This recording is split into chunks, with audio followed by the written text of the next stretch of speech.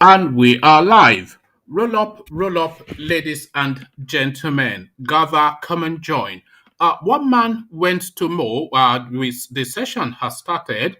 The session is in session, and your company is required. It is 10 o'clock, and you know when it is 10 o'clock, it is one man went to mow time.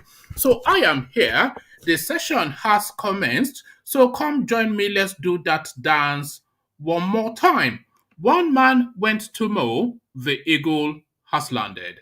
Water, only water, water, only water, where they see ma. Water, water, water, water, water, water, water, water, water, water, water. Only water, where they see ma. Hapa o naido.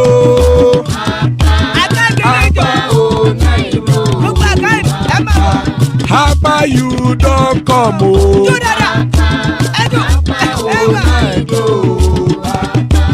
Hapa o naido.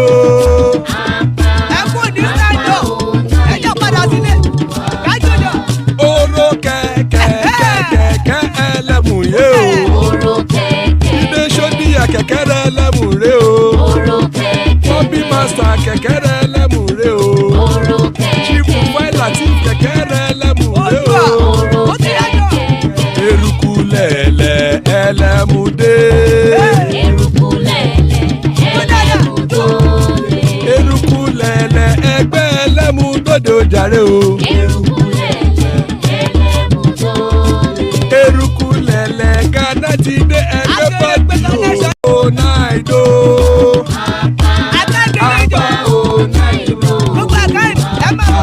Hapa you don't come o.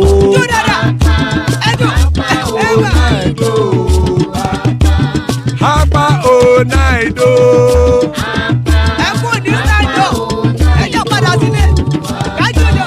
Oro kẹ̀kẹ́ ẹlẹ́mù yé o. Ilé sọ́ni àkẹ́kẹ́ rẹ̀ ẹlẹ́mù rẹ̀ o. Bobby master kẹ̀kẹ́ rẹ̀ ẹlẹ́mù rẹ̀ o. Chief Failati kẹ̀kẹ́ rẹ̀ ẹlẹ́mù rẹ̀ o. Eruku lẹ̀lẹ̀ ẹlẹ́mù dé. Eruku lẹ̀lẹ̀ ẹgbẹ́ ẹlẹ́mù dòde ọjà. Okay, Eruku Lele, Egbe Elemu Dode. So we'll get the remaining of that in a moment. The rest of that rendition from the Kegites, which is our usual opening salvo. So before we get the rest of that, just a bit of our housekeeping. If you are new to the sessions, welcome. One man went to mow. It's a current affairs discussion panel sort of format, an open microphone session that invites you to voice your opinions on the talking points of the day. So the open microphone is that hyperlink that says StreamYard on your comment section, in the comment section on your screen. So if you click on that hyperlink, then you come on the screen to engage with the talking points just as soon as I've presented them. So to those talking points, first the headlines, and then I'll give you the remaining of the rendition of that K-Guide introduction song. HISHBAH confiscates two vehicles loaded with over 5,000 cartons of beer in Kano. So I'm bringing you this story really off the back of the pleas that we're hearing from the north as the southern states look to localize VAT within their own domain. But that VAT, of course, gotten from products produced in the south.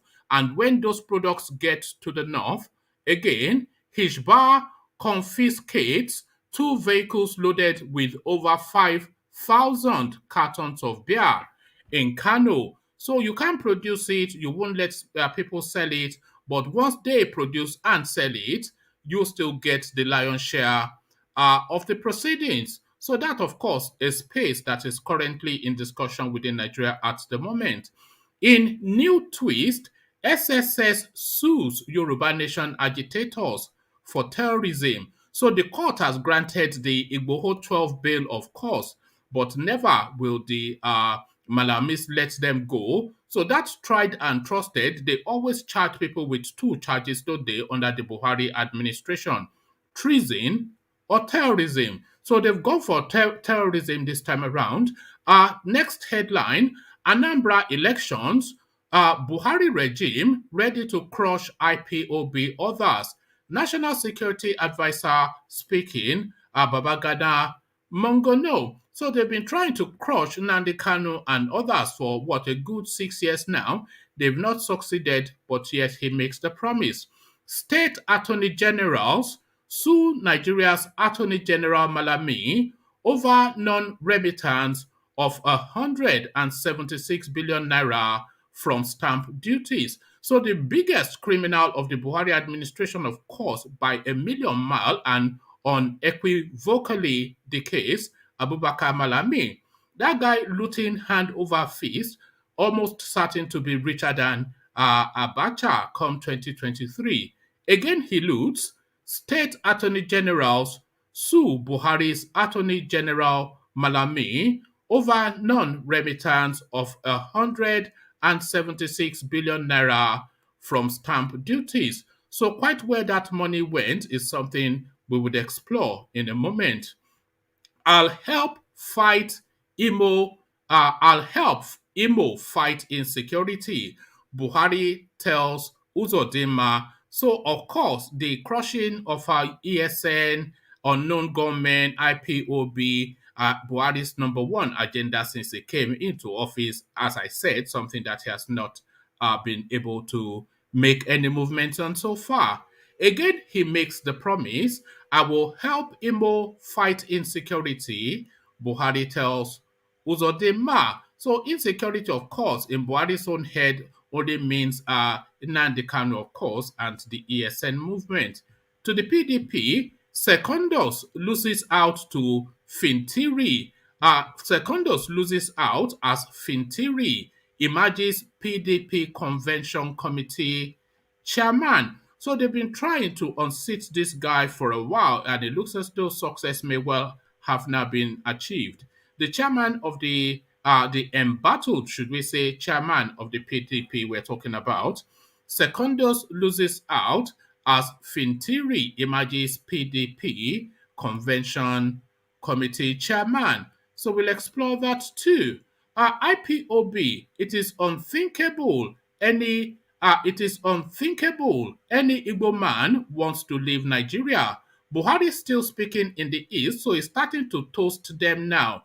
But will the Igbos drop their trousers quite as readily as Buhari would want? Again, he toasts them in their own quarters. IPOB, it is unthinkable any Igbo man wants to leave Nigeria. So that is Buhari making the headlines again. So plenty to go through. Stick with us.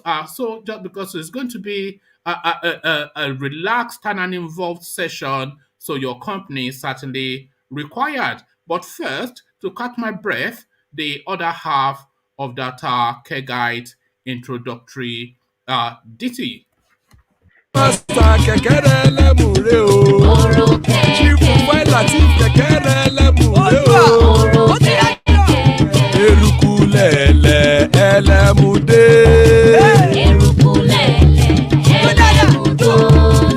Eruku lẹ̀lẹ̀ ẹgbẹ́ ẹlẹ́mùdódò jàre o. Eruku lẹ̀lẹ̀ Ghana ti dé ẹgbẹ́ bọ́dì o. Ọmọ ẹlẹ́yẹ ẹ̀yẹ o ó dilé o. Odúyẹ̀lá ẹ̀yẹ o ó dilé o. Petrosodama ẹ̀yẹ o ó dilé o. Petrosodúnkẹ́ ẹ̀yẹ rẹ̀ ó dilé o. Ẹlẹ́kọ̀ ọ̀run mú ìní o.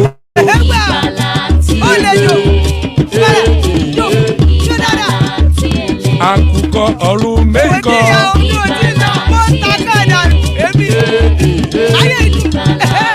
Ikú kò ní ríwà gbéṣe o.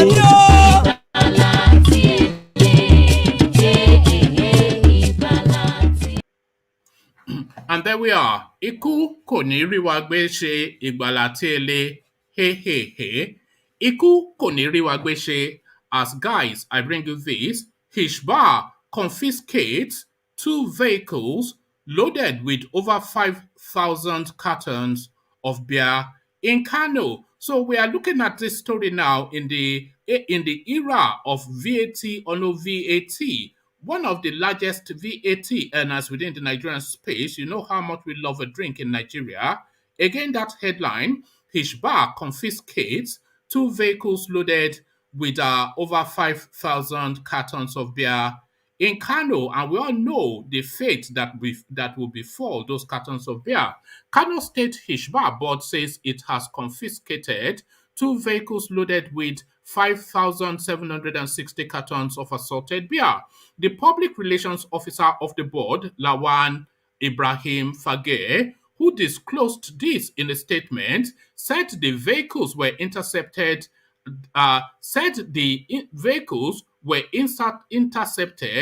by HISHBAH officials along Kano Madobi Road at about 4 a.m. on Wednesday, September the 8th.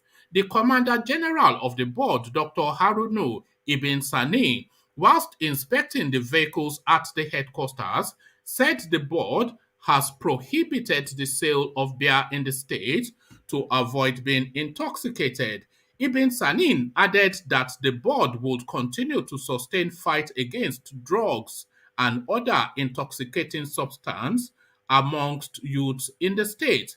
He commended the efforts of the HISHBAH Corps, volunteers and stakeholders for their commitment, adding that the unwholesome practice amongst youths has been a source of concern to society. The Commander General said that efforts at ridding the society of the menace of drugs and other intoxicants would be sustained. So drugs and alcohol being other intoxicants. So there you are in the era of VAT. Just yesterday, we were discussing how Gombe State were on their knees begging for money from the South. That money, of course, we earn from taxing the beer that we produce that they destroy.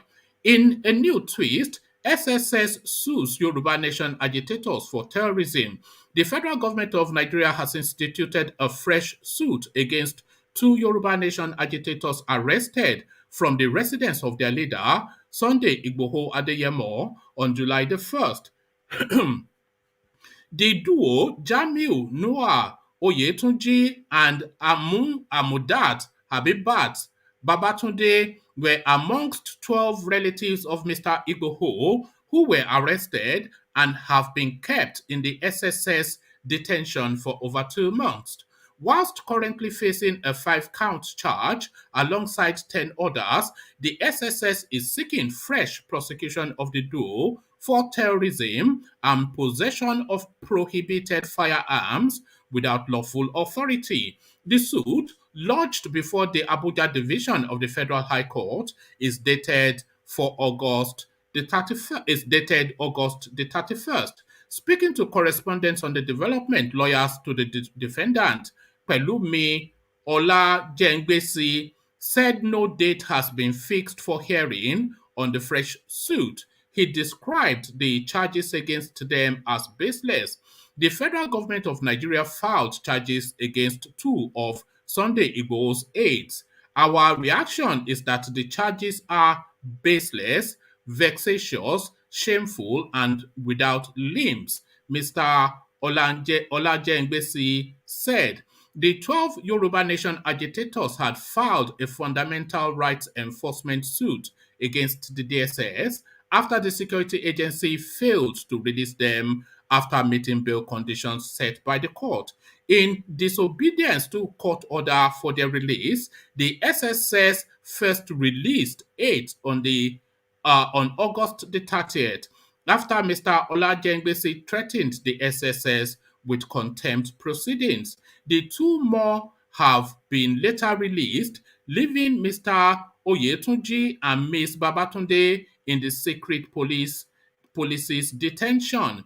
Correspondents had reported that Idowu Awo, counsel to the SSS, told the court on Wednesday that the case file of Igboho supporters was stolen by armed robbers.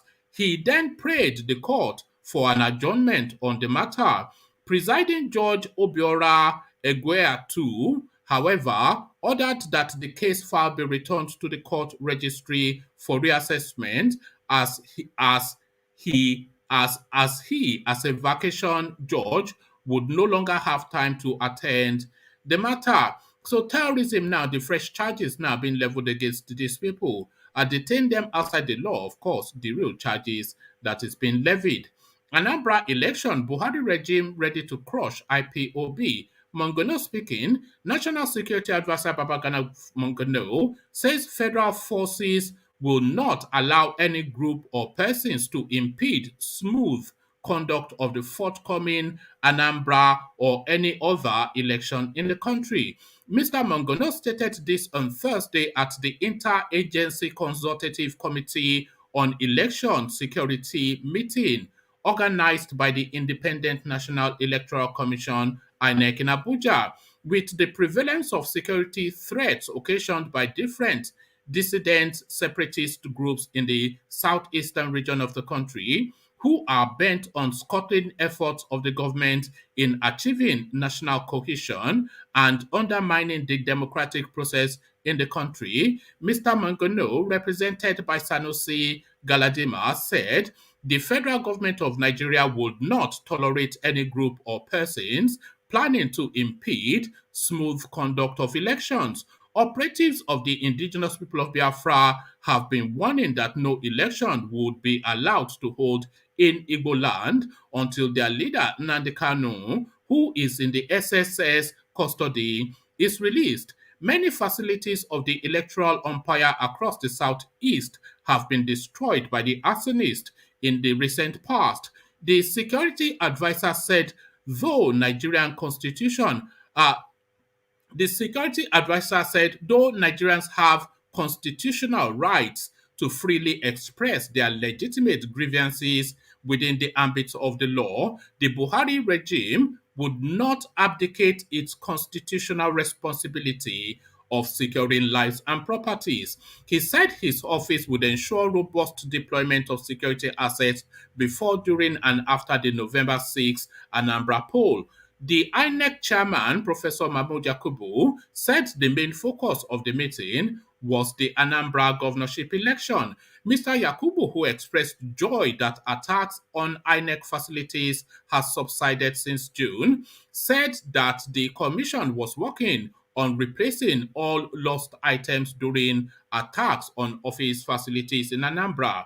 As you are aware, our office in Akwa was attacked, resulting in extensive damage to the building and the destruction of critical facilities for the election, including ballot boxes, voting cubicles, vehicles, power generators, and several non-sensitive materials for the election. I am glad to report that we have made arrangements to replace all lost movable materials. Similarly, we are making efforts to rebuild the physical facilities, which will be completed before the election. So the burning down of the building, of course, provides yet another opportunity for yet another round of looting. Another round of looting, state attorney generals sue Nigeria's Attorney General Malami over non-remittance of 176 billion naira from stamp duties. The attorney generals in Nigeria's 36 states have sued the Attorney General of the Federation and Minister of Justice Abubakar Malami for non-remittance of stamp duties funds generated from the state. According to a court document, the Attorney Generals sued Malami because funds generated from stamp duties are not remitted into state coffers. Correspondence report.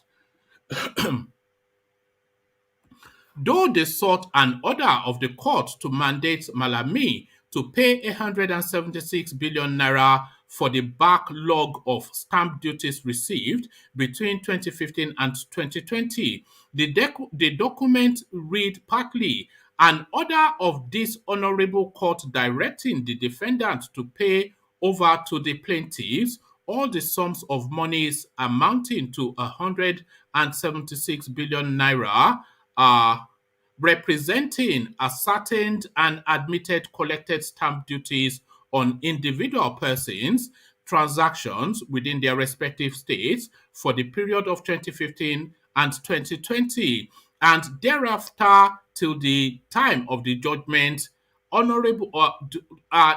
thereafter till the time of the judgment of this honorable court, or any sum as the plaintiff may have found entitled by the honorable court. So on and on it goes, but the long and short of it is that Malami pockets yet another 176 billion naira. So back to the eastern quarters and back to their golden boy that is with them at the moment. Malam Buhari visits his son and makes a promise. I will help Imo fight insecurity, Buhari tells Uzodinma. The president, Major General Muhammadu Buhari, retired on Thursday, promised to assist the governor of Imo State, Hope Uzodinma, deal with infrastructural deficits of the state. The president also assured that he will wield his power as the president to deal with security breaches in the state. Buhari, who spoke whilst commissioning the Egbeada-Onitsha bypass road in Owerri, said he was impressed with the level of development in the state. He said that no society would make any meaningful progress in the face of insecurity and infrastructural deficit. Buhari said that his vision of having a secured Nigeria with huge infrastructural progress had matched with what Uzodinma was doing in the state. The president said, I have gone round and I am impressed with what I saw. A society without security and infrastructure would not progress. And lucky this is where my vision has tallied with the governor of Imo State. I will use my power as enshrined by the Constitution to make the governor achieve more. Earlier in his speech, the governor urged the president to deal permanently with the issue of insecurity and flooding, which he said was ravaging Owerri, the state capital. So there you are. What was that place that Uzodinma invited police to come and savage, the army to come savage? He's inviting them to come and savage now Owerri state, and the invitation to Malam Buhari. Secondus loses out as Fintiri emerges PDP convention committee chairman. Even though he has even though he has even though he has appealed the order of high courts sitting in Rivers and Cross River states, stopping him from parading himself as the national chairman of the People's Democratic Party, Prince Uche Secondus was nowhere near the party headquarters on Thursday, where the National Executive Committee (NEC) of the PDP appointed governors to head its 47-member National Convention Committee and its 45-member Zonal Committee.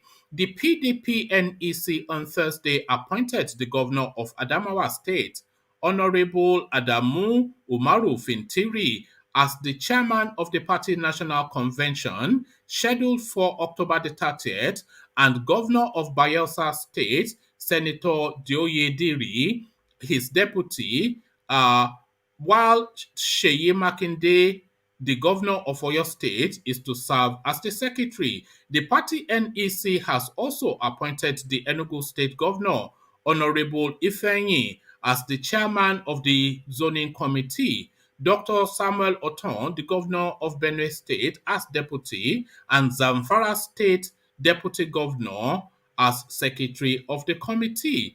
The appointment of Fintiri as the chairman of the convention committee, it was gathered, generated some controversy amongst party members who were of the opinion that he is a close person to the former Vice President Atiku Abubakar. Some party members who observed that all the appointments have been taken over by the governors added that the governors are not only taking the appointments but have taken over the entire party. The governors, it was also gathered, are likely to do some shake-up in some organs of the party after the convention. So there you are. Yet again, Secondus are sidelined. So let me just give you this last story and then I'll come into the room to see if there's anybody wanting to take on the talking point. IPOB, it is unthinkable any Igbo man wants to leave Nigeria. It is Buhari toasting the Igbos right in their own heartland now. So he's doing Sisieko with the Igbo people. So Sisieko, IPOB, it is unthinkable any Igbo man wants to leave Nigeria. A headline attributed to Buhari.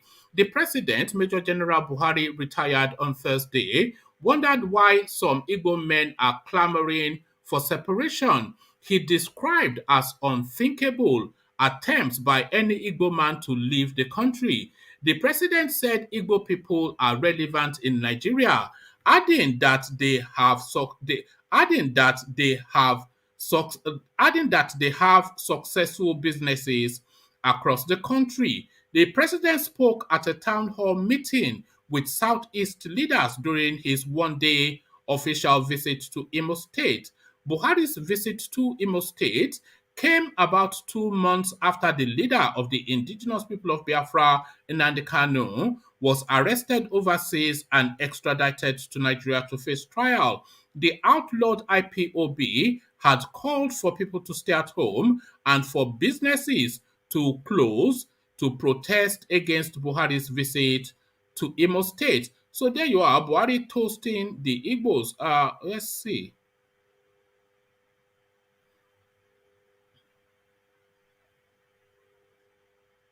Actually, let me give you the rest. I was going to abandon it at that point, but let me just give you the totality of. Let me give you the totality of what he said. The statement signed by. Let me see. Okay. On Thursday, main roads were empty and markets and shops remained shut in Owerri, correspondents report. A statement quoted the president as saying that with less than 2 years left in his 8-year tenure as the president of Nigeria, security would remain a major priority for his regime. The statement signed by Buhari's media aide, Femi Adesina, was titled, I want to be remembered as a president who stabilized Nigeria, Buhari tells Southeast leaders on Thursday. Acknowledging the resourcefulness and enterprising spirit of Igbo people, the president said, the fundamental thing about the Igbo people is that there is no town you will visit in Nigeria without seeing the Igbos being in charge of either infrastructure or pharmaceutical industry. Therefore, it is unthinkable for me that any Igbo man would consider himself not to be part of Nigeria. The evidence is there for everyone to see that Igbos are in charge of Nigeria's economy. Noting that no country can make any meaningful progress without the development of infrastructure, the president expressed regret that successive governments at the federal level contributed to the decay of critical infrastructure in the country. He promised that the federal government would complete ongoing key projects in the southeast, including the second Niger Bridge, as well as the railway lines and routes linking the region to other parts of the country. I firmly believe that when you get infrastructure right, Nigerians will mind their own businesses, he said, adding that as a group, the Igbos stand to benefit more from the ongoing development of infrastructure in the country because they are more enterprising. Buhari had earlier commissioned 4 projects. Okay, so I'll leave it there. So that is the entirety of what Buhari had to say to the Eagles. So Tostin, are you buying any of that? Ajale Koko, first to you. Good to see you, Ajale Koko. Buhari goes to the east to schmutz the Igbo. They tell us that Nigerians are very quick to forgive, but is this just this small toasting for one day? Is that enough to satiate the Igbos? Ajale Koko. This guy is just he's Proper just cajoling. 419. It's a He's just 419. cajoling Igbo people. God Almighty, eh? You are the best now. You know you're enterprising now. You know Yeah, we love yeah, you enterprising. now. Look at that. Everywhere. Oh God. And he comes all the time to send Nigerian military to come and kill enterprising people. You see? Yeah. So we all know that Buhari has nothing to offer that country. So in his comment read by Additional, the way you read it earlier, I think he's saying he wants to be remembered as a president that stabilized Nigeria. He has destabilized Nigeria. He has not stabilized it at all. He has destabilized everything that Nigerians stand for. He destabilizes the unity, the economy, the historical bond that we have among each other. He has destroyed everything. So, and he will be remembered for that a president that came and destabilized the unity of the country. That is what he'll be remembered. He'll be remembered for. So he went to the north. He went to the east, and I was watching. I watched a little video about his visit, and the only project I can really pinpoint that yes, that he visited is the chamber. I don't know what do they call it in the. I think it was a state house complex, wasn't it? Yes, the state house complex. You see, that one was already completed. And how does that count as an infrastructure? By the way, I don't know. Yes, I don't know. A lot of them do that. How does that count as an infrastructure? How does that count as infrastructure? We call that Ishile in Nigeria. When you build it, we call that in Yoruba land. We call that Ishile. You build a house for yourself and you invite your friends for drinks. And you invite them and say you completed infrastructure. You see, this people, this set of leadership we have in that country, they are joker, including the president and all of them.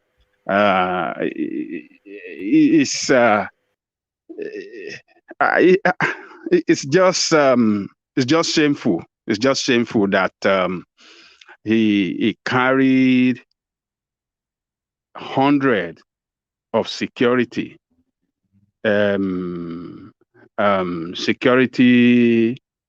personnel around the city. Follow the from the airport, and I was just wondering that what is this meant for? A show of force? Of what is it meant for? A show of force of what? And it has to be a show of force because it's going essentially into if they can breach the security, the Igbos would have just paid whatever price to get at that guy if they know that they stand a chance to just cut through that security, whatever price, and just hit him. They would. So he had to go heavy-handed. The entourage of security personnel. I say, under democracy, what are we seeing? It was like a war zone, wasn't it? It's like a war zone. Yeah. And they carry ambulance to follow him. Maybe anything it can pass out anytime. Who knows? Ambulance following the president entourage. So is I Just think the, just the or just the other half of his statement, Ajanle Koko, which you touched upon just now, that he wants to be remembered for stabilizing Nigeria. What I'm reading from that is that the remaining 2 years is going to move heavily against the insurgency. This is what I'm reading because they know who they are. They are their funders. Those boys are not giving up the guns easily. So he is now ready to make the decision to tell his security men to go and savage them. So that is just what I'm reading from that. yeah, just like you said, they know them, and I don't know if fighting those guys this time, 2 years to end this administration will yield result. You have all the 6 years, he didn't do nothing, but rather doing something for the past 6 years. He led those guys to strengthen their power and, grab more land, acquire more weapon, kill more people, destabilize more villages, and destroy the future of young generation that we have that's supposed to be in school now, who have not been to school for over 6 years. A lot of them have been overrun, taken out of their villages. So what do we have for the future of these children? And if you look the security, if you look at the security structure of that country, they are all northerners. They are all northerners. And look, at the top echelon of the military, what I mean by the military, combine the army, the navy, all of them. At the top echelon, we have 17 positions. 15 out of 17 are northerners. Where we have the bandit, criminals, and all the rest of them, it's all in the north. Where we have, all the states that have been destabilized, they are not. And you, the commander-in-chief, you are a northerner.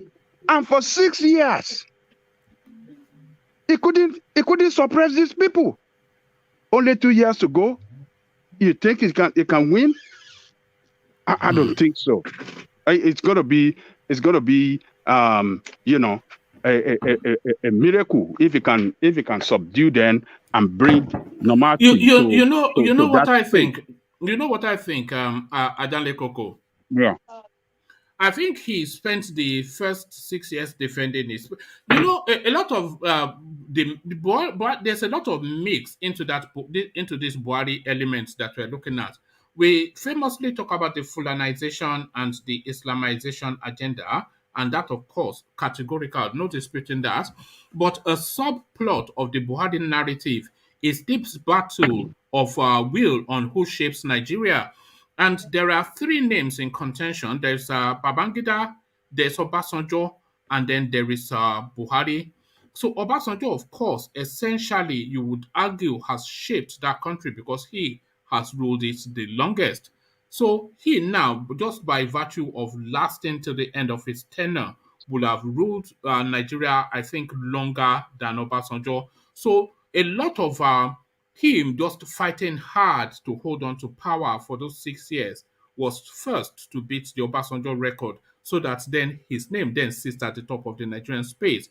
So now, in these remaining 2 years now, it is just my instinct that this monster that he has created, he's now going to move to tame it. So he has two choices. He either moves to tame it and he gets that record that he tamed this monster even though he creates it, or he just lets it loose and let it play out with whoever comes in after him. So I think he's at a decision point with 2 years to go. This is just what I'm reading from it.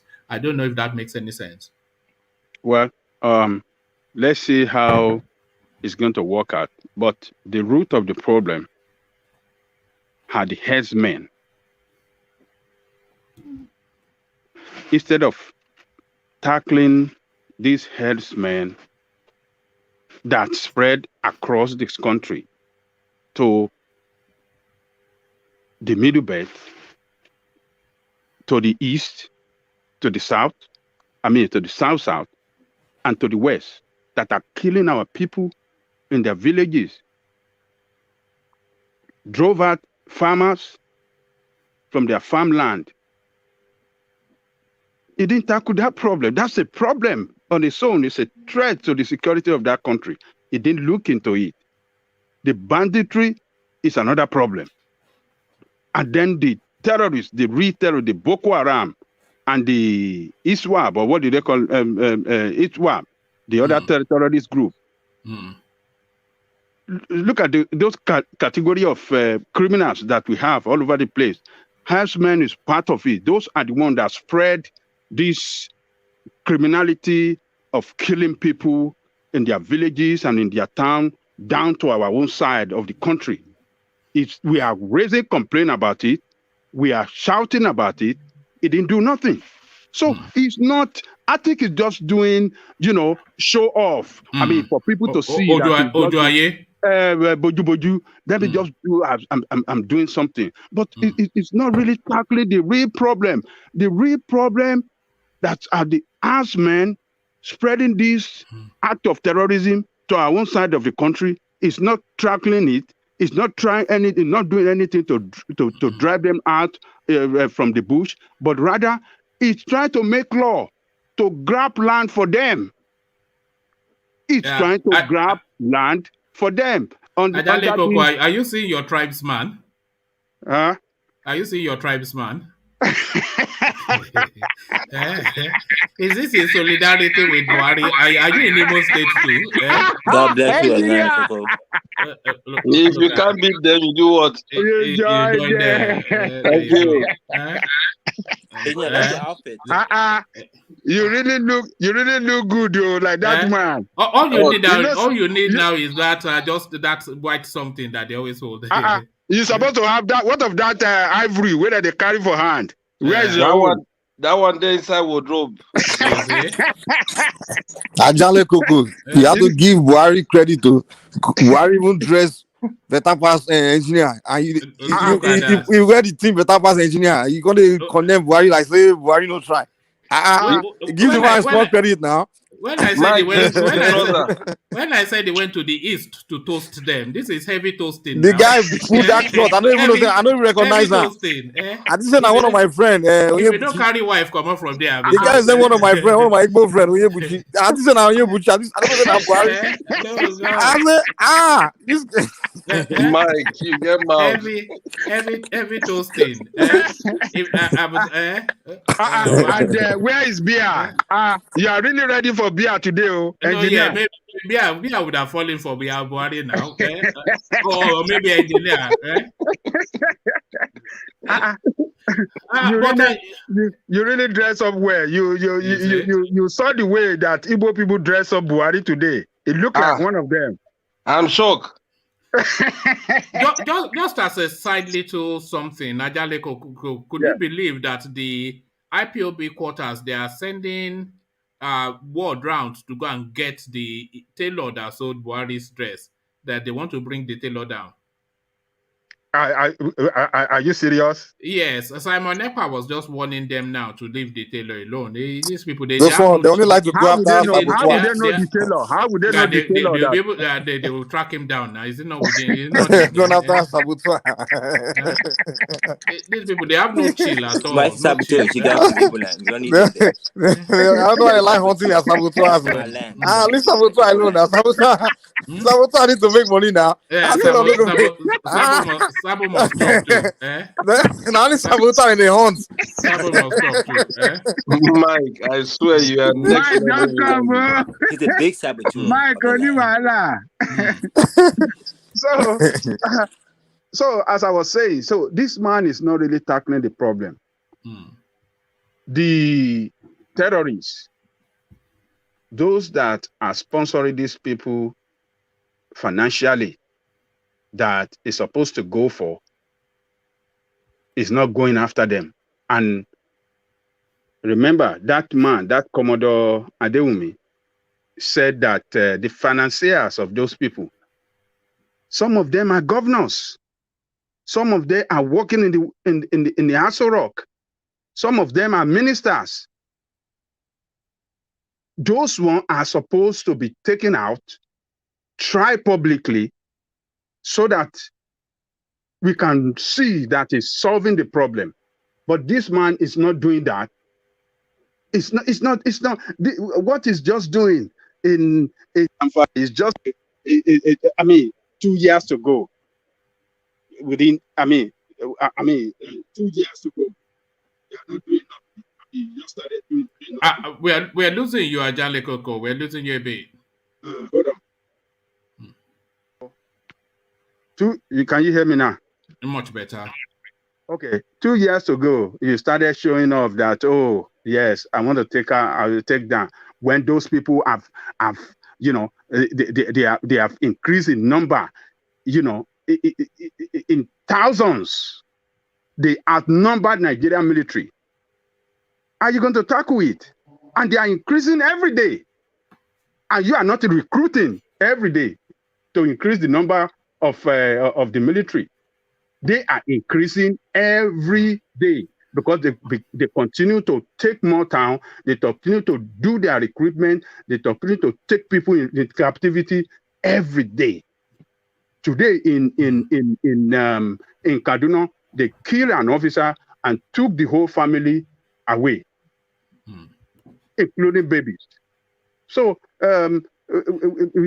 this man he has just come to destabilize that country. And he has all right, destabilized we'll see how the next, even up to the end of this year, we'll see, because I'm expecting a real, almost a total war against these people in the Northeast, because I think this guy is starting to think legacy now. What I'm suspecting that Buhari wants to do in the next 2 years is to be traveling around the country and commissioning completed projects.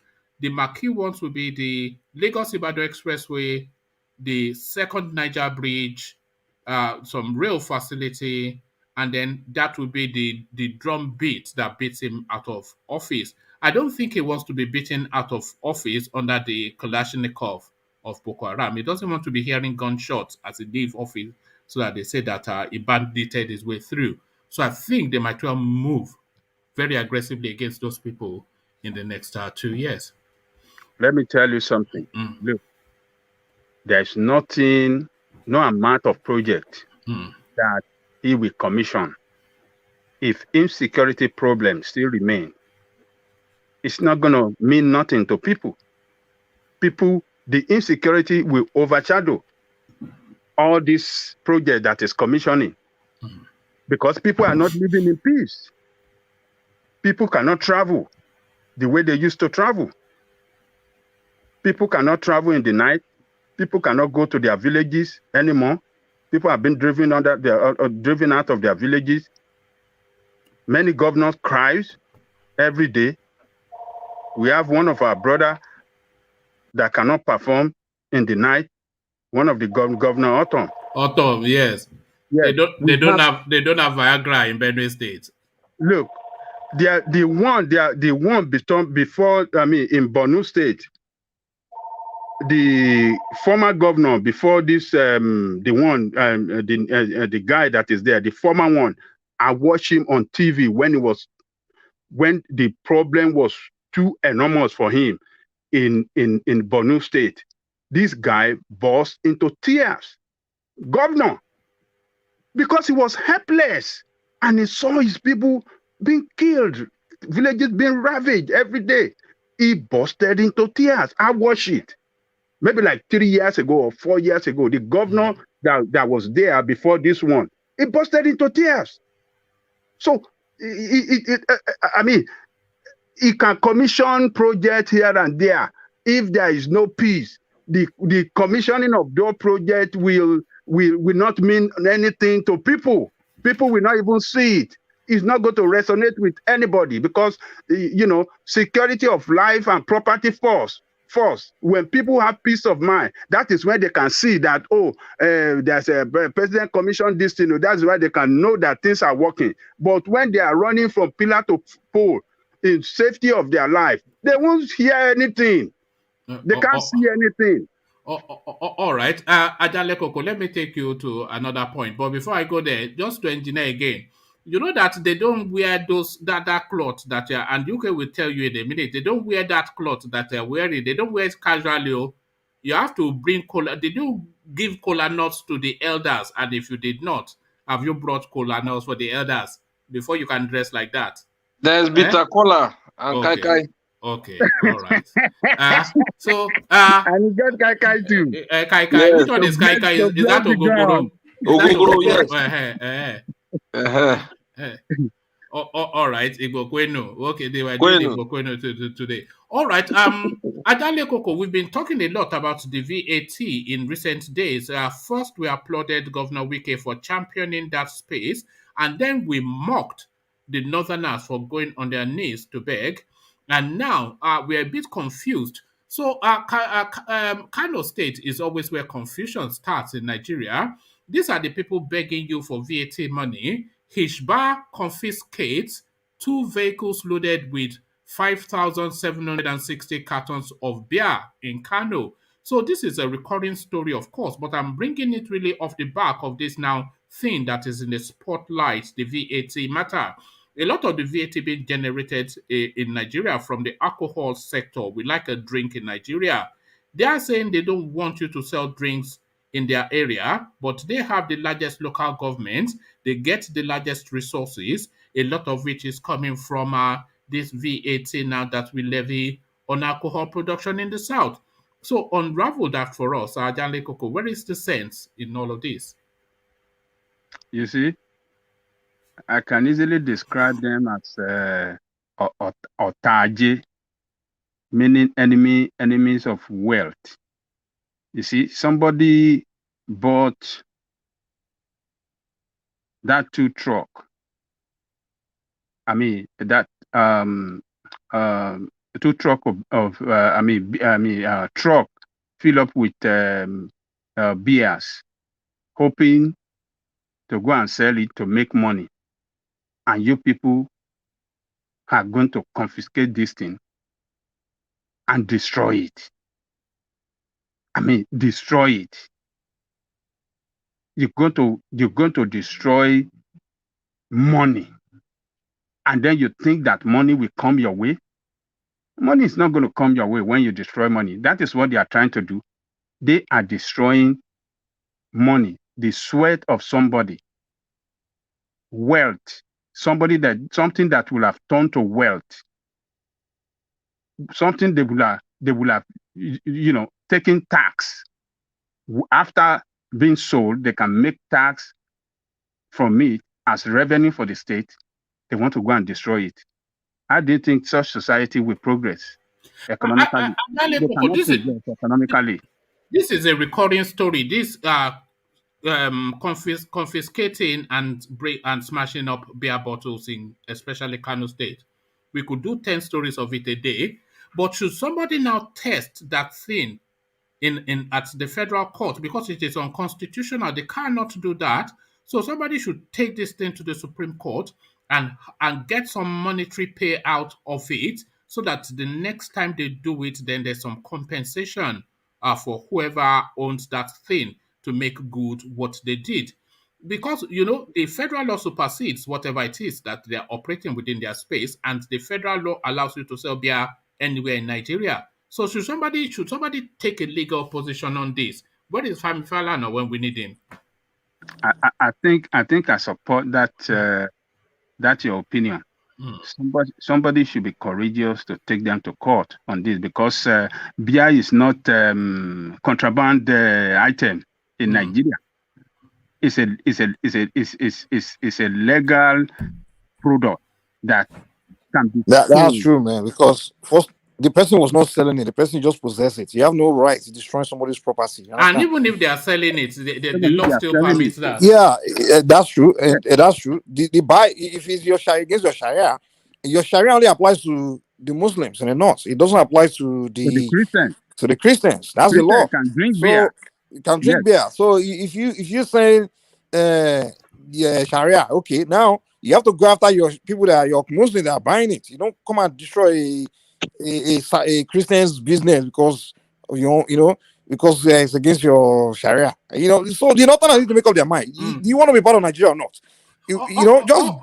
Create your own country. Don't start, imposing Sharia. They've more or less created their own country, but they've embedded it within another country because essentially that is a different country, which doesn't make sense. Yes, but when they started this Sharia thing, Mike, it was meant to be on a voluntary basis. The idea was that if you are caught for something, then you have the option either to be tried in a conventional court or under a Sharia system. So, and it has no power of enforcement. That was the agreement. That was the agreement.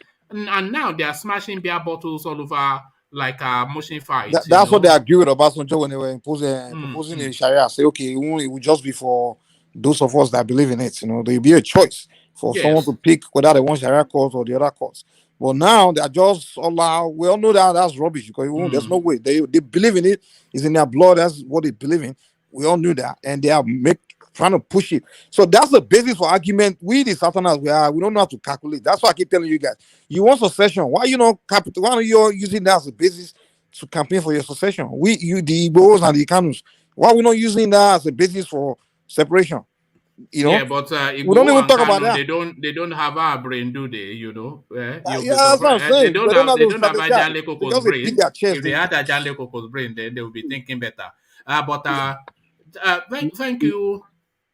Look, go on there. Like you said, one man, somebody should take them to court and let's see what the Constitution will say. I mean, go and test the power of the Constitution over this at the court. Because beer is not a contraband item. It's a legal product that can be sold anywhere in any part of that country. And, whoever like to consume beer can consume it. So you are destroying beer. You are, confiscating beer and destroying it. But the VAT money that we make from beer, you can take it. That one is good for you. That's the one you are begging for now. That's the one you are begging for. But for you to take that VAT money from the selling of beer in your own state, you don't want to do that, but you want to take tax that we generate from selling of beer from at our own place. You want to take part of it for you to enjoy life. No, we should be able to, some people should be courageous to take them to court over this, and let's go and slug it out and see what's going to happen. The law they pass, even though that they passed that law in their state, but their state law cannot supersede that law. I mean, the constitutional, what the constitutional guarantee for everybody as, right or whatsoever. So it should be tested. Yeah, I agree with you, woman. Somebody should take them to court over this. This is stupidity. Go on, engineer. The truth of the matter is, in Kano State, if I'm not mistaken, 50 to 60% of business is booming in that area. It's from the Igbos, because most Igbos dominated Kano State very, very well. Because look, demolishing those kind of things is not going to help. Rather, you're causing more harm. You're causing more problem to your state. It's something that the governor needs to come out and address it himself. Engineer, you just jumped. No, it's behind them, engineer. Engineer just jumps the gun there, because had I not given way to you, what you just said exactly was what I was going to put to Ajale Koko. what I was going to put to you, Ajane Koko, is that do you detect an ethnic undertone to this beer smashing that goes on in the north? Buhari told us that the Igbos are the most industrious. We know that. Almost certainly, the beer parlors, the relaxation centers, the beer business, almost certainly will be in the north, especially in Kano State, because the Igbos, they traditionally have always had a long history in Kano State. A lot of them are embedded there. Some of them don't even know their way back home anymore. So, and that beer business almost certainly controlled by them. So, do you detect an ethnic undertone to this beer smashing that goes on in the north? I don't want to go that route. I don't think it's it has ethnic undertone. Undertone, yeah, I don't think so. I think it's just that Sharia, a religion thing. Yeah, it's a religious thing, and they really want to stick to it. So it's led for us outsider now if we think that that place is not convenience to do something and move out of that, because you live in a place that you don't have peace of mind, that you cannot run the business you enjoy to run. You cannot run that business. What you are passionate of doing, you are not allowed to do it. Just get out from there and go to another place that is convenient for you.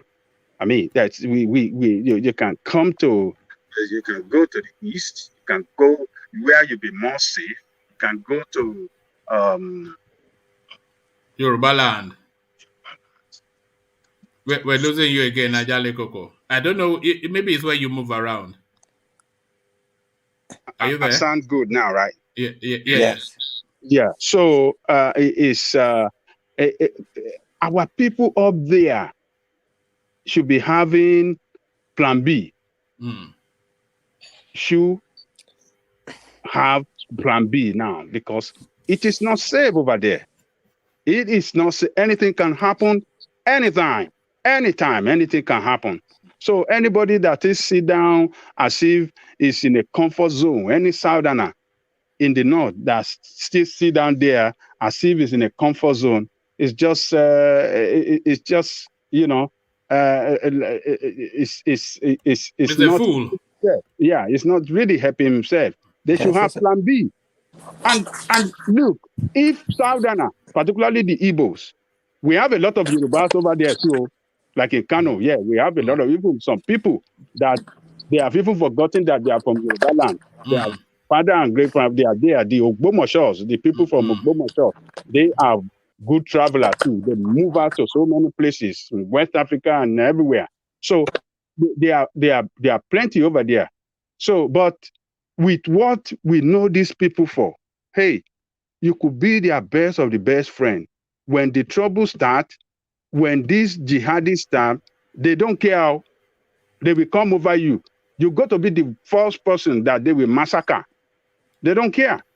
Well, all right. Before I take you to the next talking point, I think Charles, you wanted to say. Yes, I disagree with. I think plenty. But what man said is true. For the north, they killed the Igbos a lot in the north. So what man's right about that? I disagree. All right. Well, that's the beauty of it, isn't it? A difference of opinion. So a difference of opinion. Ajale Koko, let me take you here. The go-to of the Buhari administration since its inception till date, when they want to accuse you, is either treason or terrorism. So in a new twist, DSS sues Yoruba Nation agitators for terrorism. So quite what that coloration is, what that charge is unclear. But just for the purposes of headline, this is what they are doing. DSS sues Yoruba Nation agitators for terrorism. So the court has compelled them to release these people that they could not kill when they savaged Igboho's house. So they captured them. So they've released some, but the last two now, they want to just hold on to that one and keep them as pets in their cells. And they're charging them then with terrorism. But what terrorism is the question, Ajane Koko? They are They don't follow the law. That is what DSS is known for, and they will never respect the law. They will never, you know, I mean, Mayegun described them as the Daura Secret Service. So they are working for the protection of president and his interests. They are not working for the state. They are not working for Nigeria. And that is why they will disrespect the court order. If they are organization that is governed by law or respect law, they would have released those guys the second day that the court ordered them to be released. Even to release those they have released, it was a tug of war. The lawyer have to go back to the court and go and make complaint. They have to, a lot of things have to be done to get these guys. So those two, they are holding behind. DSS like to show power, that, we can do and undo. But I believe the lawyer haven't satisfy the bail terms. They don't have anything. They don't have no right to still hold them behind. So the lawyer have to go to the court and for contempt of God, and they can take them up from there. So, okay, why were they not all arrested together? Yeah, but these two now, they want to use them to do Eran Ogun. So these ones are Eran Ogun now. They want to use them as a woman shield or what? Yes, they want to use them as Eran Ogun. They have to use them to. They want to use them to Borisha. Yeah, they are just showing, just power show, and they don't have anything against them. If you have a case of terrorism against them, take them to court. Why are you holding them behind? Take them to court, go and place before the court the evidences and everything you have to convince the court that, look, these people are terrorists. You are not above the law. They are not above the law. SSL is not above the law. The law of the nation is number one. Everybody, we are all governed under the law. So, but like I said, Daura Secret Service, they don't care. They will do what they want to do because they know that the president is behind them. The president is their chief priest, or what do we call it? The Baba Saleh of DSS, of Daura Secret Service. So the lawyer of those guys should go and file another suit. Contempt of court, and take it up from there. All right, Adanle Koko, you say they're above the law, the president is behind them. Somebody that is certainly above the law and the president behind him, in terms of corruption and consistency of allegation, I don't think I've ever come across an example quite like this guy. I'm talking about including Abacha in that list, yet I have not come across an example of consistent allegations of corruption against somebody. State attorney generals sue Nigeria's Attorney General Malami over non-remittance of 176 billion naira from stamp duties. This I don't know if you saw some expose that Sahara reporters did on this guy and his corruption not that long ago. This guy, the rate at which he's buying, building houses, countless, and the expose that Sahara reporters did, they managed to sneak somebody or some whistleblower that went around this guy's local community in the north and was videoing the houses. They were building vast mansions next to each other. One vast mansion for son A, vast mansion for son B, hotels all over Abuja, everything all within the 5-6 years or so that this guy has been in office. The Attorney General of the Federation, salaried, no matter how well paid, And yet again, 176 is just, there's never, if I want to be doing stories on Abubakar Malami corruption, I'll be filling these sessions every day. This guy now, do you think he's going to outmatch Abacha? Is the question. Ajale Koko, corruption and the Attorney General of the Federation, an oxymoron, but playing out in Nigeria. We won't know how much they are corrupt until when they leave office. But to even get to a state where the Attorney General across the Federation will take him to court over non-remittance of the stamp duty, that is, Attorney General of the Federation, State Attorney General in, collectively taking him to court for not remitting their fund to them. Why is he holding? Why is he holding their fund behind for? Another allegation that comes up against this guy severally, Adan Lekoko, he's the law officer of the country. So when they seize trawlers for oil bunkering, this guy will auction them almost outside of the law. Very quickly, he'll auction them at a pittance to his pali-palis.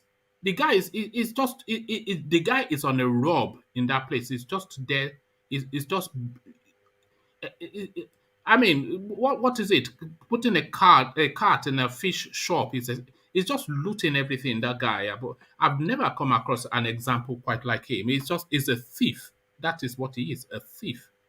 You see, when we have rogues in position of power in the country, that is what they do, because they are not competent in the first place, for the position that they occupy. They don't merit it, and people like that will do everything to keep themselves in office, and because they got that position through the back door, so through favorism. So while in the office, they have to favor some people, a kind of favor that will run against the law. So he's a corrupt person. That is why I believe maybe the other guy at the EFCC before, maybe he couldn't control that one, and remember he was the one that took that guy out of that place. He took him out. Magu, yes. Yes, and he put this young guy there. This one, schoolboy. And this one is from the same state with him. Of course, the nepotism. Sometimes you have to, wipe your eyes and one. If you can't beat them, you do what? He's the one that recommend this guy to the president. This young guy that is occupying here the chairman. That guy, of course. This Bawa now, allegations of selling countless trawlers, that they seized at AFCC in Port Harcourt when he was in charge of that zone. The same process, they will seize something from people that they allege are criminals and sell it at 5-10% of its market value to their bodies. Man, it's a country that we have, Nigeria. Yeah, so that guy, until when they take him out of office or after they left office, that is when we know the extent of corruption that he perpetrated while in office. But will the next person be strong enough to go after them? This is who they are shopping for now. They are shopping for somebody that would not be strong enough because they've just done too much for somebody not to call them to order. So they're shopping for somebody. I said some few days ago that we have two professions in that country that can rescue that country that can play a more important role than any other profession or any other group of people or any body whatsoever in that country. The press and the judiciary, the judge, the court. Sahara Reporter have done so much to expose all these criminals in government. But you don't see others in that profession doing the same thing. And that is why all these things that Sahara Reporter is doing, exposing them, is not, we don't see the light of the day about them, because everybody will say, oh, it's Sowore's media house. They are always anti-government. But what is it that they are bringing to us to tell us that these people are corrupt? We don't look into it. The others that are compromised, they allow themselves to be gagged. They are not doing anything. Imagine if all the media houses are shouting about this. You think the president will not shake? He will shake in the office, because some people around him will say, oh, no, maybe we have to take this guy out. This guy, the image of this guy is destroying the credibility of this government. So let's take him out. But they're not doing that. And that is why that is why he can continue to do what he's doing. They can't do that now. Buhari sent the SS after them, And no, hold on, Mike. Sahara, Sahara is based outside of why Nigeria. must they be scared of DSS? Why must they be scared? This is democracy. And the job, the media, the job of the press is the job to defend democracy, is the job to defend the interests of the people. You have to understand, most of the Nigerian press, all of them, they are broke anyway. So money, they're all there for money. No one is doing anything for the principle of it. That's the problem in Nigeria. Everybody's corrupt, man. Even the person, everybody's corrupt. From the police corrupt. to the press to the president, to everybody. So everyone is corrupt. So, it's just that's the culture there, So just it will take someone that's left Nigeria, that's actually on Nigeria himself. You understand? That's seen how other society work and really has felt that the desire to have his own country look the same way, that can really go to that country and have different mindsets. But people in that country that grew up within that culture, that's the culture, that corruption. So forget it. Say anyone in that Nigeria will be willing to do the right thing for the sake of principle. No, forget it, man. Sure, is doing the right thing because he has lived outside of Nigeria. That's why his own press, Sahara Reporter, they are doing the right thing. You understand? But the rest of them in that Nigeria, forget it, man. They are all in the business for the money. They are all journalists who make money. That's it, Yeah, you're right. You're right. That's the problem. Now that's why we are going through this mess we are going through. They are not doing their job. They are not the integrity of their profession. They have lost it. They threw it in the trash. I mean the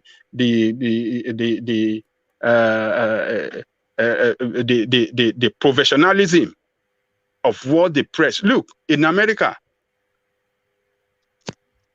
most of the small towns, you will see newspaper. I don't know if you are aware of that. If you go to most city in America have newspaper. Do you know the job? Do you know what those newspaper does? Those town newspaper, they monitor their county, how their county is being run. If those in charge of their county, their cities, are not doing what they're supposed to do, they will publish their corruption or whatever they are saying. They say they're going to do a public project, or those newspaper, those small. Can I interject? Please, before you interject, you come in just almost immediately, UK. But before you interject, let me acknowledge Alexander's super chat, and then I want to show Ajanle Koko and yourself, UK, and everybody really why sometimes why I'm just so exasperated. Sometimes I just sound so. I want to show you an example of what I mean. This Abubakar Malami guy. But first, let's acknowledge Alexander's super chat, who speaks to Charles. So, Charles, pay attention. This is a part on the back from Alexander via super chat. It says, Charles, I absolutely commend you for apologizing to Mike over your rather unguarded comment yesterday as directed by one man. I am impressed, truly. Bless your heart, you're a good person. So a pat on the back for you, Charles, from Alexander Thank you, Alexander. via Super Chat. He didn't apologize. So he did I didn't even apologize. meant it. And he didn't even mean it in the tone that it came across. But Mike, somebody mentioned I didn't think he meant it. but even you have the grace to. This is you, Mike, is it? No, I didn't demand apology. I No, believe no. I believe in freedom of speech, freedom of expression. So I don't demand Mike. anyone.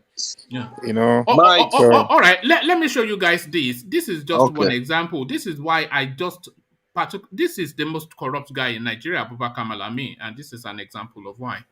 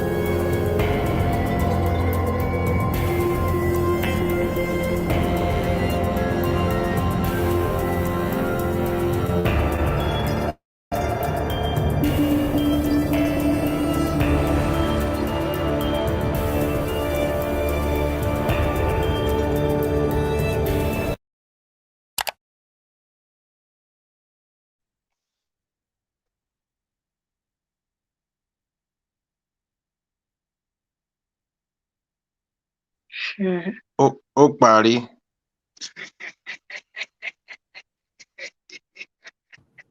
Do we still have one man here? It's probably angry of the video.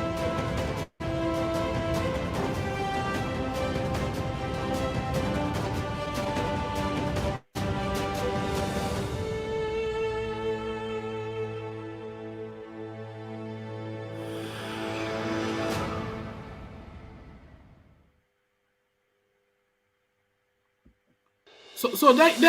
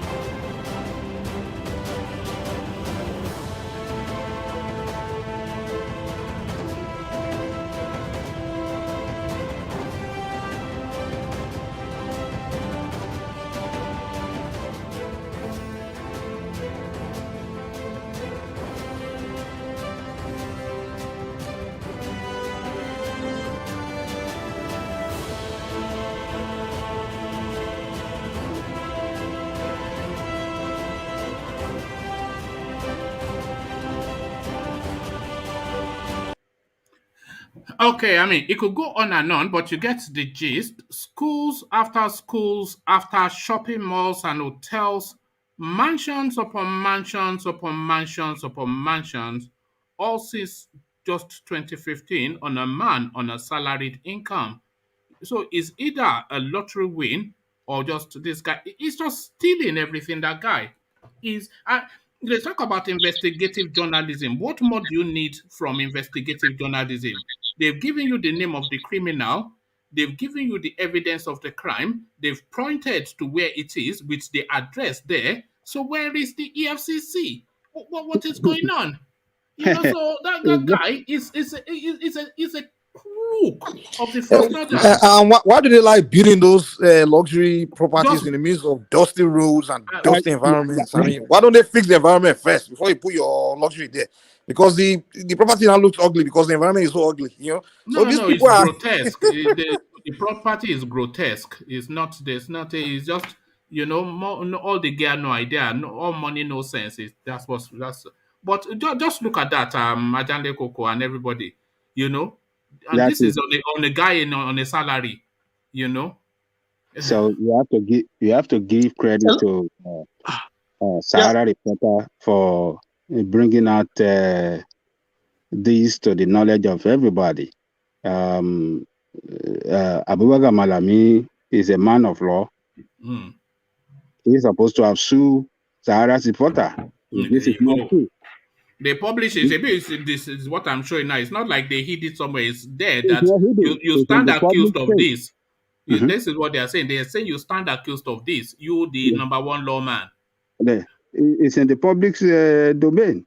So everybody has watched it all over the world, millions of people, and you didn't say nothing about it. But let's be fair, though. Does the guy own private companies and things like that? Because I find it difficult to just picture Buhari just allow that guy to loot that much to be able to just buy things in front of him. Picture it. Let me give you another example. The president will not know now. You don't listen to one man. No, the president does know, but he looks the other way. Wouldn't know. But usually people that are still like that, they usually buy their property outside the country. So that way people won't he would have bought a lot outside the country, but he's so emboldened that when they talk about the cabal, that is the cabal. There was this example. You remember when they caught some monies in Victoria Island, all these millions and millions, 60, 70 million hard currency mixed up. They took that money from that Victoria Island space and they took it to some security agency vault in Abuja, and this was this is Abakari and then Fanturi and Funtawa. So that was that mix. So they took that money to that. So they were wanting to access it, and the person in charge of that agency stopped them. So they decided to change the person in charge of that agency. So the time that they sacked the person in charge of that agency, and the next one to resume the next morning, at the dead of night, they went with bullion vans and carried that $60 million so that we all heard was caught in that Ikoyi. That has been disappeared. Yeah, that has disappeared. What do you mean? But he knows. Buhari knows. He just looks the other way, Yeah. So and Malami for not suing Sahara Reporter and kept quiet. Kept silent means, in law, silence means acceptance. So he knew that if he have to take Sahara to court over this, he will be exposed more. So that's why he kept quiet. So it's people of that country they have taken everything out of, from the people of that country. Everything have been taken away from them.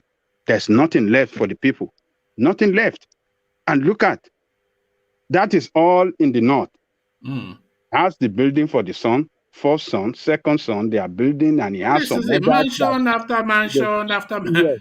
Yes. God. So we don't enter one chance for that country, no doubt. And they have many children of the poor that could not go to school, and they think that they will have peace of mind. They won't have peace of mind because these children of the poor that couldn't go to school now, they will grow up and become bandits because they don't have education, they don't have no skill, they will be unemployed. I mean, they are going to be a criminal in the society, and they will go after them and go after everybody. Forget that, though, Ajale Koko. These people, they, you know, they will sleep easy. If they can't sleep easy in those mansions, they will sleep easy in their They can't mansion sleep. in My brother, they London or can't. New York or Dubai. These Oh, people are they are not in Nigeria. These people, they are look, international. there are some senators that couldn't go to their villages for the past 6 years. They couldn't go to their villages for the past 6-8 years because their villages have been ravaged by Boko Haram. Everything have been taken away. They don't have no hope. Maybe these bandits are doing us favor after all. You know, maybe at the end of the day, they will be the ones to help us around those politicians. You know. All right. Thank you, Ajale Koko. Let me go on to Mike just for reasons of time. Sorry, I just had to interject that Malami clip, those clips in there, because sometimes we say all these things. Sometimes we need to back it up. But sorry, UK, you wanted to come in with a comment before I go on to Mike. UK, Yes, yeah. yes. There's one thing Ajale Koko was saying about the journalism in US. Yeah, what Ajale Koko was saying was right, because in my county, if you see anything, there's a area you go. You know, you just report. Even if you don't just report as anonymous, they will put that in. You know, so I mean, a society where there's organization, you know, and everything is working. I mean, that's how it's supposed to be. Anything that happen, everybody will hear it. There's nothing like secret, you know. But Nigeria now, even the people now, for you even to report is a problem because they have taken the bribe now, so they can't even do their job. But here in US, everybody is a journalism. But once you see something, you say something, and it was as soon as you are even saying it, you'll be seeing it in television, you know. So that's what can I say something to that too? Yeah, go on, rational mind. Another thing is because they have strong institutions here. You know, it's not that one person dominate the whole thing, like you already said. Malami was the one who, on his own, kind of, he appointed the EFCC, the anti-graft agency person, who was supposed to be investigating whatever shady money going in through the system. You know, so how could he have been moving money? And they don't, because, like, I understand, in central bank there, they have EFCC guys in there who monitors money coming in and out of Nigeria. And they see how the money goes through the system. In fact, like, I want to understand, each bank also has some EFCC guys, trained to watch the money going in and out of each bank, and they monitor accounts. So why can they monitor this guy's account? Is it because he's Attorney General of the Federation? No, they know he's doing it, but they, you know, but who born anybody to go out? You know, Nigeria, the respect of Ghana. We don't have strong institutions. That's the problem. When they saw how we removed Magu and put his own boy there, who would dare, you know? Yeah, that's it. All right, thank you, Rashama. So now to you, Mike. Let me take you to this space, Michael. Secondus. No, let me not take you to Secondus. Let me take you to Imo State instead. Actually, let me take you to Anambra State, because that is the theater of activity fairly soon. So elections coming up in Anambra State, and MUNGONO, the National Security Advisor, talking tough. He says Buhari regime ready to crush IPOB others if they dare to even breathe in the direction of that election. So they are talking tough. So we expect more shooting in the East fairly soon in the build-up to that election. And Professor Yakubu, he also chimes in. A lot of those buildings that they said they had burnt down, so they are using that now as an opportunity just to award contract and do a bit more looting. But really, to that MUNGONO space, Alhambra election, Buhari regime ready to crush IPOB others, says NSA. What says you, Mike? These people are stupid, man. You even making the situation worse. Why are you making threats? You understand? What's the point of saying you will shoot people and you will shoot the day? I mean, just say we're trying to put security in place. You know, these people, they're the one that really cook all these problems. You understand? You didn't have to say we'll crush particular people. And if you think about it, the whole thing is even dying down. The whole attacks in the East, you know, has been dying down. Just relax, let things cool down, and let election take place. You can make a statement that, okay, we'll put in security, we'll make sure everything goes well. You know, be professional. You see, one thing they don't have in Nigeria is professionalism. Our president doesn't understand professionalism. Yes? That's why he can't lead. Doesn't know how to talk to people. The people he appoints, the security agencies, also they don't know how to talk to citizens. As our job here is to protect you, not to crush. Not Exactly. you know they don't know how to they don't know how to talk. That's rather than de-escalate anytime, because they feel they have to talk tough, and it is not exactly. really. They don't get it. You know, half the battle is won sometimes in the language. If you just use the right language in instances, you would douse the situation, and then you have just a small skirmish which you take care of. But if you are charging up and saying we will crush them, then they, of course, then will pump their chest out. Then that clash will then take place. It's just Even the US law enforcement here, when they want to address situation, even situation is out of hand and things like that. Even though they're gonna go out there and really carry out, because US and law enforcement they carry out serious violence too, you understand? But when it comes to speak, the way they will speak, you understand, they will speak to people's conscience in a way where the good ones will be like, you know what, let me just not partake, let me change my mind from joining. Where at the end of the day, it's only like maybe bad guys that will really go out there to participate in those things. You understand? They will speak to people's conscience. You understand? So that way, just to de-escalate situation, you know. Though they carry big stick, they make sure they are fully geared for action. But the way they will talk to the people, they will talk in a way where you don't sound like you are bullying them or you are threatening them, you're even pushing them to. Because now, if you're talking like that, you're telling them that we are ready to crush you. I mean, it's more like you are telling them that come out and fight. That's come out and fight. Exactly. Yeah. It's kind of like me now. Like you and I, we have disagreements, and then rather than me trying to make the situation better, rather like okay, we have a disagreement, but let's not make it go beyond what it should be. And then I start talking to you like this they born you come outside, that kind of stuff. Now at the end of the day, I'm not helping the situation. But that's exactly it. Though. That's if I born you well is what he's saying. Yeah, they born you well. That kind of thing. Instead of saying, hey, one man, look, I know we have disagreement, but look at this view, look at my view, look at your view, that kind of stuff, just to discuss our issues and move past it, But the leaders in Nigeria, I don't get it doesn't even look as though that guy has gotten the memo, because IPOB has re-strategized and they are no longer using direct action. They are using attrition, which is sit at home,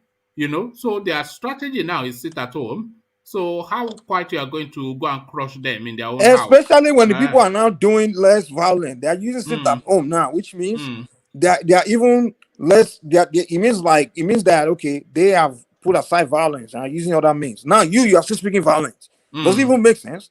You are still talking violence. In the same era where you are begging bandits to stop, you are talking soft to them so they don't keep on doing what they are doing. Now you are begging them to come and repent to, that you won't give them money to give up their stuff. So the message you are giving to Nigeria is you only respect when they become out of hand. You understand? So the message I get from the Nigerian government is that the only time I respect you is when you become uncontrollable, you become Boko Haram or bandits. That's the only time I'll show you respect.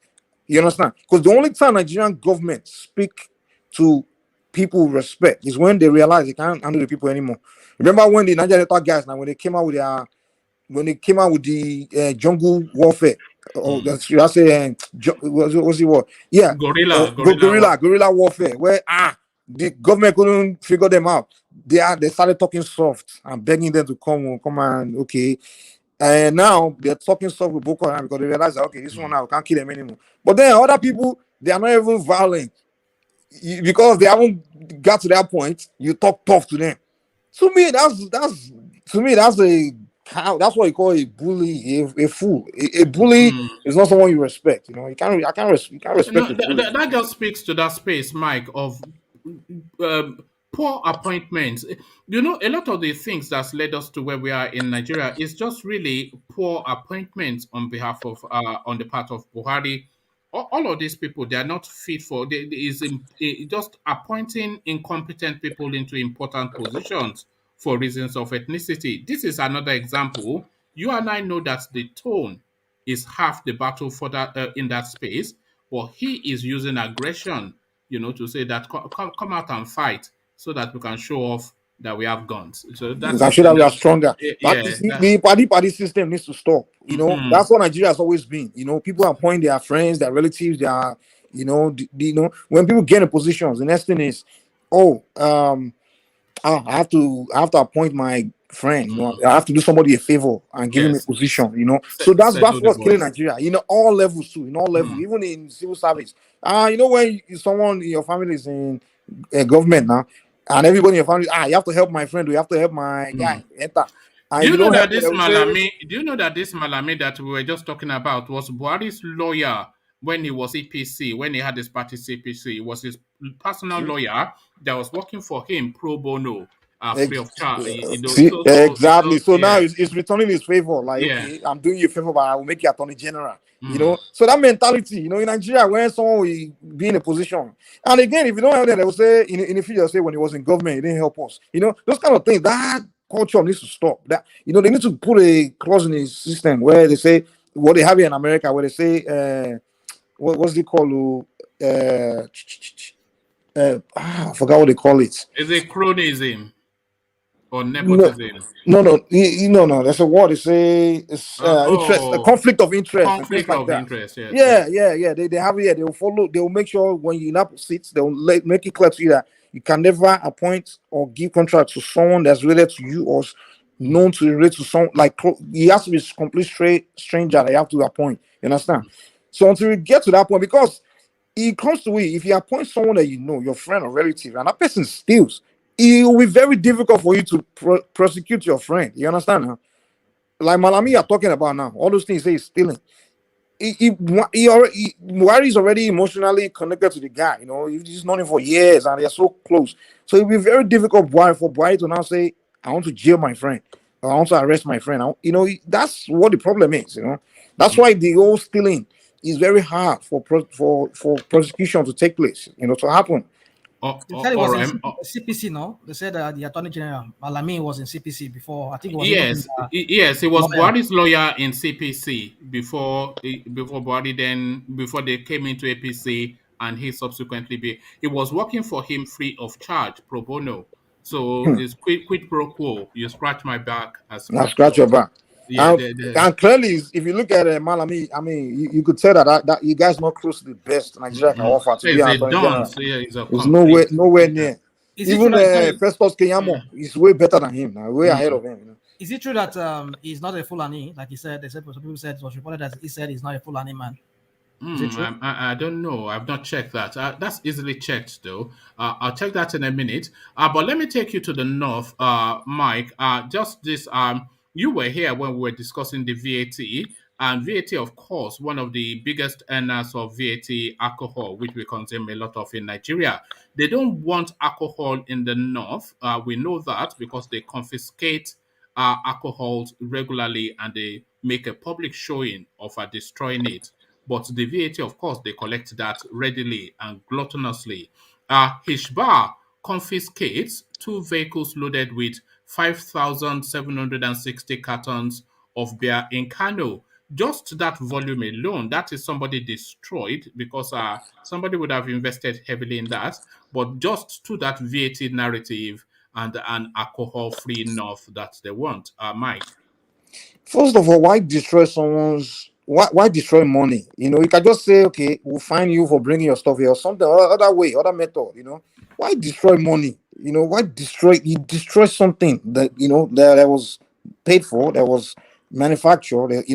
So I mean, these people, their way of thinking is so backward. And you're anti-alcohol, but then see, this is the hypocrisy of these religious people. I don't respect religious people. I'm sorry, especially the fanatics. Hypocrisy. Allah said this, Islam said that.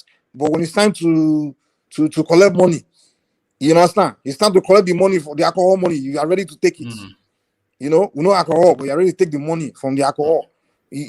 Alcohol is sinful, but the money made out of the sin, you are ready to take it. You know, the Southerners are infidel. We shouldn't associate with infidel, but you are forcing them to be one country with you because you want to take their money. You know, this is the hypocrisy of these religious people, man. Nigeria is a crime scene, as people often It's say. It's a crime scene. You know, Allah say I shouldn't associate with infidel, but infidel say they don't want to share country with you. Well, you say they must share country with you. You know, come on, man. All right. Let me take you to the east. Mike, as Buhari goes to toast the Easterners, is even wearing their outfit and is speaking the language of romance. It is unthinkable any Igbo man wants to leave Nigeria. Buhari speaking as he goes there in the full Igbo garb and speaks loving words to them.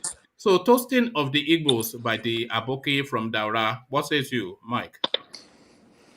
Buhari, man, Buhari is full of crap, man. He's doing it at his own convenience, you know. I mean, don't get me wrong. I think that's a diplomatic thing for any president to be doing, like to. But why hasn't he been doing it? But is it? Exactly. For the past 6 years, you wait till the moment where you feel victorious. You understand? You feel like, okay, I got KANO now. I'm winning. You know, I got to go out of the place, so I'm winning now. So let me just go and console them a little. I mean, I can look at it. They move. Sorry, Mike. What you just happened upon there that I got KANO now. Would it be would I be reaching too much to describe that is on a victory tour then in the East? Is got KANO and is now on a victory tour in Imo State? Is part of it, I think. It's more like it. It's more like it because a few months ago, before KANO was caught, there's no way Buhari would have done that. Buhari would never have done that because the guy was really disgusted and he was like, I mean, see the way he was talking now. I mean, he was saying we speak the language that we understand, things like that. You know, he wasn't. But now he's feeling like, okay, it's more like a victory tour, like you said. You know, but I mean, on the other hand, you can say, man, I mean, yeah, that's the first president that's visited the East since the end of Biafran War. You know, I mean, I don't think anyone. Really, I didn't realize that. Is that so? Nobody else has been there, man. Apart from outside of campaign, because of course during campaign they all go everywhere. Yeah, during campaign. I'm saying when they become president, no one has. No, that's interesting. I have to check that. So that's you know, so it's really toasting the Igbo's heart then, if that is the thing. Let me take you to Yoruba land next, Mike. That's this DSS now, their usual go-tos, their two go-tos, terrorism or treason. So terrorism charges now being leveled against the Showore, two of the Showore, and I keep saying Showore, Igboho. So terrorist charges now being leveled against two of the Igboho 12. They are wanting to tie this particular two. They want to tie their legs to the desk and use them as erogun. So terrorism, what is the terrorism? Who are they terrorizing? They're agitating. Don't someone have to be guilty of terrorism? You charge people with terrorism, you don't sue people for terrorism. You know, first of all, Malami has been charging and suing people for terrorism. He hasn't won a single terrorist case. And the real terrorists, when he catches them, he doesn't charge them with terrorism. They give them forgiveness or rehabilitation. You know, but those that you are supposed to charge, maybe you disagree with. They are not close to anything called. They are not even anywhere near terrorists. You charge them with terrorism, and you haven't won any case. You haven't successfully prosecuted any of them. You charge terrorism too now. Treason, terrorism. Those two. It's usually treason and terrorism. You know, but you haven't won any case, and you call yourself Attorney General of the country. So now you are charging. Whatever happened to the 200 and something people of the Boko Haram Bureau de Change? What happened to them?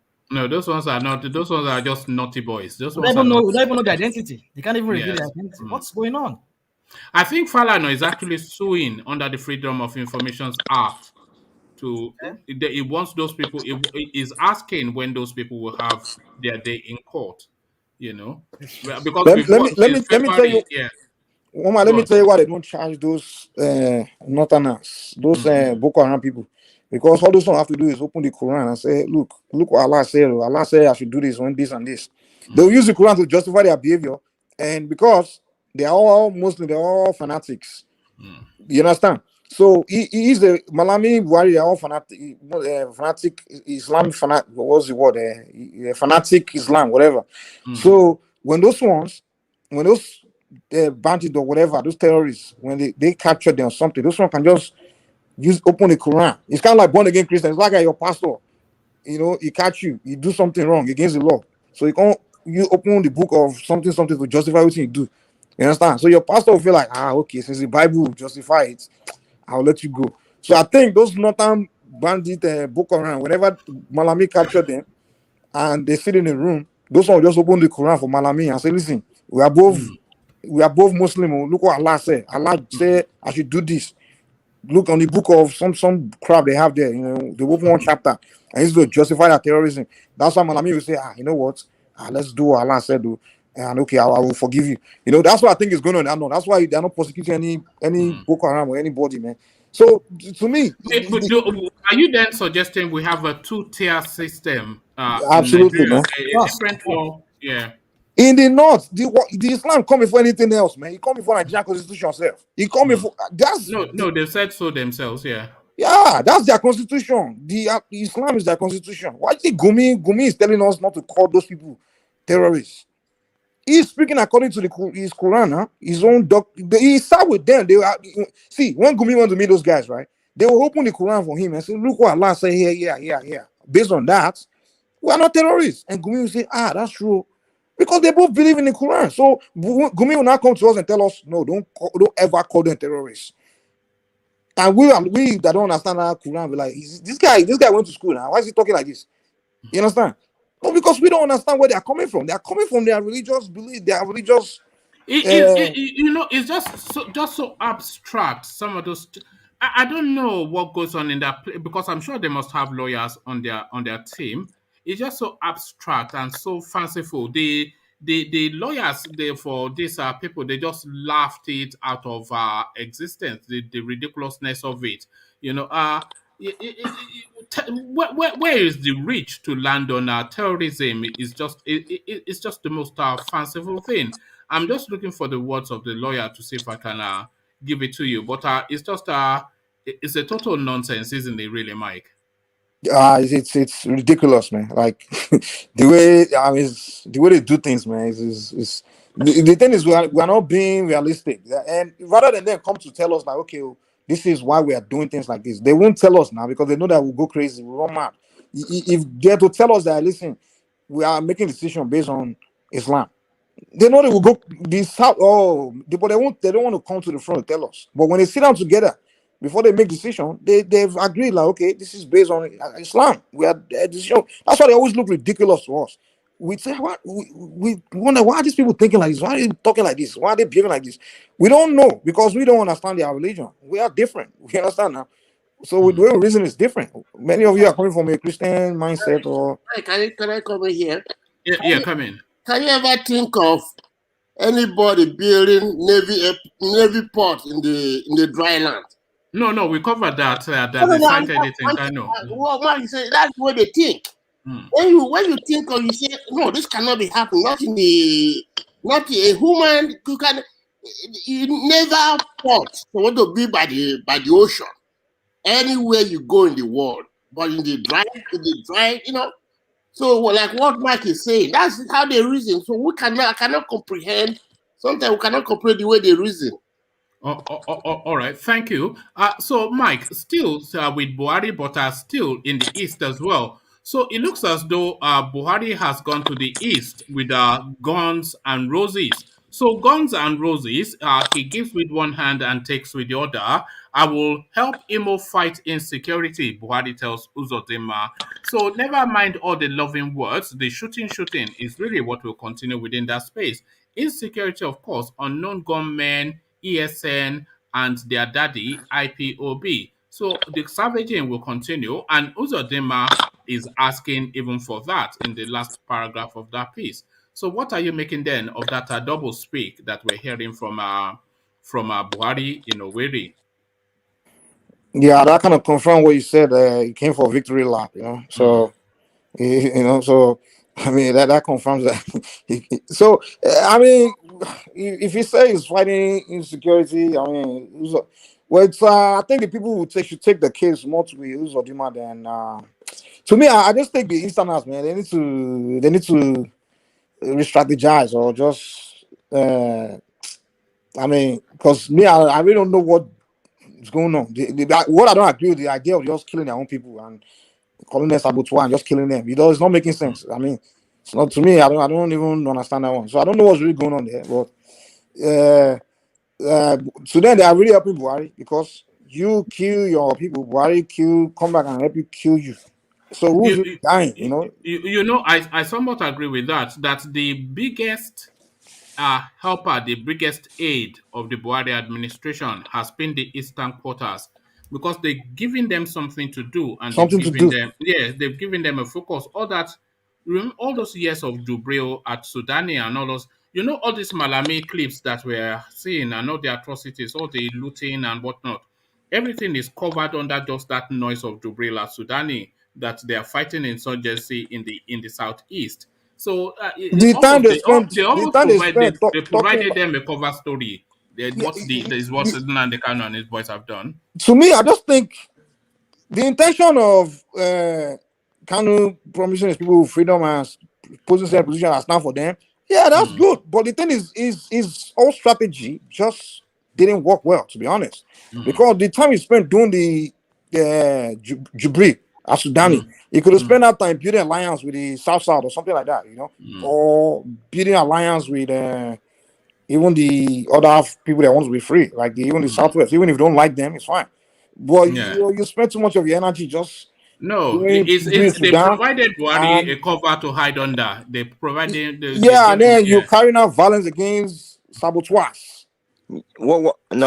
So you're killing saboteurs. I'm like, okay. So now you kill saboteur, now Buhari say, now opportunity for me to send soldiers there to even kill people. Because if you are only talking, he's not gonna send soldiers there to come and shoot anybody now. But if you carry violence, what are you carrying violence against? Your fellow Mike, Igbo. can I interject? Can I interject? You are calling saboteurs, and then you send Buhari now say, okay, now give me reason to not send soldiers there. As the Igbo guy, I want to interject. All right, Mike. Let Charles interject. Then Ajale go. So Charles, everything Mike says is fully wrong. He understand. Governor Abani killed the Biafran. He killed the people in Anambra State. The governor Abani, he started violence. So don't say that. The saboteurs want to start the violence. They don't want to kill our people. That's why That's why the Eastern killing the saboteur. I'm blaming the truth. Why should then live? They're killing our people there. So don't say that. The governors are killing our people. The governors are evil. Look at the governor Umaya. That guy's idiot. He kills people there, and give money to the north. Chairman, that idiot. How did the governor kill people? Who did he kill? Governor is killing his own people. So don't blame him. Governor Umahi pull out gun and shoot his own people. Yes, he's killing his own people. Even one man. You know what it means, Mike. He agreed with me last time. The Nigerian soldiers were the one that were killing the people, not at the invitation of the governor is what he's saying. You guys don't understand. You can see that's problem with African mentality. They don't listen. They don't understand the African killing each other. African mentality.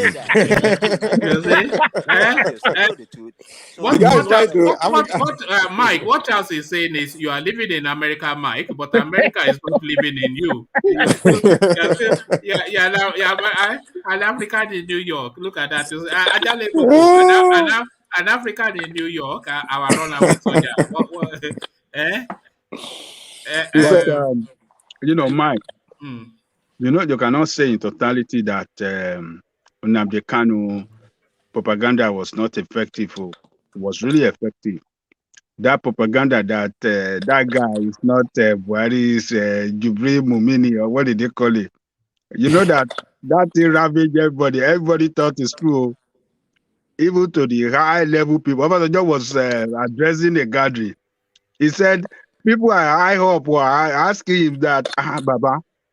But Ajale, do you not feel that he gave Buhari a story to hide under? He gave atrocities a story to hide gave under. us focus on some nonsense when we could have been, Maybe the reason is people didn't even come out to attack Buhari in Imo was because they thought that was Jubril, so they don't. All right. No, They say we don't have problem with Jubril, man. We have problem. hey, there was tight security. Let me tell you, if you see the entourage of security that they carry, man. I didn't see that much security, man. They were on the streets. You didn't see it? It's not that heavy. I was shocked. I thought I was going to see FD security. I didn't see FD security there, man. I didn't even think they would be on the street. I thought they would be inside of a building the whole time. They were on the streets. Can I come in here?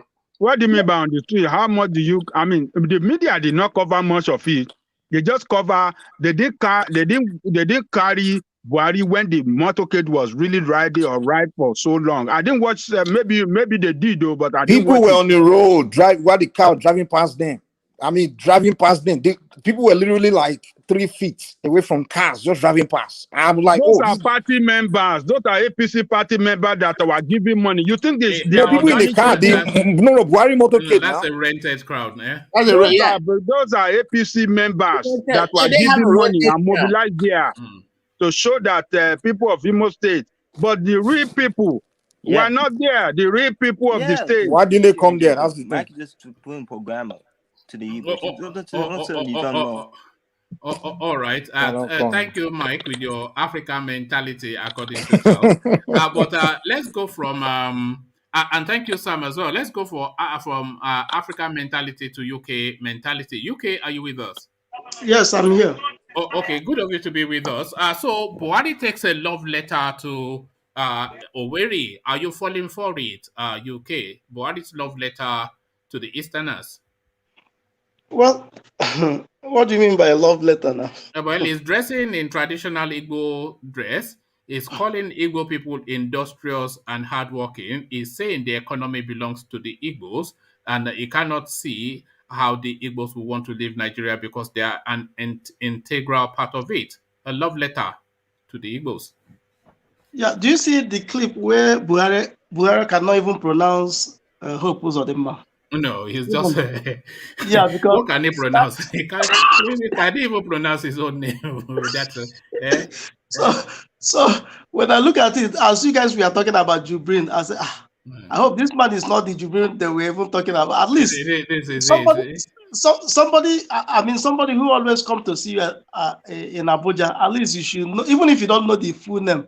Maybe they downloaded the wrong program. Okay, he called his vice president Osinbade, and you are talking of someone in a very far away distance. Yeah. Osinbade, they are in the same role. He called him Osinbade. So what are you talking about? Dementia don't scatter that baba head. The professor. Well, the thing is that, I think what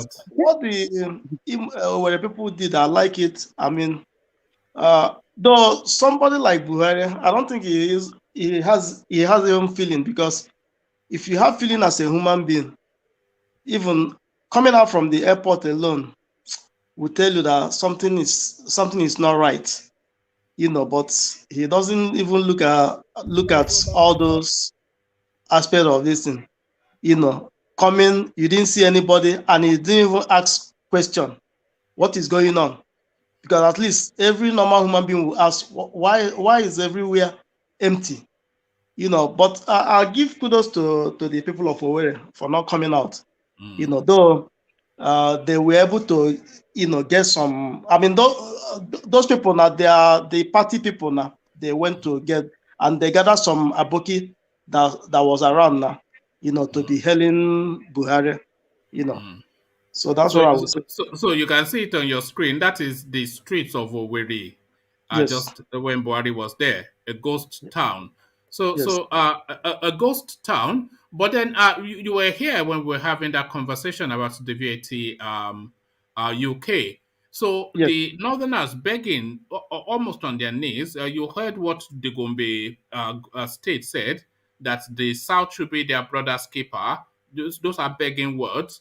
And then immediately the next day, where the VAT is coming from beer, they've seized in excess just short of 6,000 cartons, not bottles, cartons of beer to be destroyed. So, I mean, where do they think this VAT is coming from, and what laws obtain in the northern space? So this is a space now that we must address.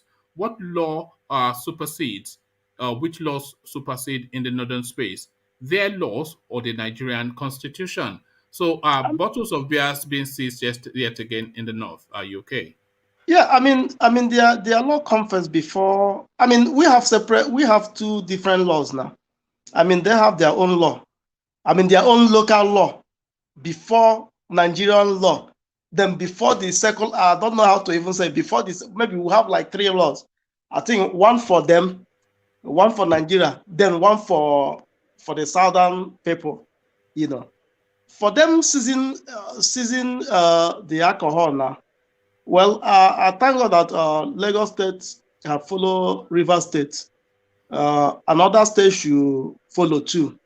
So because it's always good for wherever place you sow, that's where you reap now. So why are people still taking alcohol to that region? It's almost as though you want to ruin yourself. We know what their stance is. Why do you think people are still doing it?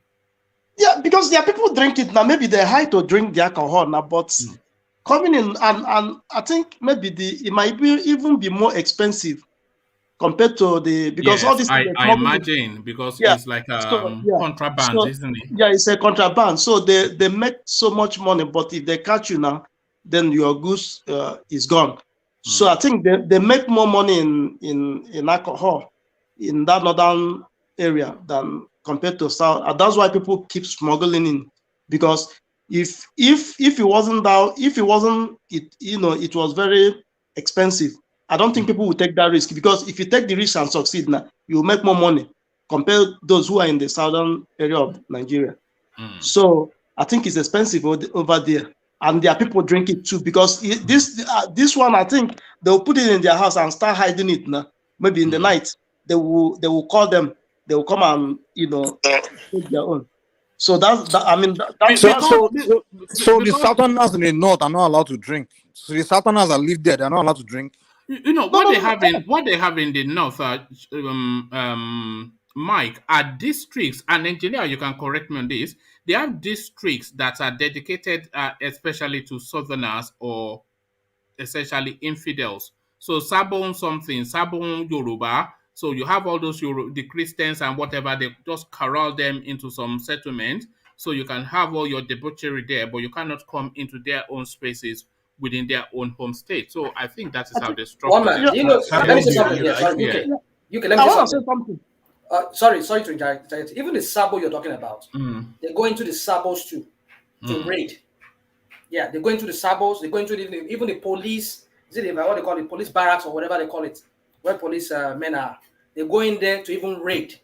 So it's not about just they have a settlement for the so-called infidels, according to their own how they interpret people, or they refer to people who are non-Muslims. But the thing is, the Sharia, even though they came on the guise that it's going to be only for the Muslims, no, it's now being applied for those who are even non-Muslims. Because even the Sabos themselves, those Sabo areas where they have those people who are non-Muslim or indigenous, they go there to raid. So let's not use that issue of that's just what I want to say. All right, thank you. Even though they stop those things, there's what we call brukutu. Which is indigenous to them, isn't it? Exactly. That's what we call brukutu. That's what we call pito. So all those ones are locally made beer. So things will continue to run. That's it. Because I was suggesting that this beer smashing, it has an ethnic coloration, but Adanle Koko was not having it. But thank you. UK, you were about to carry on. Yeah. So I think the reason why our people still take those beer now, because they make more money, compared to those who are in the southern part of Nigeria. So that's what I wanted to say. Okay. New twist: SSS sues Yoruba Nation agitators for terrorism. So terrorism, treason, the go-to of the Buhari administration. They catch you for breaking a red light, for not stopping at traffic light, and they take you to court and charge you for terrorism. So terrorism for the Igboho 12, at least 2 of them. What are you making of that? Well, they are the terrorists now, not Igbo. Igbo is fighting for the freedom of his people. So for them coming out to say terrorism, what kind of terrorism? I mean, those people, they are people that have been killing and looting and burning people's house. They haven't even charged them for anything, you know. Talk less of a person who just came out and starts telling them the truth or telling Nigeria, look at what is going on in their own domain, you know. So the terrorism, I mean, they are the terrorists, not Igbo and the Ed. And how they just reach that terrorism is just, this is what the lawyer of the people said. Speaking to correspondents on the development, lawyer to the defendants, Pelumi Olajengbesi, said no date has been fixed for hearing on the fresh charges. He described the charges as baseless. The federal government of Nigeria filed charges against two of Sunday Igbo's aides. Our reaction is that the charges are baseless, vexatious, shameful, and without limb. So this is sort of just laughing. The lawyers couldn't have been more just derisory. It's just a total nonsense. Yeah, I think I want to say something. The lady, one of the lady, I think the reason why they are charging him terrorism because when during that invasion, the lady she was filming. She was filming. I think she has some of the record. So I think that is why they are talking about terrorism. Somebody who was covering everything. I mean, that's why they say she's committing terrorism. Somebody who was filming and they want to bully the tapes out of her because yes. I saw a headline just a day or two ago that there's video evidence being presented in Cotonou. So that might well be to that lady that you are saying was filming. Yeah. So let me take you from that space, UK, and take you back to the east, and we go to Anambra State. Anambra elections, Buhari regime ready to crush IPOB others, says NSA, National Security Advisor Babagana Mongono. But Babagana Mongono might not have gotten the memo that the IPOB has re-strategized and they are no longer on the street with direct action. They are using the more potent weapon of our sit at home. So if they are going to crush the IPOB, are they going to be knocking on people's doors one by one, forcing them out to go and queue to vote? Or what does it mean? What is it talking about? Well, I mean, that one, is it not the same man that said that we should defend ourselves? Yes. From the bandit. Well, I mean, he let him be in Abuja and be talking to people who in the east. Well, the Biafran people already, they're the one that is even ruling the east now. The governor does not have mouth. That one is for sure. So that sit at home, they will be sit at home. They will not. I don't think there will be any election in Anambra this November. I mean, for sure. I mean, people are going to sit at home because election. Which election are they coming to do? Do we have anything to show for the election they have been doing? Has IPOB directed a sit at home because they've always, just as a catch-all, said that there will be no elections in the east. No, I think, but have they pointed it at Anambra? No, see, one thing you have to know is that people have seen the impunity now, more especially, those invasion in Imo State. There's no Igbo man that will see that the way this man, called the army, they started killing people that will make them to vote. And since then, a lot of people have been saying that they are not going to even vote. Even the ones who support Biafra, who support the cause of Biafra, are the one who doesn't support the cause of Biafra. Most of them said they are not going to vote. So for IPOP telling them and other people, because it's not even, do you know that there's other Igbo platform, apart from Simon Ekpa, there's other Igbo platform that I listen to too, So they also tell people don't go out to vote. These politicians, because once you come out to vote, whatever thing, well, the way they said is there is going to be total lockdown that day. The election will be, so that these politicians let them see who will come and vote for them, and a lot of them now. Do you know that a lot of people have been doing like all these elderly people now? Some people goes to and start giving them telling them about what is going on, that they shouldn't even come out to vote, that the situation of things now is not good. You know, of all of the tests of the potency of the IPOB movement, that Anambra election will be the biggest test of just how potent and how powerful they are. If they are able to carry out a sit-at-home for that election to the point that it invalidates that election, then that tells us that they have real power. So they sit at home on a nondescript Monday just to make small noise. That's fine, and we've seen that. Okay, but on that election, if they're able to sit at home, to sit out an election and invalidate it, then that's power. Okay, let me give you a speculation. Just today is 9th September. So my own speculation is that they'll be sit at home. There won't be any election. For the Anambra election? Yes, that's my own speculation. Do you know run why? Away, though. Don't run away on the deal. No, I'm not. Because you and Alexander, I'm marking you down. I've marked Alexander down for 2. So the reason why the reason I have an evidence of telling you this, that there won't be any election in Anambra State. Do you know the reason why? You see, Anambra and Aba, they are the heart of this Biafra we are talking about. Anambra people and people from Aba. Anambra is Nnamdi Kano's home state, isn't it? That's why Umuahia. No, Anambra is not Nnamdi Kano. Nnamdi Kano is Umuahia. Where is that? That's Abia State now. Abia State. Okay, yeah, carry on. Yeah, Abia State. So you are confident that they sit at home? Yeah, go on. Yes, for Anambra State, yeah, for sure, because you see all these traders, all of them are behind this. See, a lot of them, they keep saying it, that if Nnamdi Kanu is not released, there won't be any election. Which we know that, let's see how things is going to be till then. You know, if they didn't release him, I don't think there will be any election. So they must be everybody must sit at home.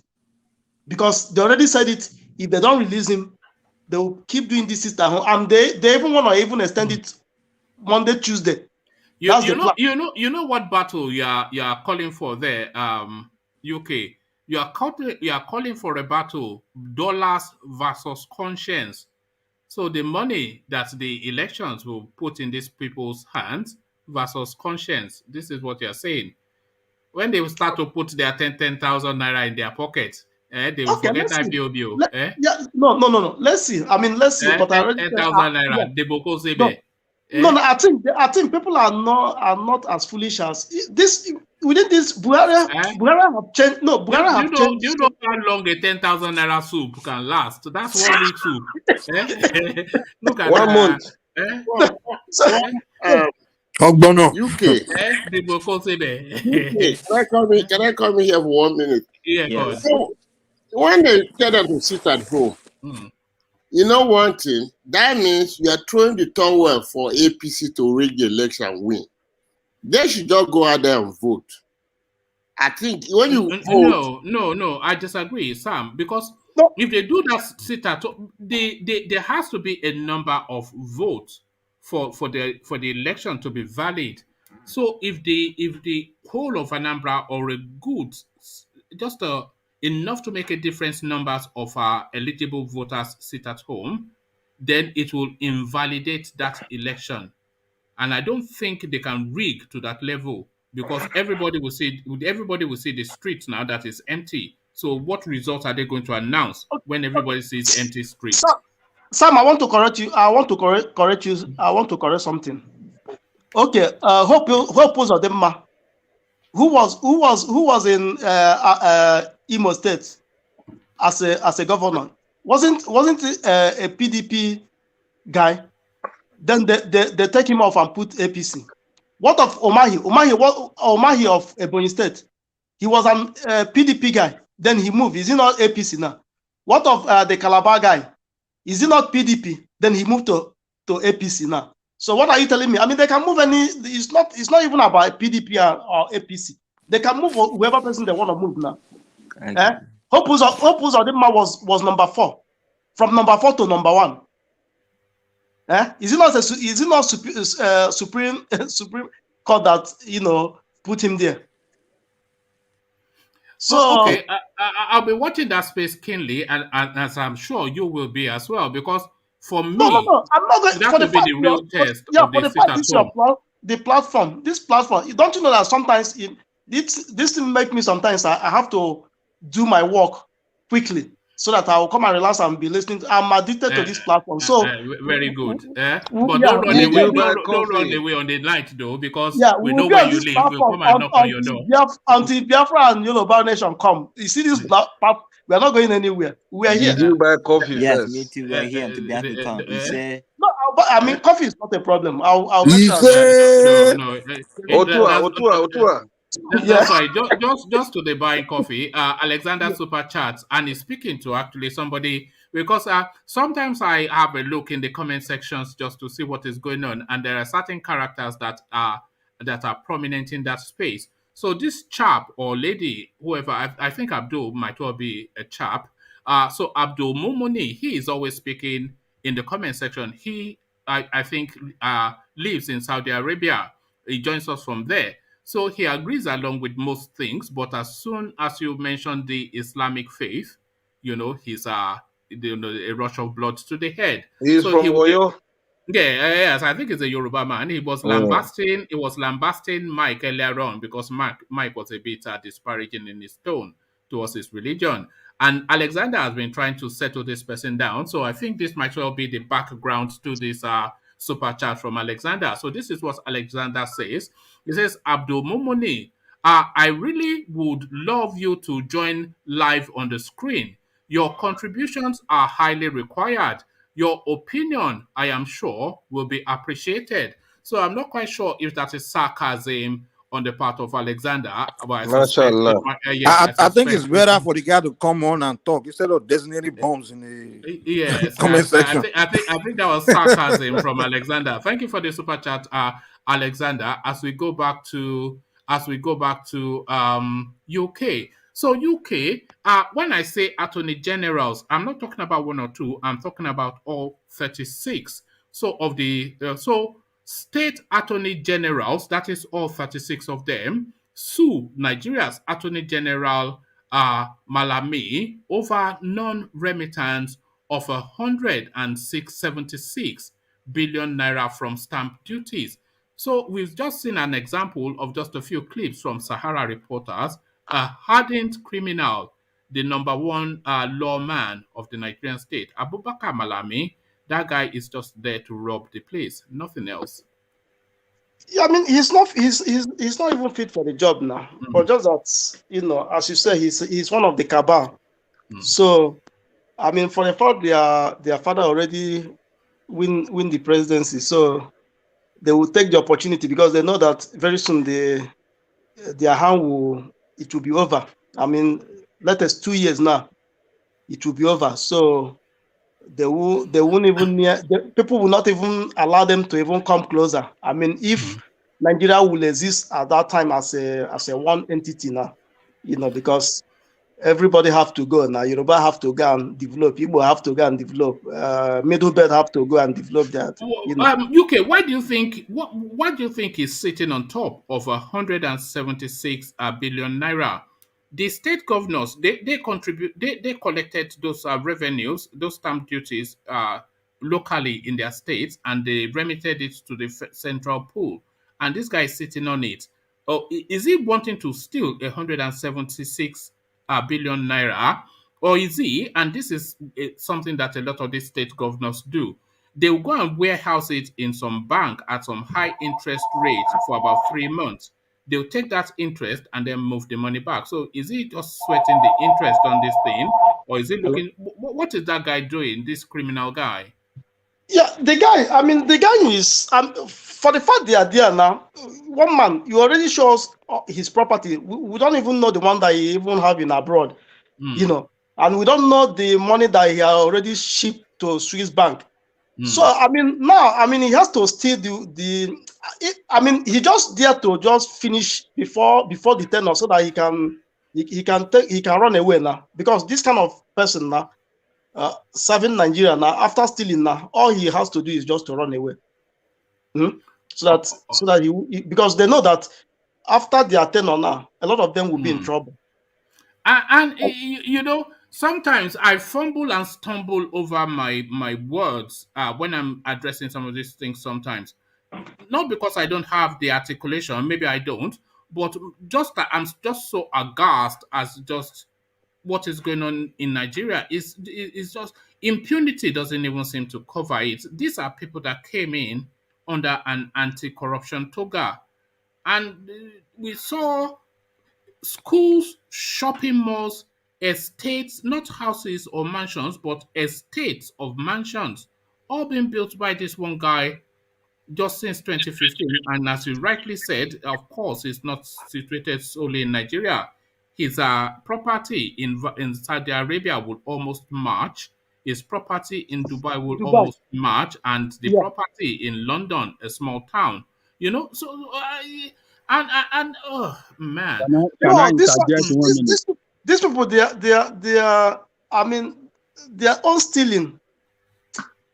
I don't know how to even describe it. It's beyond human comprehension. Their own stealing, because they just see Nigeria as a market. You know, they are not seeing it the way both of us are seeing, or all of us are seeing it, in order to develop the place so that people, at least people can enjoy. People, the indigenous people, you know, enjoy. More especially those who do not even have the opportunity to go other country, you know, for greener pasture. Then, you know, for them, they see Nigeria as a market. The place is a marketplace. So when once it's your turn, you come and buy your own. You buy and go. You know, yes. You buy and go. Buy and go. You know, buy and go. Carry go. Carry go. Celibis put it best. She says people go to Nigeria. You buy, you carry now. When you buy, then you carry. You know. So. All right. Celibi puts it best. She says people go to Nigeria to collect. So Ajale Koko wanted to interject. So interject Ajale Koko, and then I'll move UK on to the next talking point. Ajale Koko. I just want to speak in that space of looting by government official. I was listening to Nigerian news today, and EFCC discovered in Lagos where Ovie man for president Yaya Bello, where he's keeping he siphoned worker salary. 20 billion naira, yeah. So in Lagos, so they are frozen that account.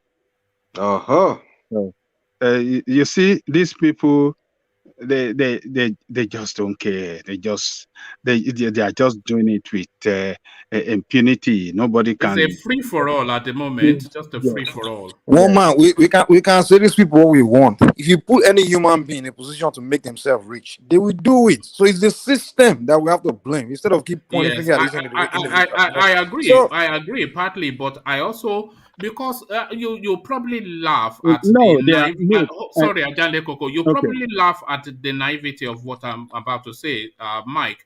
But sometimes you wonder if there's a conscience. You probably say, "What are you this conscience?" But you wonder if there's a conscience. You know, everybody steals, but these people, they steal without conscience, without humanity, without. One man said that thing called money. That thing called money. It's an energy. It's an energy that's very uncontrollable. You understand? Even billionaires, they still want more money. Dangote is a billionaire, but he's still working hard for more money. So that thing called money. It's just that's the nature of it. You understand? So the thing is, sorry, sir. Ajale Koko wanted to come in. So let Mike finish. We have from Ajale Koko, then you. Then so that's first thing we have to understand. So we have to put a system in place where, for example, the Yoruba people, you know, used to go to swearing. You understand? When you know that, okay, you die. You understand? So you have to put something in place that the person, you know, that you touch it, there's a consequence. You understand? You have to design a system. But if you just leave it like that, we keep it the way it is, where people know that, okay, if I steal this money, the worst that can happen to me is okay, I'll go to court, I can pay the judge, I can get out of it. They will take it. Every human being wants to be rich in his life. That's why we all go to work every day. We all do. We are chasing money. So if you get the opportunity to just take the money, they will take it. Look at that guy, Ojikalu. They caught him, they arrested him. He's been in court for years and years. They finally managed to jail him for a few weeks, and the Senate came out to say that even when he's in jail, we'll continue to pay his salary. But Exactly. you know, The system. You see, Mike, yes, everybody, we all love money, and most people work hard for their money. But when you are in position of authority, and the money that is meant for the workers, I mean, for God's sake, how can you be so heartless to take that money, siphon that money, and you don't pay the workers? Workers in that state are not paid for several months. Is it not 12 or 16 months, or how many months that the workers were not paid? And you have that heart. 24 months. And you have that heart. Stole all that money. And you still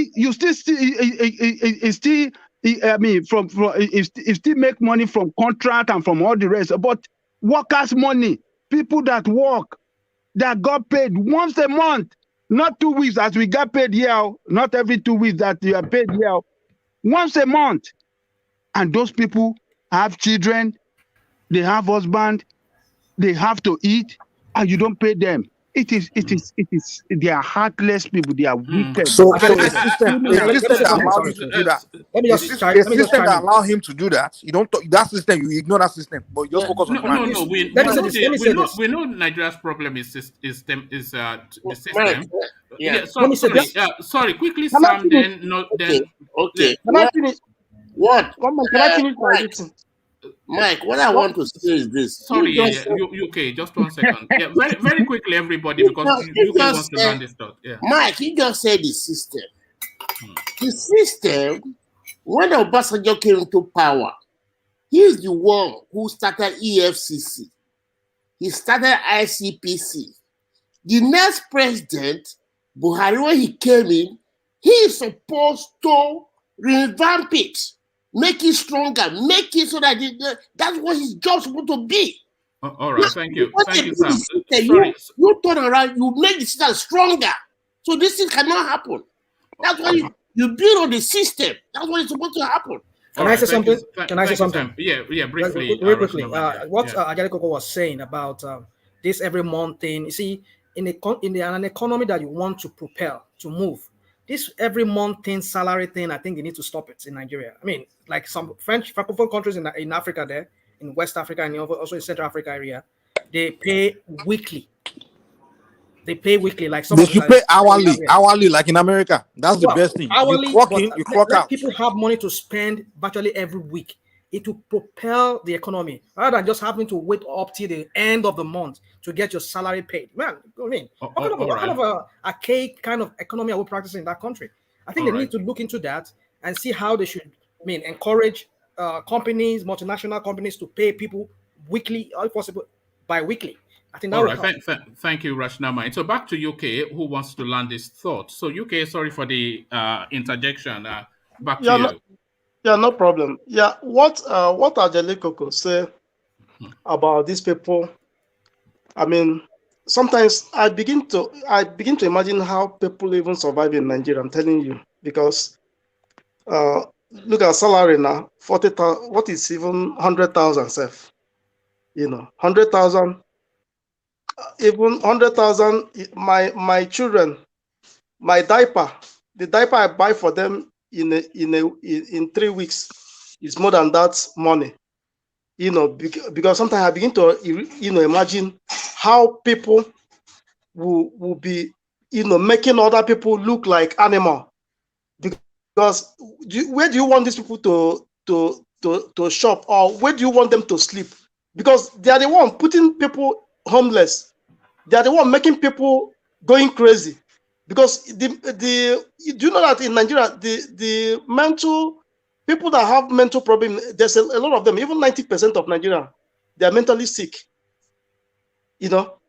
Because most of them, they don't even get, they don't even... You know that is proven. There was a report a few years ago by some leading psychiatrists that says that 90-something% of Nigerians have mental health issues. I mean, it's what I do here now. I mean, it's what I do here now. A lot of them have mental issue now. And Nigeria is a place that when they see you, they don't even talk to you in a everybody. I mean, even the way the interaction self will tell you that these people, there's a problem going on. There's a problem. You have to shout in Lagos. Even to say hello, you have to shout and be aggressive. Not even hello. I mean, the approach. Hi. They don't know something now. We reduce Lagos now. Sometimes I'll just be reading them. Even my mom, when I brought my mom over here, the way my mom was sounding, I tell my mom, you don't talk this way. You don't sound like this. You're in a foreign country now. You don't sound this. But now she has changed. Can I come? Can I come in here? Yes. Sorry, Sam. I think Ola wanted to come in first, and we've not really heard from Ola saying. So Ola, you wanted to just infuse something, Ola? No, they've moved on from that. I was going to say something about what Mike said the other time, but since you move on, let's go. All right. No, I thought you were going to address what UK was saying. Okay. Okay. In 1985, when one of my friends, he came to see me in Houston. You're not going to tell a long story, are you? No, very short story. Yeah. He came to see me. He said, when they were going to school, they had to use a bus. When you came to the bus, everybody's lining up. They all came with a Nigerian one night. He just came, because they all came new. He just ran into the bus.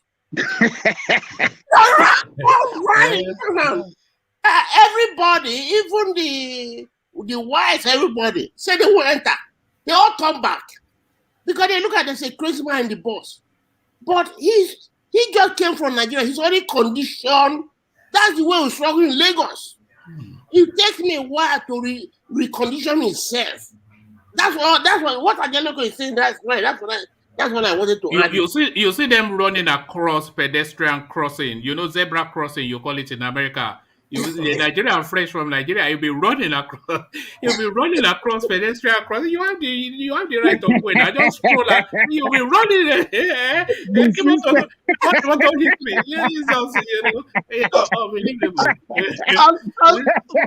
One man. Let me tell you. Do you know that in Nigeria,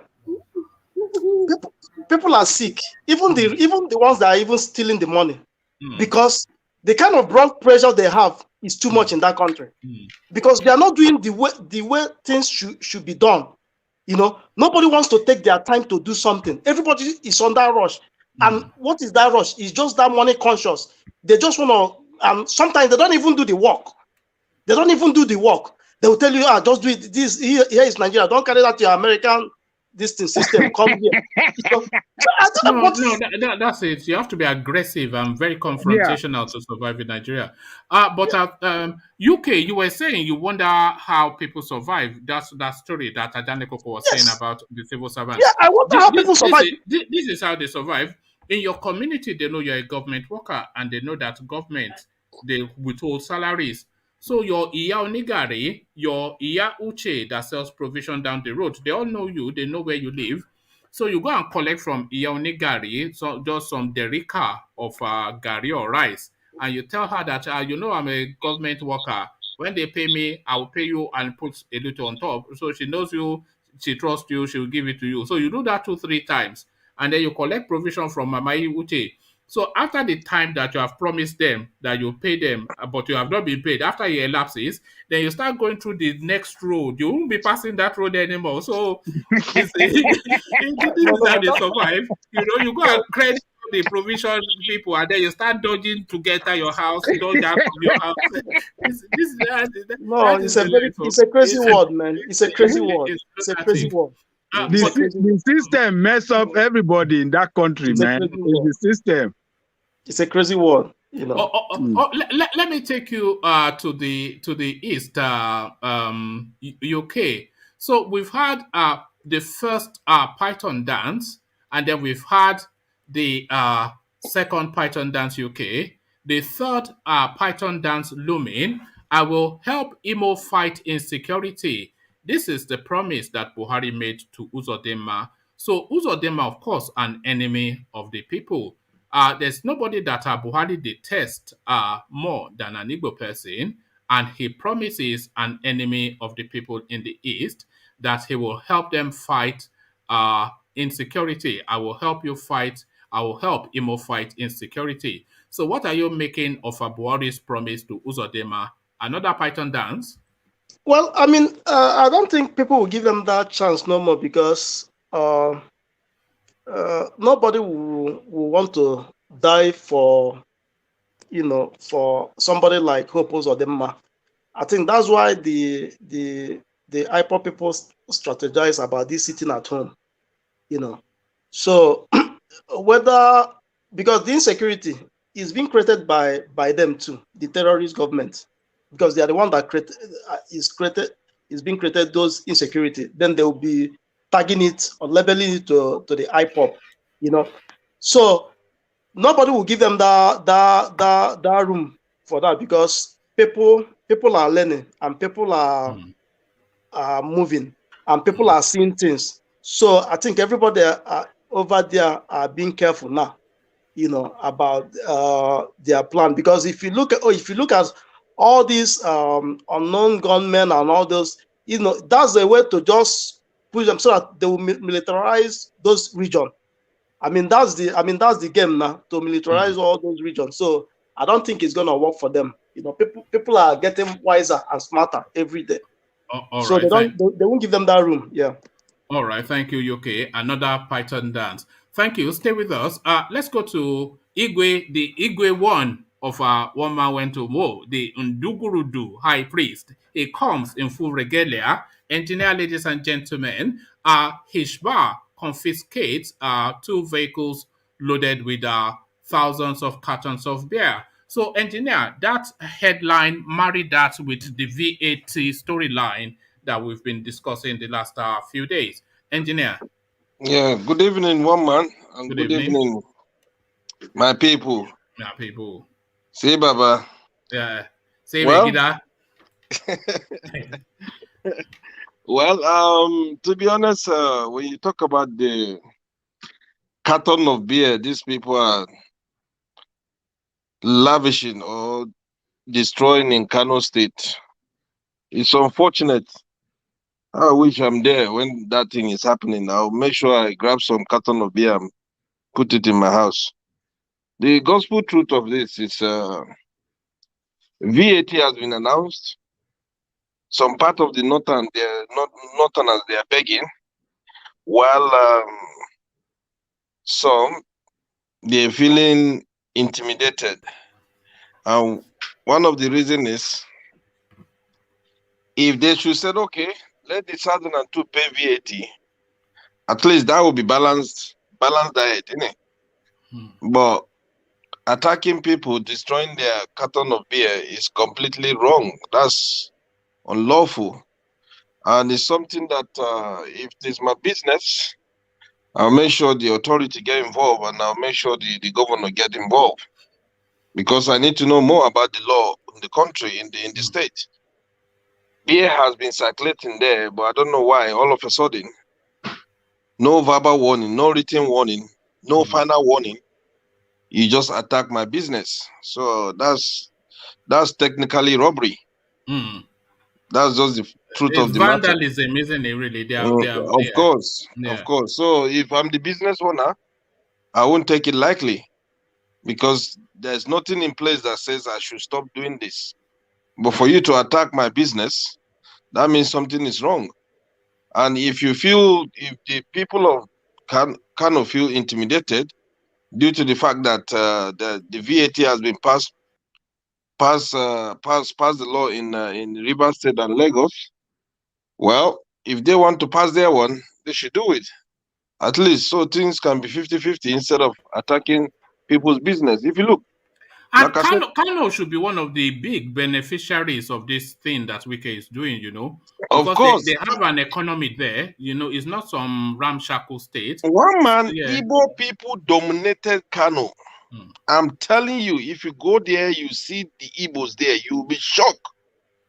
So most of the business booming in that state is the Igbo that are even helping that state to generate that money. So when you come to things like this and you start destroying people's businesses, come on, man. It's completely bad. It's ridiculous and illegal. Ridiculous and illegal, engineer. In new twist, SSS sues Yoruba Nation agitators for terrorism. So terrorism seems to be the go-to crime that the Buhari administration level against their opponents. Showore terrorism, Nnamdi Kanu terrorism, Sunday Igboho terrorism, everybody terrorism. So terrorism being redefined. If you jump a traffic light, I was suggesting, and they catch you, terrorism. The thing is, what you need to understand, we have only 2 Nigerian citizens in that country. We have Nigerians citizen and we have Buhari citizen. So those are the 2 different people we have in that country. Now, come to think about it, they're saying terrorism, Yoruba this, Sunday Igboho people terrorists. I said this to you. You see, when they started the issue of Buhari should present his certificate, they should have applied that to every Senate. All of them, they should have go underneath. They should have go under that question. They should bring their certificate. What school did they go to? You understand? It's not somebody that went to read Bukuru and just come up due to the godfatherism. They put them in that seat and they start creating nonsense thing called law or this and that. These people, they are uneducated. That's just the truth. If they are educated to that stage, you can never start accusing someone that he's a terrorist. Terrorists in what way? Have they put any suicide bomb belt in their body to go and explode in the north or in the south? So they should sometimes. You see, I'm not just sure why they are singling these 2 out for terrorism, because they are abducted. They will say arrested, but abducted really 12 people. They've let 10 go. So why have they singled these 2 out? Maybe just something to hold on to from that operation, because I can't see if they are going to charge them with terrorism, then charge all 12 of them with terrorism, because there's nothing that especially points at these 2 people outside of the other 10 that you've already let go. There's no rhyme or reason behind. If you look, the 2 people that they still holding, maybe those one, they are the one during the scenario that is taking place in Ipo's house. Maybe they're the one that a little bit show like a kind of battling skills. So they were like, okay, let's keep these 2 because they are the one who knows where or where he is hiding some of his equipment. So that's part of the thing that they will end up keeping those 2 guys. And but when you come to reality, to be honest, we say, one man, these people, when they come out, they said they are terrorists. They need to go to school and learn the definition of terrorists. I must be honest to you. Because if they know what the world called terrorists is, they won't come out and be saying that. And apart from that, they are just foolishing themselves to the world, because a lot of things happening in Nigeria that the world is watching. How can they analyze that? Oh, is this a Nigerian leader throwing that kind of words? You know what I mean? Things like this, it's just ridiculous. But at the end of the day, they are empowered. They can do anything they feel like to do. That's just it. All right. Thank you, engineer. So let me take you to Anambra State next. Buhari regime ready to crush IPOB others, says MUNGONO, Babagana MUNGONO. He's talking about how they're preparing for the Anambra elections. But is that the language for the now and the immediate? Because IPOB, of course, has completely re-strategized, and they are again asserting their peaceful protest by using sit at home. So how do you quite crush people that are sitting at home? So did he get the memo that IPOB are using a different strategy now? No, they should have used again that they will crush the terrorists at home now. You understand? So let the story blend. Because if they said they will crush IPOB, that means they're scared. Let them just blend it properly and say they will crush the terrorists at home. You know, so things like this, to be honest, you can't force people. That's just the truth. We have to thank social media at times. We know sometimes social media is not doing well, but in the other side, it's helping, it's exposing these people. Imagine if there's no social media, one man, all of us will not be here. That's number one. Two, these people will go and do their own rigging, and that's it. And this is what is happening. If people don't come out, they will still rig it. They're not even somebody as skilled as Mahmoud Yakubu, the INEC chairman, even somebody as skilled as him will struggle to rig that Anambra election if they really carry out a successful sit at home. Because you cannot announce a result when people are looking at empty streets. Then they'll ask you, where did the voting take place? Even Mahmoud Yakubu cannot rig that one, even with his level of skills at rigging. Of course. The truth of the matter, one man, is they will rig it. They know what they're doing. To make life easy, this is what I always say about Nigerian election. To make life easy, if they're doing something in Anambra now, the election coming on, what they need to do is to get 10 people from different southern area. You understand?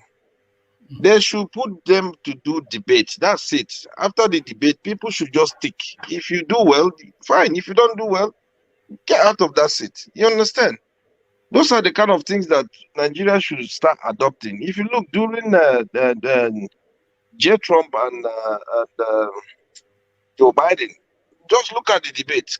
From there, you know who's going to lead the country, who's going to take over everything.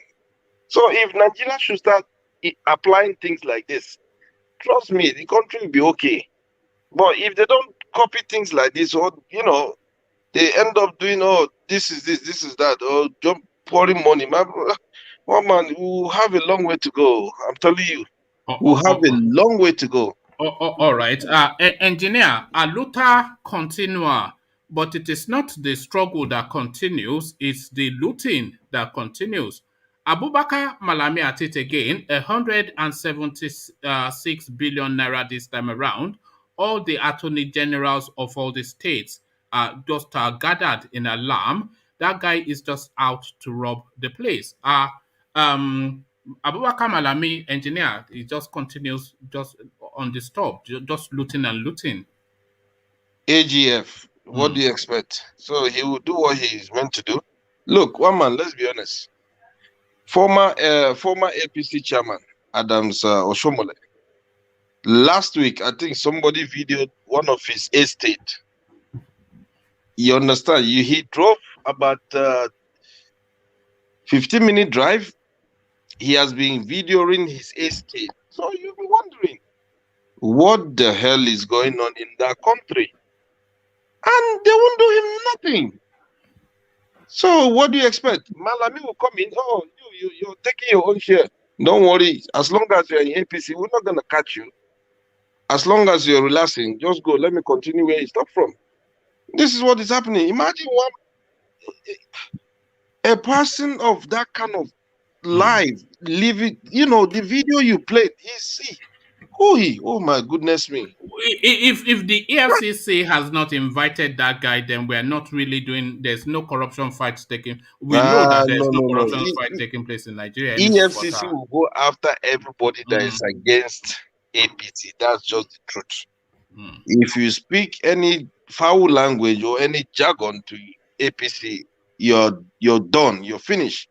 Because they will use EFCC to track you, to fetch you out. This is what is happening in Nigeria as of today. It's very sad. That video, honestly, the building, my goodness me. Just one person on salary. And that's just in Nigeria, as somebody pointed out that that probably pales in comparison to because a lot of them, they like to move their money out of the country internationally as quickly as possible to make it that much more difficult for the authorities to get it back once they get out of power. So that's just the loose change that he had in Nigeria that he just it's just like I said. My question is, can any Nigerian governor steal the money and build a company and employ graduates? No, can they do that? No, it's something that people need to start asking that. Can they do that at least? So people will not be running away from that country. The country is blessed. You understand? Well, look, these people are just, I don't know, honestly, I don't know. I don't know if they have 2 heads or 3 heads. Somebody with 1 head and decide to steal that kind of money. Oh, my goodness me. All right. Engineer. God have mercy. Love one thing. Love one thing. So Buhari arrives at the Owerri International Airport, decked out in Igbo regalia with a mariachi band to go and toast the Igbos. Also smooching going on in Igbo land as Buhari goes to say, I love you to Nnamdi Kanu's people. One man, the thing is, if you look, Buhari, the way the pattern of his dressing goes with the traditional rulers. It's like you know, when you're going to Yoruba wedding, that's what we call Ashwebi. Ashwebi. Thank you. All the people, they dress like Buhari. So just imagine, you know. It is unthinkable. It is unthinkable any Igbo man wants to leave Nigeria, he says, as he tries to, worm his way back into the hearts of the Easterners. What are you making of Buhari's moves? Yeah, I must be honest with you, for Buhari to go to that place and nothing happened and he did his thing and go out, this man will finish his tenure successfully and nobody will touch him or tampered with him. That's just the truth. Because with the way people, imagine the tailor who sold the dress, wow, very nice fit. Well, unfortunately, maybe the trouser is not there. They have to bring trouser from Daura, for him to, because that trouser, I don't see that thing fitting our Presido. But he looks good in that dress, though. You understand? I give him credit, but it's unfortunately that nobody is there to ask him a simple question and to kind of throw a deep question to him. It's sad. It's really sad. It's really sad. But, let me just give you this. Let me give you this headline and a couple of paragraphs. You were just talking about Buhari's outfit, engineer. Let me give you this headline and just a paragraph or two. Imo visit, Simon Ekpa warns against arrest of Buhari's tailor as Nigerians mock outfit. So Simon Ekpa, a self-acclaimed disciple of the embattled leader of the proscribed indigenous people of Biafra, Nnamdi Kanu, has mimicked President Buhari over his Igbo culture outfit during his visit to Imo State. Many accused his tailor of deliberately designing the attire to mock the president. Let's see. All right. I think I may well have misjudged this. I thought maybe the IPOB space were looking to go and attack the tailor that's dressed, but that doesn't seem to be the case. So just round of your thoughts on that, and then I'll go to Rational Mind. Who wants to leave us fairly? Yeah, the truth of the matter is, I always say one word: if you can't beat them, you do what, you join them, because. For you to see those people dressing Ashwebi with the president, so what else do you see? Oh yes, Anko. Anko, exactly. That tells you everything, that they are completely the betrayer of that state. That's just the truth. Because come on, man, did you see them in line? Huh? You'll be wondering what is happening. And the people did you see when he raised that whatever it is, that horn or that ivory whatever, and the crowd cheered? The Dugrudo of that land too, they are being bribed, man. I'm telling you, if they didn't bribe the Dugrudo of that land, immediately he raised that thing, he would have received a slap. That's just the truth. It's sad, man. It's really sad. May God help us, honestly. May God help Nigeria. All right, thank you. Engineer, ladies and gentlemen, the Igwe of One Man Went to More platform. Thank you, engineer. Stay with us just for as long as you can. Rational Mind, you said you might well be leaving us fairly soon. So let's come quickly to you then and just sample your thoughts. Do you have a particular topic you want to tackle, or do you want me to just give you headlines? Just run me through each of them if you can. Okay, so HISHBAH confiscates 2 vehicles loaded with beer in KANO. So that's marry that with the VAT storyline. Yeah, so I think yesterday we had a discussion here about the VAT. You see, the problem with these people in the north is sometimes you kind of try to understand their psyche. Understand, although some of us do understand why they think the way they think. I think one of the many reasons is that they have low level of exposure. They are not really, they don't have a world view of things, and to compound this is their so-called religion, which is susceptible to different interpretation. We have the extremist fanatic version of the religion called Islam, and that as well has been what they've been playing on to bring about all this thing that is going on. And so now that they are talking about the VAT, like I said here yesterday, why would you want to take something that is known as haram? Because virtually most of the VAT is something that maybe Islam would kick against, like piggery, sales of alcohol, and some other things as well, which maybe Islam will kick against. And then we saw what is going on with how they were destroying people's businesses in those part of Nigeria, northern part of Nigeria, all in the name of Sharia. But at the same time, you want the VAT to be paid to you.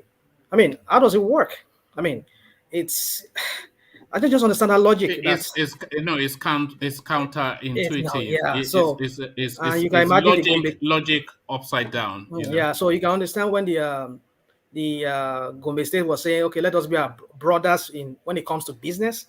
I mean, the same brother that you've been using. Well, they're not the brothers keeper when they are smashing bottles of beer. So you can imagine, yeah. So I mean, you see, it's just one-sided.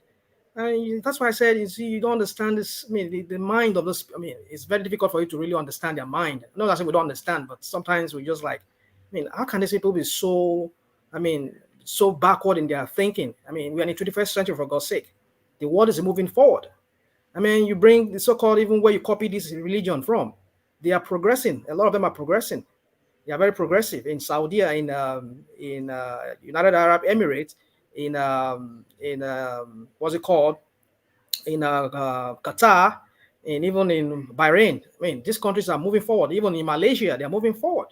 I mean, why do you people just carry this so-called religion in your head and then you want the VAT to be paid to you? I mean, it makes no sense. So what Wike did for me is the right thing, and I think many Nigerians are in support of it. And I see this as a way of bringing about a restructuring of that country of some sort, in some ways, through the legal means. But I just hope it stays. If those people don't take it to court and challenge it in court and maybe bring the National Assembly into it, and they have to enact a law that will be in favor of the Federal Inland Revenue, that is the federal government. I just hope it stands. But like I said, it's going to be a constitutional crisis if each state in the South has legislated on that, and they've already given a go-ahead that the VAT should be paid to the state coffers, not to the federal government. That's going to be a constitutional crisis of some sort. Okay, we see how that space plays out. Yeah, see if you can unravel sense out of this. SSS sues Yoruba Nation agitators for terrorism. So they go to charge that they seem to throw at any and everybody. Terrorism, 2 of the Igbo 12. Can you relate to that? Yeah, I'll speak to that. You just permit me to say this. Yeah. One thing about me is when I talk about problems of Nigeria, I like to talk about a possible solution that could also be. Now, like yesterday, we talk about the ways these people can generate income. I mean, they can tax their cows, but the problem is they don't have data. They need to start keeping data of their. I mean, that's going to expose them at the same time because they can't keep data of what they don't have, of people they don't have. So they should be able to generate revenue through their population, the so-called population they say they have. And so they can tax their farmers, they can tax their cow, their cow, if they do make, what's it called, ranches, they could tax them. So it means they need to start thinking about structure now, having a structured society in that part of Nigeria. That is, if they want to remain part of the union, part of Nigeria. And then I want to speak to that of South.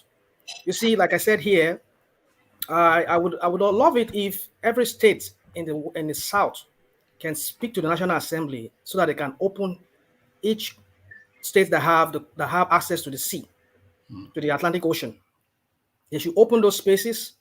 I see on those states, I see on Ogun State, if they could bring together. I know the politics there is so. Rational mind. Everything you are saying is known, and I think it's known to the powers that be. That to grow Nigeria, you have to open up the space, and especially where resources are where facilitations are for growth, which is essentially a lot of the importing done in Nigeria done by Easterners. So it makes infinite sense for you to have a good standard airport and a better seaport there. Makes infinite sense. But you see, the problem these people have is with development means a looser reign, a looser hold on the reins of control. And these people, they are control above everything else. Under Abacha, when one of the banks, some guy called Ovi something, he was one of these top bankers, he wanted to bring in the internet then, and they blocked him because they said it was a spy technology that they'll be using it to look into Nigeria. So it's just control above everything else. It's just really what these people are about. You're right. Yeah. So let's just leave that space since this maybe is on. So can you give me the other topic, please? Yes. I'll just give you a couple more. The SSS are suing the Yoruba Nation agitators for terrorism. So what are you making of that? Yeah, well, we know the games, the gimmick and the games of the SSS, delay tactics. They have, like you said, also when somebody was saying that here, among all those people that have been accused of terrorism, even the so-called Islamist terrorists, how many of them have they been able to successfully prosecute? I mean, they win the case in court. I don't know of any, maybe except for the fraud cases that they've been here and there that has been selective. But I mean, those who have been said to be, that have carried out acts of terrorism against the state, the Nigerian state.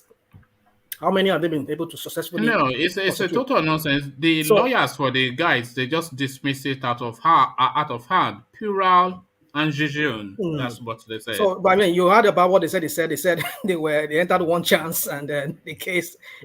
This kind of delay tactics is just, they always bring out one thing. So ridiculous kind of excuses they bring. I know. Look at this guy they charged for how many years now? He's been they put him on CD arrest for how many years? I mean, if you have anything against this guy, why can't you prosecute him? No, they are not letting him go till 2023. Well, are they going to let him go and bury his brother? Is just the question. They didn't allow him. They didn't allow him. I watched the burial today. They didn't allow him. Yes. It was just, you see, so the thing is this. But sometimes I wonder how these people sit down. His brother that they killed. They killed. I wonder how these people sit down every night and they sleep well. Not even Buhari, that was begging Nigerians to be elected there. And then finally he got it. And look at how he's performing, how he's acting like a dictator, as a despot. So you will kind of wonder. So the talking about the DSS or SSS, we call them, I mean, it's delay tactics. They have nothing against these people. I mean, this lady we're talking about, because I watched it when she was videoing it live. I got the notification. I remember that very day. I was like, what is going on in the Ipob house? And then the whole internet was our boss. I was like, oh my goodness, what's going on? So what acts of terrorism do they have against this woman, this lady? So it's just a random nonsense. They use it so often that you just, as soon as they catch somebody, you just wait for them to say terrorism and treason. Yes, as long as they have him there, they will just put him there. They will never prosecute him until they leave. So that it's just all the thing is just, the plan is just to keep all these people, even if they go, if they don't let him go. Somebody was saying during the Mayegun's, I was listening to the one lady by the name Princess was saying that they said there's a new court date fixed, and they said Patrice Talon came to Abuja to see Buhari, and Buhari gave him this condescending treatment, and then the guy had to leave with his tail between his legs and in shame. But then it's some people are saying that maybe if he goes back to to his. I mean, well, as soon as the court says anything, the court says is going to ready to sign off on it. And if they say this guy should be released, release him and let him go off and continue his journey back to Germany. And if it's that he's going to grant him amnesty there, he will grant him amnesty. So that is to say, what he's trying to say is that maybe initially he came to Abuja to curry the favor of Buhari over some trade issues, and Buhari is giving him that cold feet that I want you to give me this guy, and you are still acting like you are this judicial man or whatever. You see, the thing is, the way I see this whole thing playing out is that it's just a delay tactics. It's either they just have him there, have these people there, Showore, Igboho, Nnamdi Kanu, and those people who are agitating. They will all have them there until 2023 or beyond, perhaps too. But I just see that no, they can't have them beyond 2023 because that would not be in their control. Everybody lives in 2023. But before I move on, if they have a stooge of them in there who's also has to continue their. It's a reset in 2023. We just have to wait and see. And the person that comes in, he wants to start on a solid footing. So he might well just do this if we have a neutral all right, sorry, let's just leave that space. Okay. Just really because I want to steam through. But let me acknowledge Alexander's super chat. Anytime that Abia comes into the session, all the boys get excited. No less Alexander, who super chats is excitement. So this is what Alexander is saying via super chat to Bia. He says, it is 1 a.m. in the UK. Bia looks like it is only 4 p.m. I had to do a double take to check my time to confirm UK time. And then he goes on to say something in Igbo, which I'm not going to attempt, but I'm sure complimentary to Bia. So Bia, you started to storm up the boys again, as you always do. I'm not. They're my brothers. Even Queen Kings is getting excited. Queen Kings, you better behave yourself. Do you have the budget before you are looking at babes? Do you have the budget? But thank you for the super chat, Alexander. And Quickens, I was only joking. I know you're a multi-millionaire, Quickens. So let me move you on. Let me move you on. Rational minds to the east, and Buhari are toasting and romancing there, dressed up in Igbo outfit and speaking loving words. And Nigeria would not be the same without the Igbos, he says. As he bleeding heart in Owerri. What are you making of that, Buhari? Well, it's the same level of sycophancy we've seen. I mean, they do it to each other. They perform whatever they perform on each other. So it's like they are gay, kind of. Let me use the word. No disrespect to anybody here who identifies differently, but I'm just saying that these are idiots who always like kind of massage their ego or whatever. That they have. So I see nothing to it. It's just this is what Ovie often says here. He says no matter how much they lash the Southerners, all they have to do is say one kind word and everything is forgiven. This is what is playing out. Yeah, that's what it is. They know what to do to them to make them So for me, it's just mere words. It's just like when somebody was saying that Nigeria should pray that we should have somebody like Buhari again. Is this guy? That was David Umahi. And then was it? Then I think Wike responded and said that this guy has a mental issue. Why would you wish something like that to Nigeria again? Look at what we're going through under Buhari, and this same idiot is wishing that Nigeria should have somebody like Buhari, which means you want the killing and the Fulanization or the Islamization agenda to continue beyond 2023. That's what it's saying. So I don't understand the way people just talk sometimes. But we all know what it is: politics, and just to make themselves look good in the book of their paymaster, or whoever. Like this idiot in Imo is doing, Uzodinma. Look at what he's doing. So you wonder that, my goodness. But I just hope that he knows that if ever any election is conducted in that state, he's going to lose. I just hope Imo-lites would rise to that occasion and just kick the idiot out of office. But I just hope they don't rig that election, because I know these people, they have the control of power. They can always summon Mahmoud or whoever is in charge of the place and just control him and have the whole result as they want read out. So the thing is, 2019 revisited. Yeah, Imo-lites should do what is right for themselves. Come after this guy the election comes so that they can vote this idiot out. This guy has shown himself to be the most the most coward of Imolite governors. It's almost certain that it's going to be a one-term governor. I just hope so too. Yeah, because nothing to keep him in place in 2023. You know, why would you cannot rig him back in because the laws will not be able to defend him, and we all know that the Immolites, they don't want it. I think the election is going to be. Yes, I think the election is going to be after even the presidential election is done. Exactly. Because it's going to be because he came in after his tenure started from when he took over from this guy that was there before. So if PDP or any other party clenched the presidency, I don't see him. I mean, coming back, except maybe cross carpet to that party again and start. These people they know how to cross carpet here and there. No, they're all prostitutes. That's for sure. Okay, speaking on the elections, Anambra State, we're talking about carrot and stick approach to the eastern space. So Buhari is saying loving words in Owerri, but his national security advisor talking tough in Anambra. Buhari regime ready to crush IPOB others. This is MUNGONO speaking to upcoming elections in Anambra State. So he says even if you breathe too hard, you will get shot. So what are you making of the threats coming from the National Security Advisor? Is he saying that, is he sending a warning to the Ipobians or what? Well, that is exactly what he's doing, that they are ready. He's going to deploy heavy personnel into the space for the elections. Let them do because of course, the history of burning down INEC buildings, etc. Okay. Well, it's I think it's even a language to the fact that they're going to rig the election for... Yeah, also another stooge they have there, which is what's this guy's name that arrested and locked this guy out of. Andy Uba is their man in that. Andy Uba. Andy Uba. Yeah, that's the same guy that locked this guy, the labor minister out back then during the Obasanjo time. That locked him out. I mean, a sitting governor was just being treated like that. So I remember back then. So I mean, just to tell you how powerful the guy was back then, and I think he's still powerful in the Anambra State.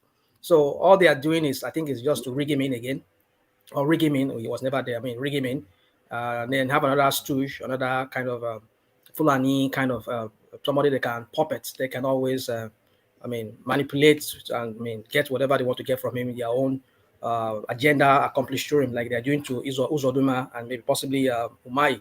So what I'm trying to say is that you see, it's just a language to that space, threatening, kind of like it's a threat to other political party.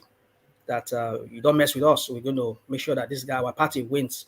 So, but for me, just to say on that is, I just hope this sit at home would work, also for that for the election of the Anambra State. But then either they sit at home, they don't sit at home. I know these people they will read out results, even though it's just 100 people that voted. They will read out that result and they will say that's the number, and then they will just give it. So. You see, I see that election thing boycott in Nigeria. I know as long as we have those traitors among us who will always sell out, like we saw the rented crowds, even though they're not really Imolites, but the brand went to bring them from either other state like Kogi State, wherever they brought them from. We always have sellouts among us. So I won't be surprised they bring out people from different states to come start on printing or whatever they said they used, the new electronic voting. They said, I mean, they will always devise a means of rigging their man in. But I just hope that Anambra people will do what is right for themselves and choose the right person. For me, I would have said maybe they just go for this guy, the APCA guy, which is that is if they're able to resolve their issues. Charles Soludo. Soludo will be. No, he's the man to beat because Anambra is an APGA state. Of course. So unless of course, but he has issues. He has issues with they've not resolved. They've not really fully resolved that issue of who is the candidate. Yes. This courts, you see Nigerian judicial system. If they're able to resolve it within before the thing, then he can still win because, like I said, the party structure is already there and it's not a name that has to be introduced. They all know him. But what happens if he wins? If what's his name? Soludo wins it because of his name and the APGA name, and then the other, or let me not call him but the other guy who is contesting this, and then the Supreme Court eventually give it to him, like what happened to Amechi? Was it Amechi? Well, there you are. That's how he plays it. So you can imagine. So that's just what I'm looking at here too. So you see, every scenario is possible. There's every possibility here when you look at this whole scenario playing out in Anambra State. But for me, I would just say that what MUNGONO is saying, I think, is just a threat to the opponents. But I think if they can fully do that compliance of sit at home, not But still, even though they do that, I think they will still have to read out the results. So.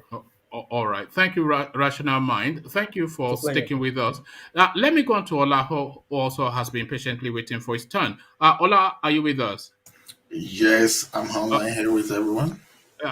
Good to see you, Ola. So the talking points you've been following along are bears confiscated in Kano State as they plead for VAT in the north.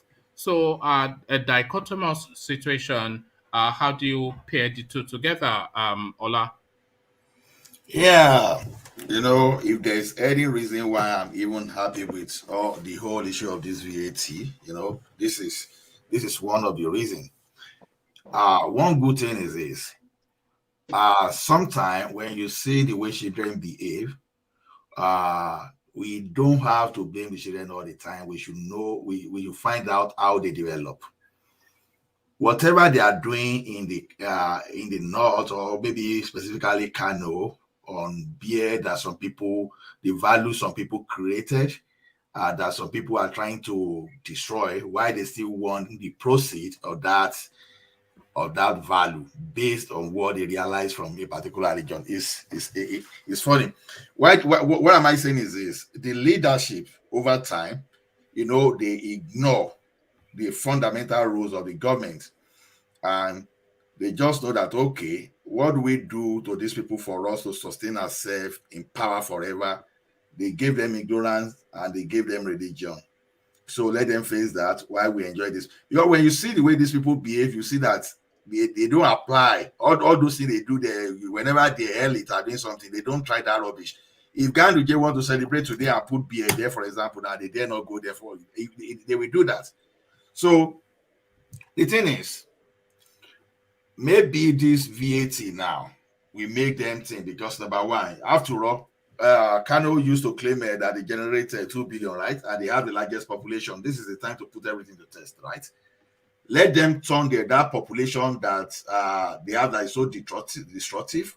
Let them turn that population. Let them use it for productivity. So I don't blame them for destroying the beer, for destroying all those things. I blame their leaders. Their leaders that, when these people request for religion, let us give them, so that they are afraid of losing election. And that's what they're doing. And when you see these people now, I was shocked when this guy, the governor of Gombe State, was running around to beg for all this. I said, seriously? And you have all this army of youth with you. All you can do in your life is to give them religion and deprive them of Western education. This is what we're saying now. So the hypocrisy there, it's one thing about Nigeria generally, how we can say our hypocrisy is on the high side. I was going through a data yesterday. I was shocked, for example, we will never believe for once in life that Nigeria, for example, is the highest viewer of porno. Whenever you say anything porno. Oh yes, I came across that a few months ago. The consumption of pornography in Nigeria is just next level. Exactly. And as we speak today again, Northeast, they are the region the with Igbos, some of yes, they are no, I think it's the Igbos that consume it the most.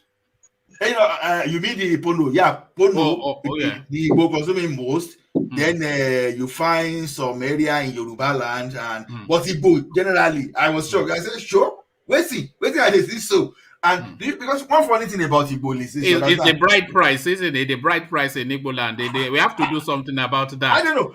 When they ask you to go and sell your family house just to marry a woman. Maybe because they have too many beautiful ladies, right? Yeah, I know, it's the bright price. The boys have to help themselves because they can't get bright price. Igbo are very hardworking, but I just wonder, where did they have time for porno? It's a surprise to me. But now, if we move to this alcohol now, you will find out that, for example, you'll be shocked that Northeast are even one of those regions that even consume this alcohol most, for example. What are we talking there? So I can't really understand this hypocrisy going on in this country. You say Sharia is meant for Muslim, and you have Christian. Even you classify some people, is it Zangbogeri, you call okay, for those people that are not a Muslim that they are there, you still go to that place again to interrupt, to want to see whatever they are doing. If you didn't stop at that, you were even going to the barracks now for Just imagine Amotekun going to barracks, police barrack or army barrack. That say they want to be confiscating gear. So this thing is, to me, all this hypocrisy that the leaders, they look away from doing the right thing, and their guys, because number one is okay, give them whatever they want as long as we have their vote. We don't want these people to go against us, and they allow these people, and they are now, they are now self-destructing now. That's exactly what I see now. They are self-destructing. So that's why I love the VAT. Maybe the VAT eventually will make people think. Maybe they will even be the one to invite beer into their state tomorrow, or maybe their country, or whatever they get. That's just my all right, thank you, Ola.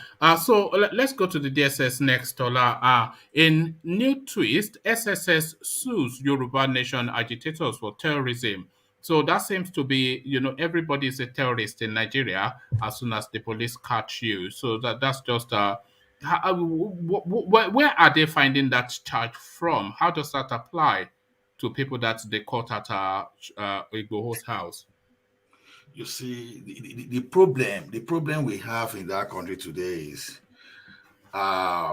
when someone is in position of power, when you entrust someone with the position of power, and some of them, they misuse it without even thinking of the significant action of whatever they are doing. It's just because they are on this side today. For example, now, they don't care, you do whatever you like.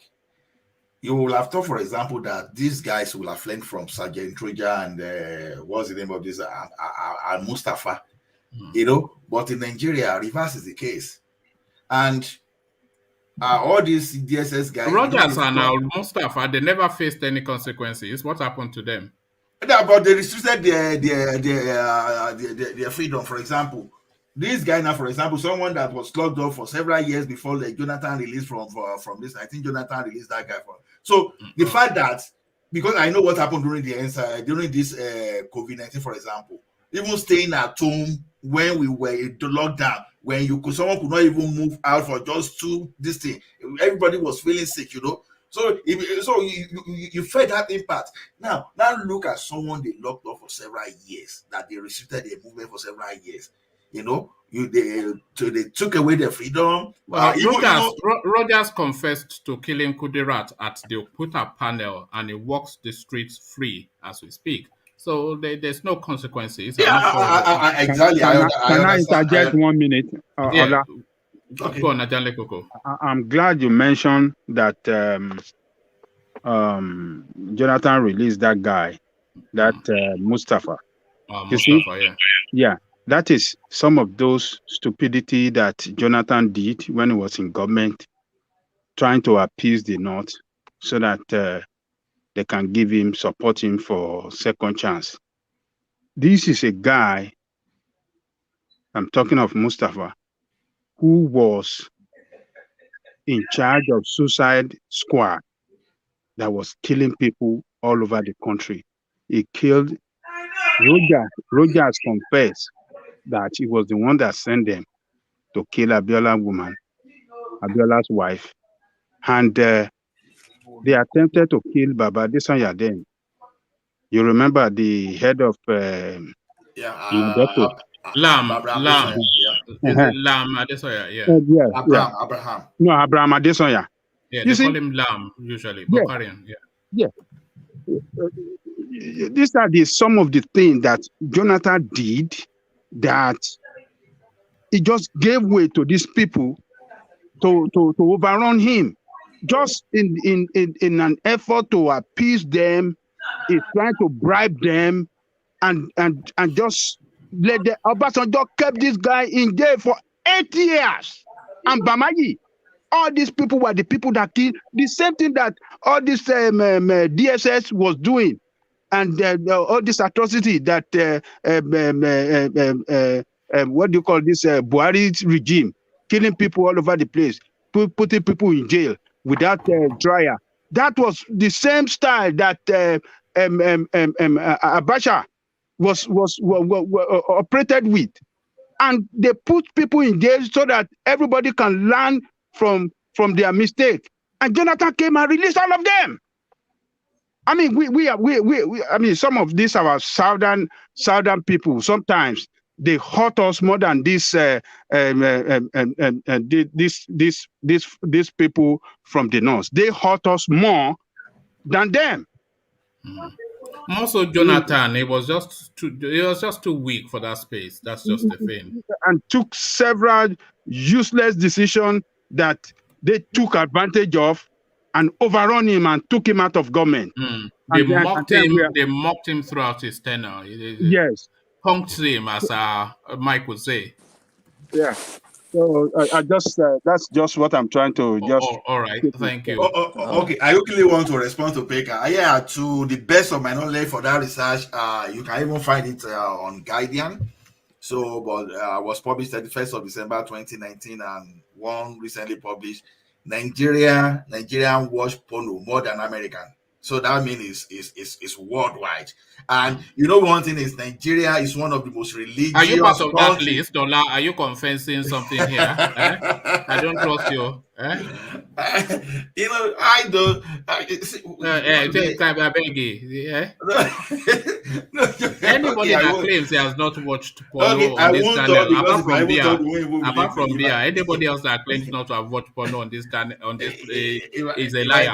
If I talk, you won't believe me. But you see our hypocrisy. And Nigeria is one of the most religious countries in the world. Charles Kate, a young man.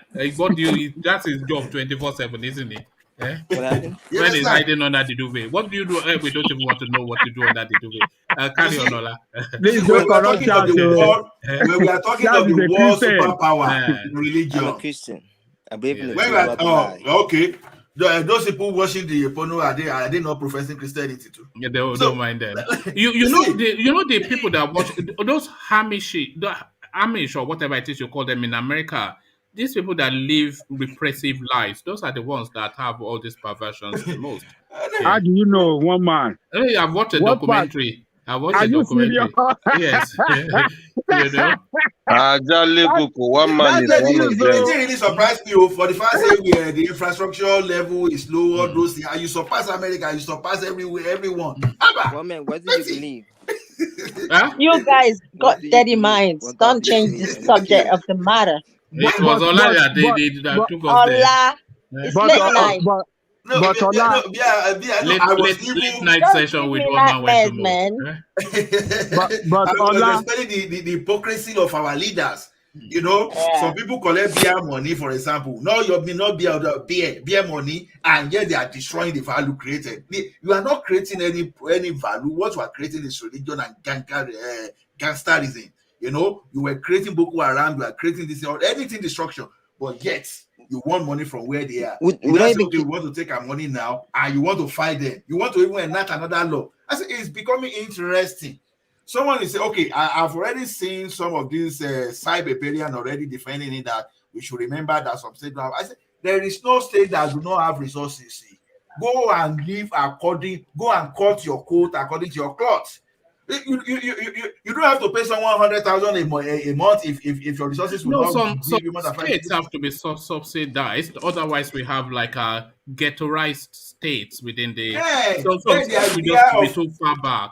Then the idea of regional integration that the Western region wanted to do the other time. This is where the state can go and negotiate now and reintegrate instead of creating some fraud. You know, all these parasitic state that they created. You know, Yoruba will say something, say Papa, you know. Parasite, they multiply very fast. But what parasite do is to kill, is to kill. But it's get to a stage that the host will fight back. That is exactly what's happening. When these people were multiplying the state, they are sharing money and they are creating religion and they are creating bandits and Boko Haram and all those stuff now. And the state now that now feeding them and I say, okay, enough. You are not going to use our money to reform Boko Haram again. You are not going to use our money to reform the bandits. Go and use that. It is not time for them now to turn all those bandits to producer. Let them, in fact, if they produce enough, we can surpass China in Africa now. So let them go and think. So anybody that change that thing from that bad, in fact, I'll be one of those people that go to China and cost the person. Thank you. Let's take on that. Do you know Nigeria respect the culture and tradition. That'll fix Nigeria problem. Like Europe. When Nigeria don't respect the culture and tradition, that's when Nigeria is failing. That's the only way to solve Nigeria. Yeah, what do you mean by that? Respect culture and tradition. Nigeria, all the young people are not respecting the culture. If they respect the culture, What culture? Describe the culture you mean. What culture? If you don't have identity of a culture, then you're failed state. You have identity. Well, an example of the culture is engineer who you are saying. So is that what you mean? Yeah, but a lot of Nigerians, that's the reason why that's why a lot of the urban countries respect the culture and tradition. I don't think that's why you know something funny. I don't think there are very few people that take pride in their culture and tradition more than Nigerians. You see them on a Sunday going to church decked out in their traditional outfit, going to parties. They don't wear they only wear suit and tie to work. Nowhere else they wear buba and shokoto all over.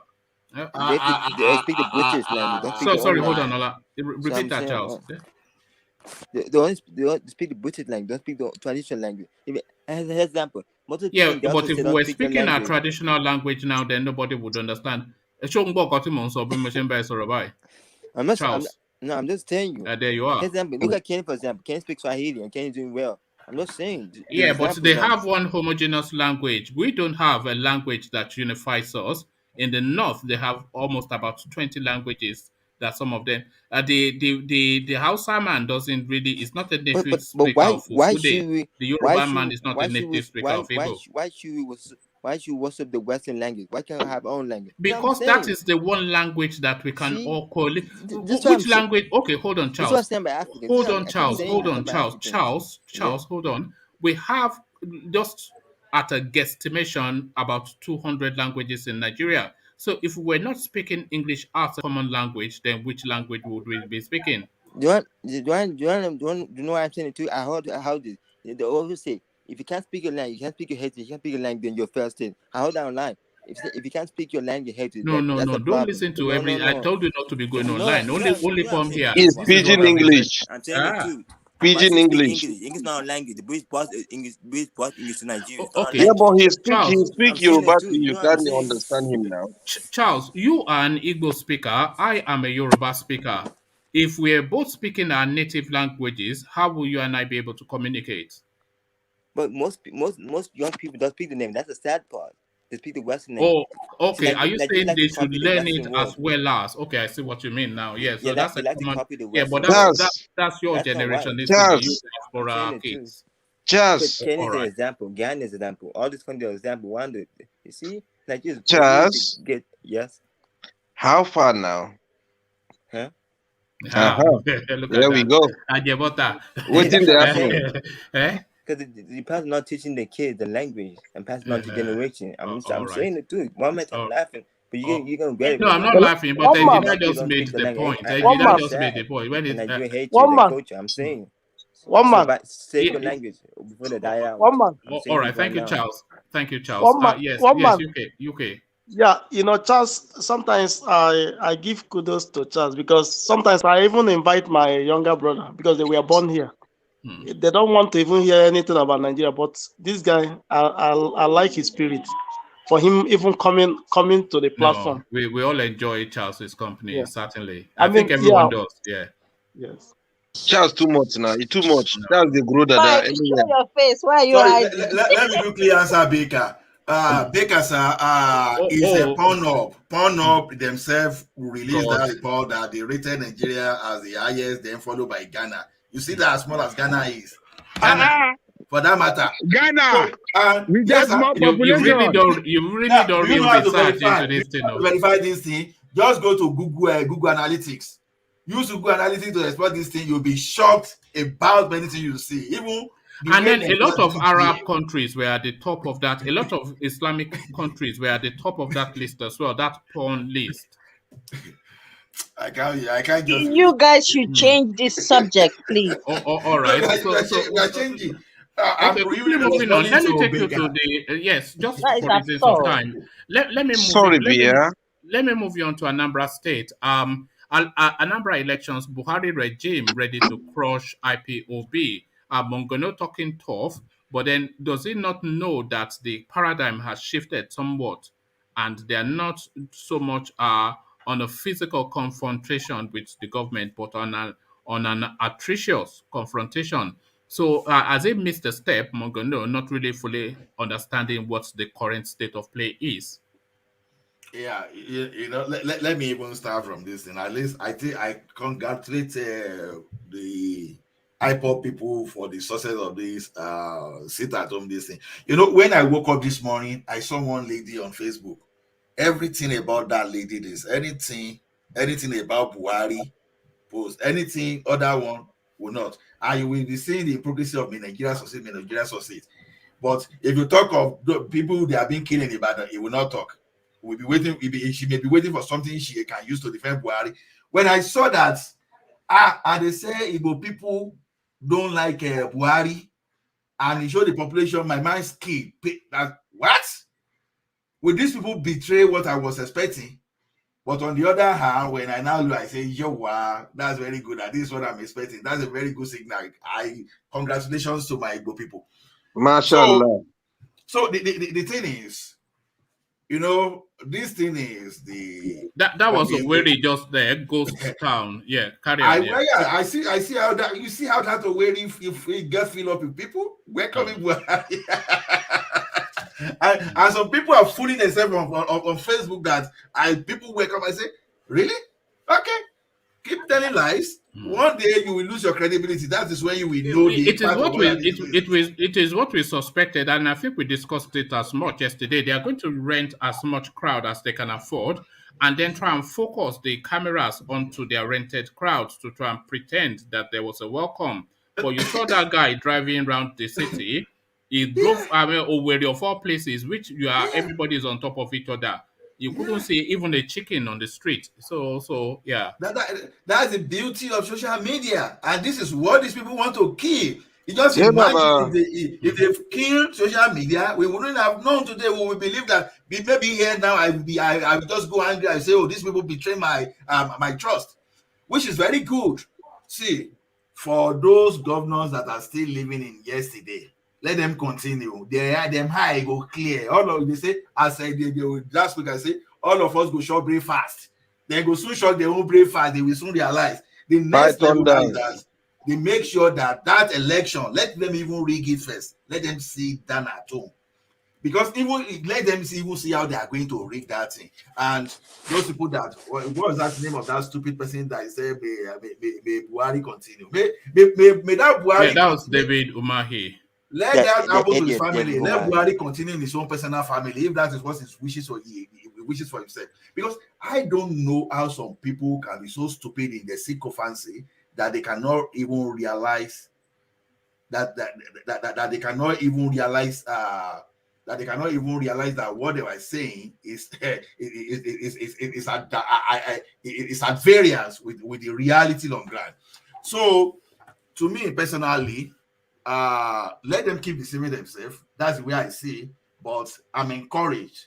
I'm persuaded that we are going to get there, at least with what they do. I don't really want to consider whatever all those governors are saying now, for example, to me, it's irrelevant.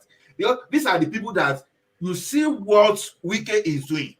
You see what others are doing about all this open grazing, this thing. You are supposed to be doing that. That's what's supposed to be your focus.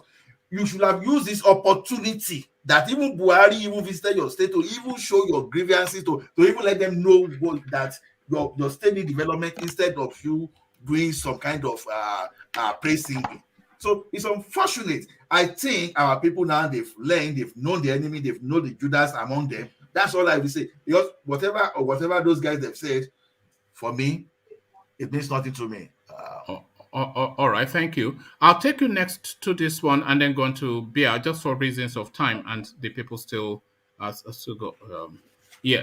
So let me take you to the Attorney General of the Federation, Abubakar Malami. I'm sure you saw that video clip that that guy is just there to is just there on a rob. He's just there to rob the place. Nothing else. There's absolutely nothing that guy has done since 2015 other than just to steal, and he continues to steal. Our attorney generals, and that is state attorney generals of all 36 states, sue Nigeria's Attorney General Malami over non-remittance of 176 billion naira from stamp duties. So those stamp duties, of course, collected locally by those states, remitted into the federal space for it to then be rejigged and sent back.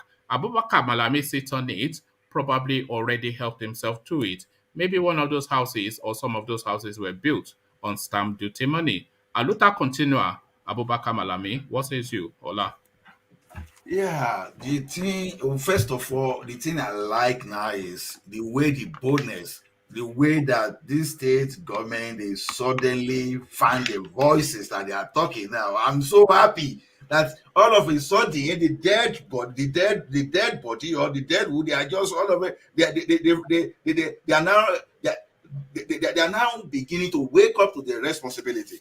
That said, but one thing about this morning, first of all, I want to ask: is it Malami himself or or in the name of federal government that they are holding that money?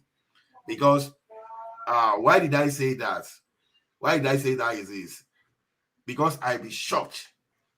Because despite all this single treasury account or whatever, TSA, right? Treasury single account or whatever, and someone can still find his way to hold on to that money. And someone is saying is fighting corruption. How did that money get to Malami in the first place? We should be asking about that.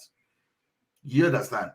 And we have the president that I'm not sure that they're suggesting that the money is in his personal account, but he probably has oversight over it or some sign off to sign it off. But I'm not. But although you can't put it past him, that guy is just a crook. Then, because where the problem even started from is this: when you started robbing people, you deposit money, stamp a duty stamp, you do that duty stamp. When Nigerian fail to talk, right? When Nigerian fail to talk, now they are now taking their fraud to another level, right? Because stamp duty normally is illegal. If I remember, I'm not sure. So people should not just take me on this one. I thought someone went to court to fight that stamp duty, because normally they should not be even deducting stamp duty from anybody's account. If it's done, then maybe I'm the one getting the thing wrong. If it's done, that already is stealing. Even talk less of remitting. You are remitting it is one thing. Even stealing it from customer account is another thing entirely. Because these governments, they've been stealing money in the name of different type of taxation. And I thought someone actually fought that. I'm not sure. I will cross-check my facts. And they're saying, so fighting on it now this is where it is interesting. Even fighting on it is, to me, if it is true that God strike that stamp duty ladder or whatever, call it illegal, I can't understand. Then all those money in the first instance should even go back to the account of those people they debited for that thing. So, but the only thing I like here is the fact that the State Attorney General they are fighting the big thief at the central. So let them just fight themselves and do that. So, but for Malami, even without even talking of a stamp duty or this thing, we've known his offense now. Is he not the same guy that wanted to agree with what's the name of this guy? What's the name of this guy that discovered Abacha's account? That they wanted to defraud Nigeria of about 10 billion from the foreign reserve, about $10 billion in the type of one kind of oil and gas project that they gave to one kind of offshore company that did some kind of suspicious registration. So this same that Malami, if you are saying it's just think of it, is it $170 something million or what are you talking about? Billion naira. That's a small change to that. So even if you never told me that this guy is even trying to steal money, you understand, there is nothing they can use to claim himself, because I know that guy is, when you are talking of thief of thieves, you understand, thief of thieves is one of them. So this is the symptom of corruption, incompetence. The other time someone said that if Malami is the most corrupt Nigerian, then Buhari itself is the corruption. So to me, you shouldn't be expecting more. You shouldn't be expecting more from Malami, because everything Malami stands for, right from when he said, is either fraudulent activity or unethical behavior. So to me, like I said, I'm not sure if that stamp duty is still legal. You have to Google. I have to see, but it seemed like that's why I said nobody should hold me to this. Like someone fought that and the court declared that illegal. I'm not sure. So whatever the state attorneys and Malami are doing, both of them, they are fighting a legal war. So let's see who is going to win. That's the way I see. I don't even have more to say on that. All right. Thank you, Ola. Always a delight to hear from you. Stay with us just for as long as you can. Let's go on to Bia and sample her opinions on the talking points. Bia, do we still have you? Hi, woman. Hello, Bia. Good to see you. You've been causing a lot of excitement in the with the comment section. None less than even the mighty Alexander. But good to see you, Bia. Buhari now in the eastern quarters, all decked out in what is the name of that regalia? What's the native name even? Decked out in Igbo native regalia, complete with the Babalawo horn, doing its Oba Atokpeye with the Igbo light. So love letter from Buhari to the east. Are you buying it, Bia? Well, his coming there doesn't matter to the citizens of the land, the Imolites and the Ipobians. He wearing our native attire, the What is it called? Isiago. Sorry, what's that attire called? Isiago. Isiago, yeah. Yes, it means nothing. He doesn't believe that anyone else with a different religion, he doesn't respect people from different religion. He calls them infidel. So if he's wearing our Isiago, it means nothing to us. You know, the whole street was silent. It shows disrespect to him, devaluing him. Politically, he may think he has the power, but power belongs to the people.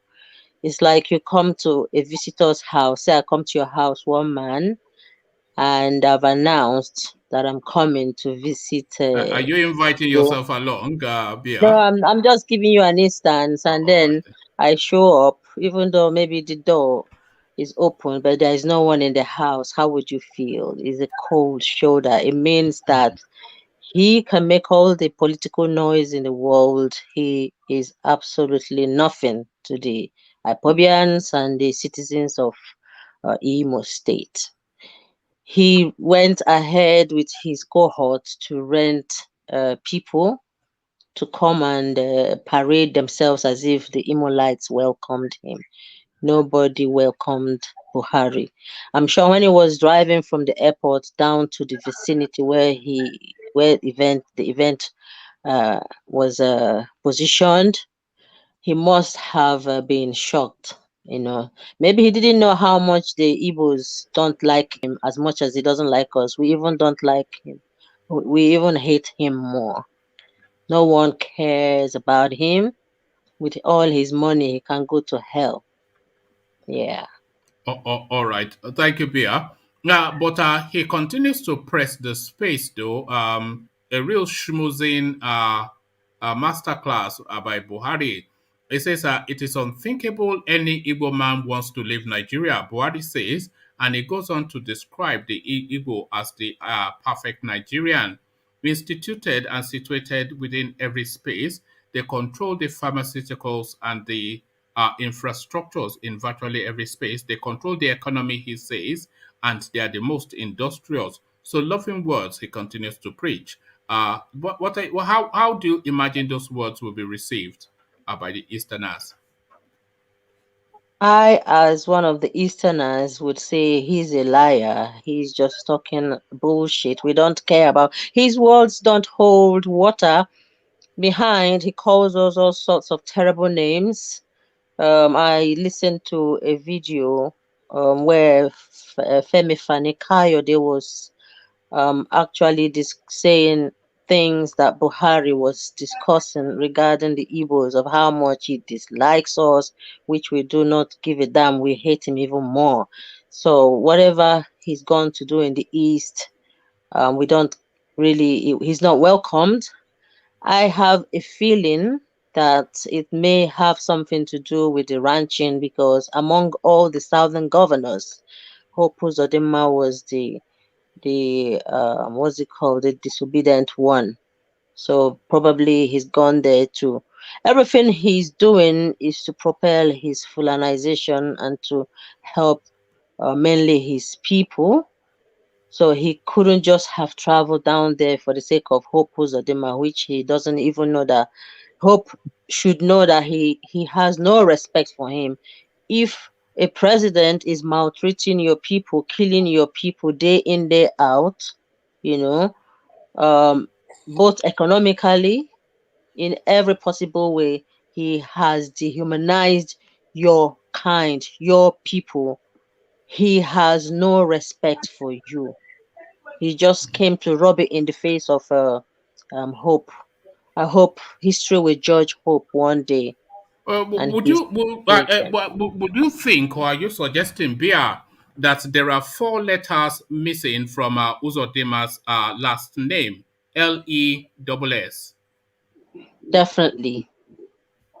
He is a Fulani stooge, as you guys say. And yes, Uzodinma. Hope Uzodinma, including even Omahi. I think I saw. I may have seen Omahi in the gathering as well. I think he attended as well. I saw someone that. All of them will gather now to go and do all right. Yeah. So it's I think the guy just being loyal to his party. That's all. I don't think he's necessarily. He's not being loyal. What party? Who voted him? How did he get there? Democracy. How come? Come on, Mike. That guy was never. If his fellow party member say he's coming to his state, he's not gonna tell him, hey, get lost. I mean, that's his party. They have to be loyal to one another. Even if he may not like him. The same thing with Sanwo-Olu now. So I don't think Sanwo-Olu really like Buhari like that. But when Buhari was coming to Lagos, I mean, because they're of the same party, he had to, fake the loyalness. Yeah, but if he's coming to Igbo land, what for?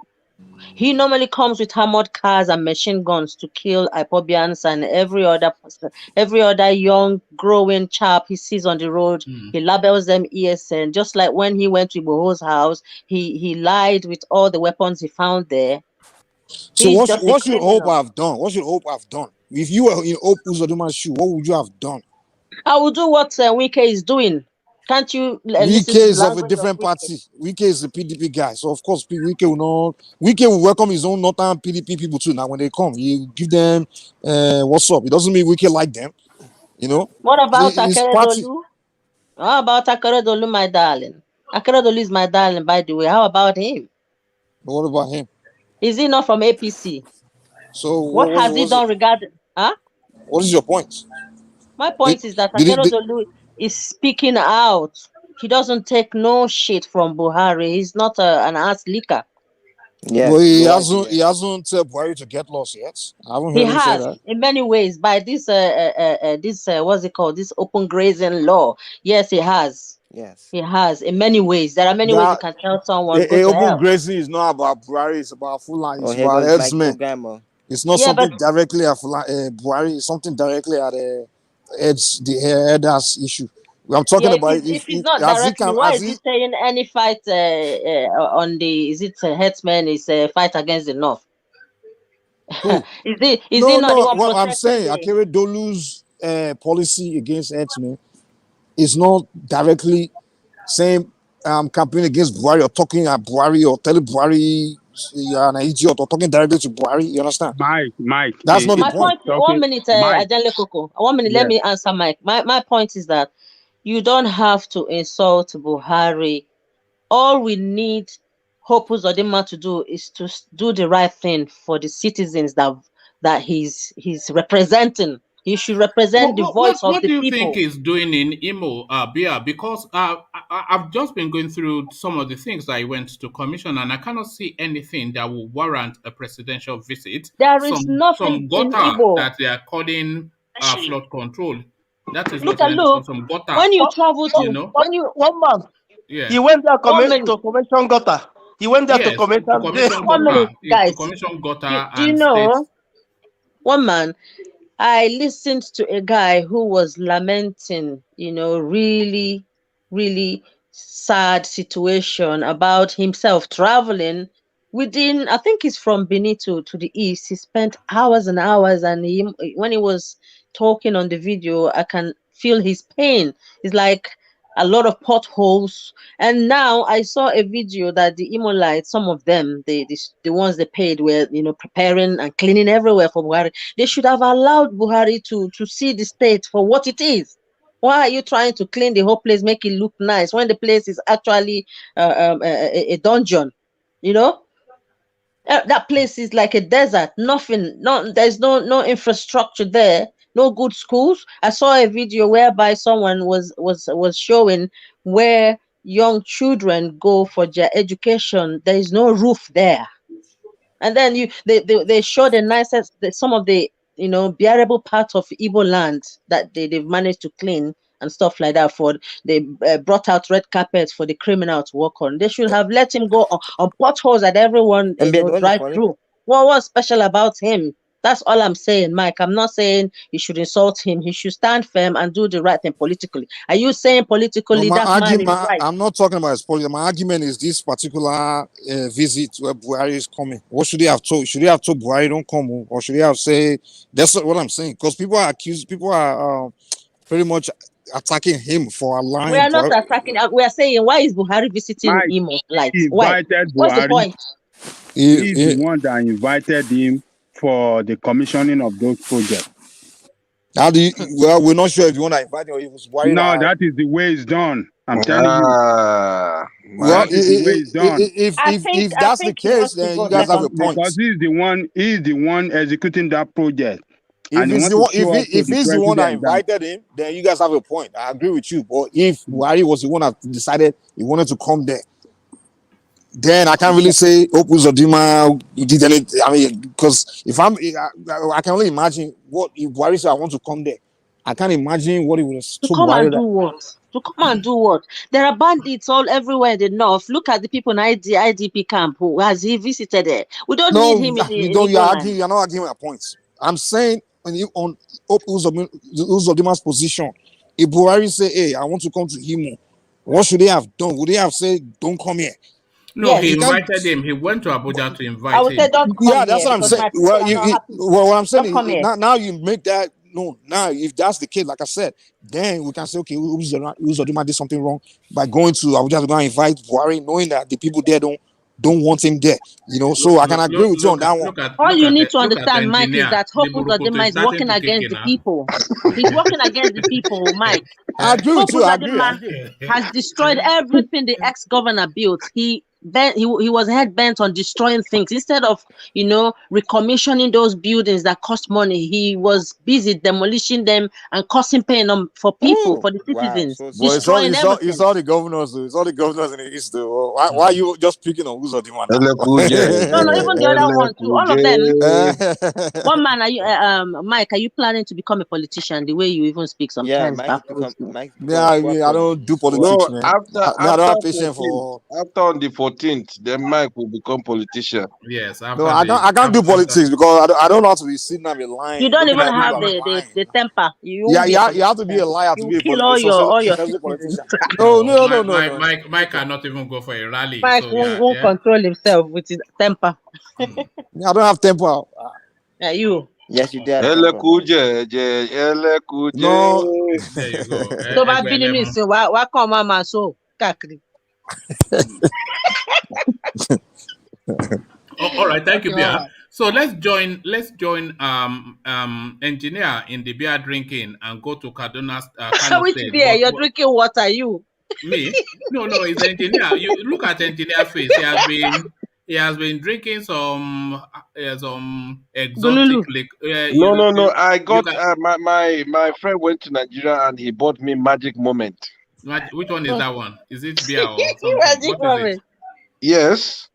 Oh, all right. You see, you are not the young man that you once were, engineer. You can't handle that pace anymore. You just engineer now, energizer. You the drink. I'm not waiting. Of course. Anything. What day tonight? Are you drinking? It goes serious work. Look at that. So yes, Kano State beer they are stopping beer there. You know, what are you making of that? Confiscating cartons of beer as they continue to beg for VAT? Just a total nonsense, or is it? Imagine the disgrace that people from that the politicians from that northern part of Nigeria don't want anything to do with alcohol because of their belief system, but they want to reap out of the VAT that comes from it somewhere when it's being consumed somewhere in the south. That's ludicrous. It doesn't add up. So I think in Nigeria, the structures need to be revisited. You know, they should create laws that would never allow people who are uneducated, who don't even know their left from their right to be in politics. People who can't even read and write. If you want to be in politics, you need to go through proper education, not just education by books. You know, learn more about people, the different ethnicities we have in Nigeria. You know, improve your communication skills. Don't just go into politics because you can run 100 meters or 2,000. How many miles? You know, you can run for 20 days because I can see with their Buruntashi in the north, they have a lot of energy. Yeah, with the cows and all that. Buruntashi, right? Yes, Yeah, I don't know where beer is getting and all that. I didn't know about Buruntashi. Wow. You might go away. You don't drink this night. Look, what's Burantashi? Burantashi to say. The only person I've known named Buruntashi is Ovie Buruntash. What is Buruntashi, engineer? It's a kind of he knows like it's a not a Viagra. You know? Who told you one man don't know what Buruntashi is? How would I know, Amano? It's not my language. Don't worry. You mean you don't go to Monia to buy Buruntashi? No. Once I eat amala, everything you need is in amala. Everything you need in life is in amala. So just eat amala and forget everything. That's why Buhari don't want if you eat amala, you don't go to the doctor one day for in your life. But let's move quickly from there. Mom is so funny. Well, do you even know what amala is, Charles? Is it soup? It's a soup. My God. Of course. He's thinking about abacha. Abacha is what he's thinking about. But I from this morning for salad. I told you it's an Ajabota boy. So let me take you then at State Attorney General's Bia suing Abubakar Malami, just saying that he's looting too much. Do you agree? This guy just an armed robber as the chief lawman. Yeah, upon all the money he's got, whenever he speaks, he's shaking like someone who's taking some drugs. You know that man. They need to check his mental state. He choose Goro. I think he choose. Have you seen his teeth? You know, yeah, even he doesn't look like someone who is normal. His mental state. He looks like an alcoholic or something. He looks like a drunk guy. He even looks like a sadist. One man, this man smoke weed. You see how his eyes thin. His eyes are thin all the time. He smoke weed. See, in Nigeria, the people who smoke weed are the northerners. They smoke that thing like there's no tomorrow. Not only the northerners. What do they call it weed in the north self? What do they call it? Wee. Wow.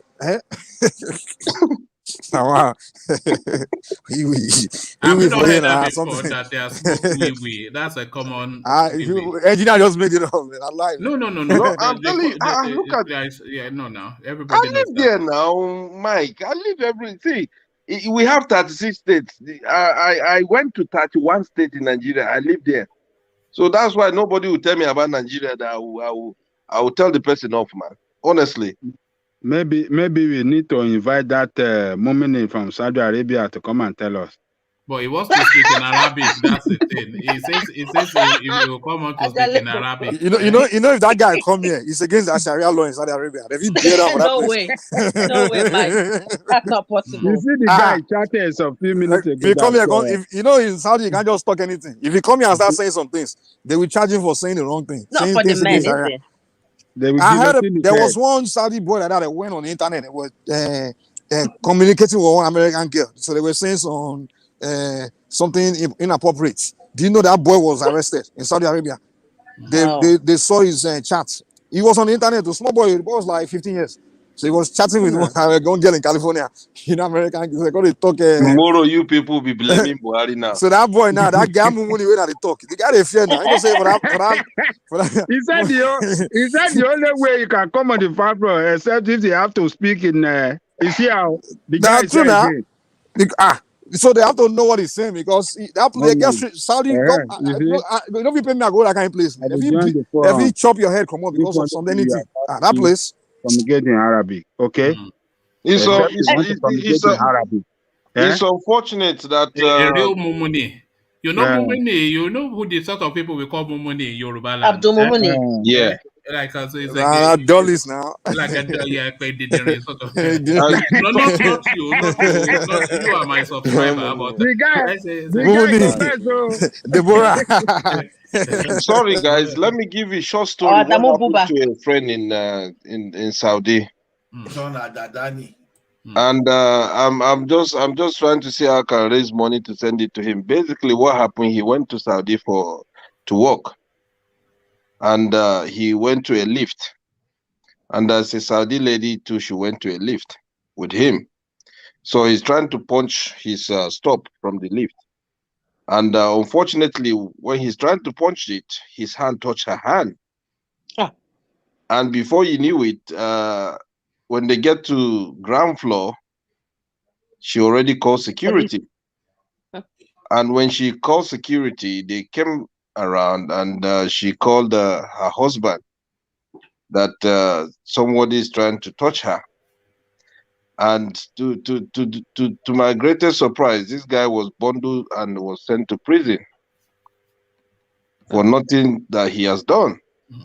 And he said to the police, can they check the CCTV in the lift? And this is what happened. When you have money in that place, you can get away with so many things. As I'm telling you now, his visa almost expired, and the company he works for, they said they're not going to renew his visa. So he's struggling, honestly. His name is Toib. He's a Yoruba guy. He's a Muslim. Wow. He used to live in UK here. So he phoned me, was it last week, and he told me his story. I was sad. I said, look, if Nigeria is good, nobody will leave Nigeria to go and face all this kind of, things that is very, very weird, Which one carry me go Saudi Arabia? There's a lot of grim stories coming out of that Arab space, engineer. Just in Dubai now, they're rounding up Africans and deporting them because some person did something. What they do is collective punishment. The people that they don't have a job or they're there illegally, they live in places they call bed space.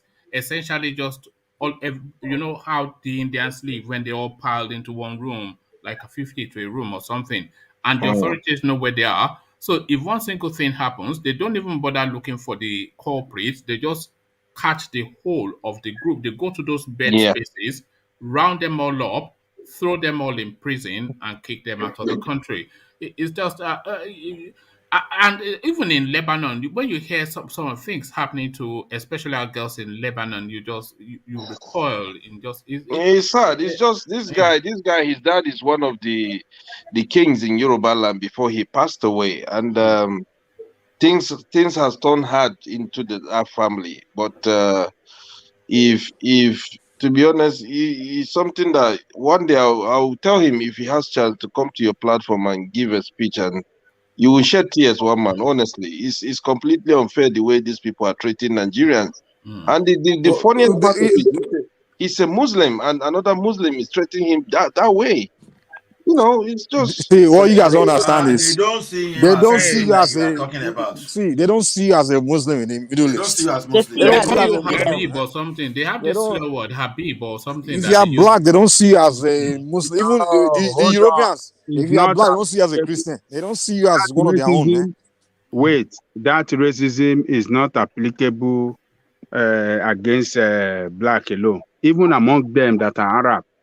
You see, the Saudi Arabia person cannot pray behind a person from Jordan or Egypt. Just like you see Muslim in Yoruba land, and you see Yoruba Muslim, and Hausa will not like to pray behind him. That's the same thing. I think Sam has given us a story like that Yes, before. the Saudis feel they are the true custodian of Islam, and they must not pray behind all those from Egypt, behind any of their even Arab country. They have to lead. So that racism is in their head against even their people.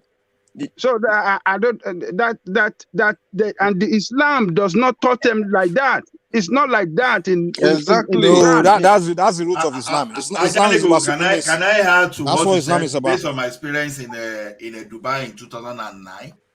Yeah. You know, we went for training there, and one guy drove in from Saudi Arabia. Even as the guy was coming, almost every police checkpoint, they stopped this guy. I now asked the guy question that should be you among them. How they say, oh boy, that it was even easier for we that is black to even get to that place and stay than for someone outside United Arab Emirates to stay. Because we speak the same Arabic language. That how would they know? That's why United Arab Emirates will not grant you the citizenship. That for black, they know you physically, so they don't have problem. Yeah. But you, like them, they don't know. That's why that every Arab coming into that country, they will scrutinize you to the core. And all those security, something like all those this thing, it's not because of black, and because black they are easily seen. You understand? It's because of those people. So that once you are coming like this, they know that, oh, okay, you don't have family here. So that they profile you. No, they're trying to make sure. No, those Arabs that come from poor Arab countries like Yemen, all those places, they are trying to. There's a lot of intra-Arab terrorism going on as well, because there's a lot of stealth fights going on within that space. So they distrust each other. They still have different ethnicity, different tribes. Into a lift. And what are we not getting, Charles? You know why Africa are having racism on? You know why? Because the leaders. What? The leaders make Africa have racism of black. That's the truth. You can start getting it. The reason why white people are left in Africa is the leaders.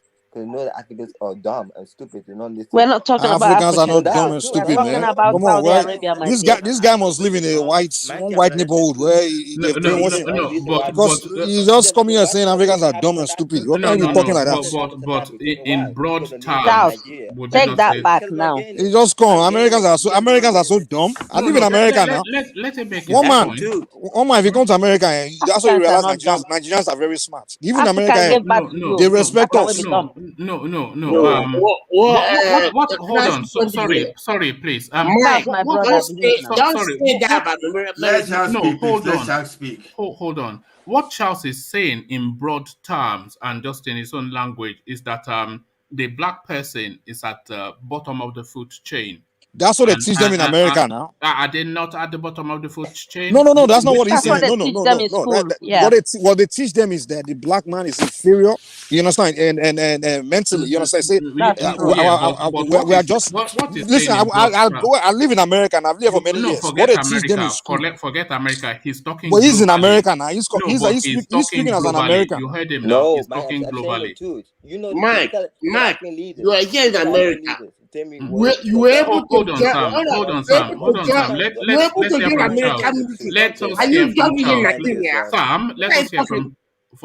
Let us hear from Charles. Sorry, Charles, repeat that. You see, you're not getting it. The reason why people laughing, the leaders are acting dumb, stealing money, scamming people, not just scam people in America, they scam people. But that's the reason why. That's the reason why I put that happen in South Africa. South Africa realize Nigerian people are corrupt, they steal money. They kill people. See, they realize that. That's all the African countries hate Nigeria. They realize that because Nigeria corrupt steal money. You see, your image can affect the world. What you bring out to work can show what you are. The image Nigeria bring out is the reason why some countries hate Nigeria. They don't hate Nigeria because what they see, the lasers corrupt, killing people. See, the image based on the media. No, based on the media. No. The leaders. Your leaders can show. The leaders can make you call a bad image to the world. One man, listen to me. Charles, listen. I live in the US here, right? The truth will set you free. If you know the truth, it set you free. I'm saying. So the truth is that's who we are. Understand? So you don't understand. Okay, Charles, let me say ask something? you, Can I say something based on experience? No, Ola, you yourself know this. In America here, what ethnicity in America here is considered the most successful among all? No. Answer that question. What group of people in America here, based on Mike, research? I don't think you get to the point that Charles is making. Trump laughing at Buhari. Don't laugh at Buhari. He's not to speak good English. That's Trump laughing here. You say, as I want to back you up, and then you are going to. Buhari is not obliged to speak good English. Is what I'm trying to say. Your image can show you the world. If you have a bad image, the world will think that all Nigeria are bad. Charles, can I say something? That's what I'm saying. That's what I'm getting. That's asking him to wake up. All right. No, I think we get the point, Charles. Change the image. Charles, put yourself on mute and let's hear from Ola. So thank you, Charles. Yeah, Ola, you wanted to say. See, whatever we see here, it depends on who you are and who you encounter. For example, now, if you see people from Manitoba here now, general perspective that they are racist. Initially, when they see black person, they don't see you as someone that will be able to perform. But over time, when you find that one Nigeria got to that place, second one got to that place, they started looking for Nigerians that are ski workers. Before you know, I don't want to mention the company. There's a company now that when you see their whole entire business analysts, IT, this thing, you will find almost of them like about 30% Nigerian. And this is pure Oyibo, this thing. Whereas you go to some areas again, they see Nigerians as Yahoo boys. Different image at different. Sorry, I don't think Charles is speaking to isolated. No, I will go back to the roots. I want to go back to now. The problem with us black people now is this: when we go back to our root, for example, take Nigeria for example, or South Africa, we were supposed to be the one to project the image of the black people. But see the way we are, see the way we are running our affairs. So that's the broader point that my so we cannot deny that. Forget about Black America, or with those people they are revolting. They are not using that one to judge, because even if you want to prove that we are not that dumb, we are not doing this thing. But what we are doing back home, when the president will not obey law, go from Nigeria to any other part of Africa, there's no area you can pinpoint to. So these are I'm black. I can't be sentimental because I'm black. No, that's the broader point that Charles was making. Yes. Nam can say the thing I'm saying. Nam can even say that too. So I'm not lying. Nam can say that Africa don't think. No. Forget Nnamdi Kanu. You have said it, and there's sense in what you said. But let's hear from Sam, Charles. Okay. Yeah. Mike, I love you. You have said your mind. You have said everything. I came here when I was 17, 1980, August 20, and then when I landed in New York. And when I landed in New York, all this military, they were all writing me to join the army, join the Navy, join all those things. But my parents was on the point I had to go to school. That's what I want to do. I didn't join the Navy. But what I want to say here, and I still repeating it, is this. Mike, you are in the military. Your position you have is your point. I have a cousin of mine that came to Nigeria. He was 17, he joined the military. He served in Iraq. He came there. we're going to vacation in Florida. I was not paying for the ticket. Sorry, Sam, are you taking us somewhere? Well, what is your point? What is the point trying to make to me? What is your argument? No. Just go straight to it so that way I can know where you're going. Let me go straight to you. I'll go through the word. Give me 1 minute. So when they come in there, when we come to the airport, they thought any veteran, you have to enter. I was like, even my daughters and my kids were saying, my uncle have to enter before us. He entered, but we came at last. So why I joined the program is this. What you have been you have seen the system. What are we going to do, Mike, to help those young kids in Nigeria that people I sent 4 people in Okada school. They went to school. They can't get a job. All right. What exactly are you arguing? What is the point you're making? What are we going to do to help them? Am I here telling you that Nigeria is good? Am I telling you that? You are looking for a solution. That's my question to you. Because you are in the military, you have everything you need. You have, whether if I come see you now, I know I'm not a veteran. Anywhere I go with you, as a veteran, you pull on your card, you go in there before me. So what are you going to do for all those young kids in any part of Nigeria to help them move ahead? No, Mike is a private man. It's not a well, make me your leader, then I will help you. Make me your leader, and I'll come and help you. Don't tell me Mike that would not even come out and rally. Mike that would not come out and rally. I say this to somebody, Because put me in the position when listen. When someone like Sowore went there, did you guys vote for him? No, this solution. So you want me to go? I have addressed it to Tinubu. Tinubu said that's an idea. That which solution? Tinubu's solution is that anybody, the young kid that is finished secondary school, that cannot go to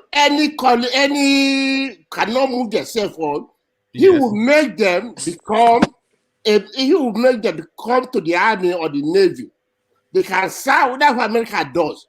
You can serve 3 or 4 years. After 3, 4, or 5 years, when you get out, then the government have to train you. Nobody wants to be a recruit for the rest of his life. All right. After 4 years, you serve us, then we train you to any place you want to be. I don't know why Sam like to believe all these things.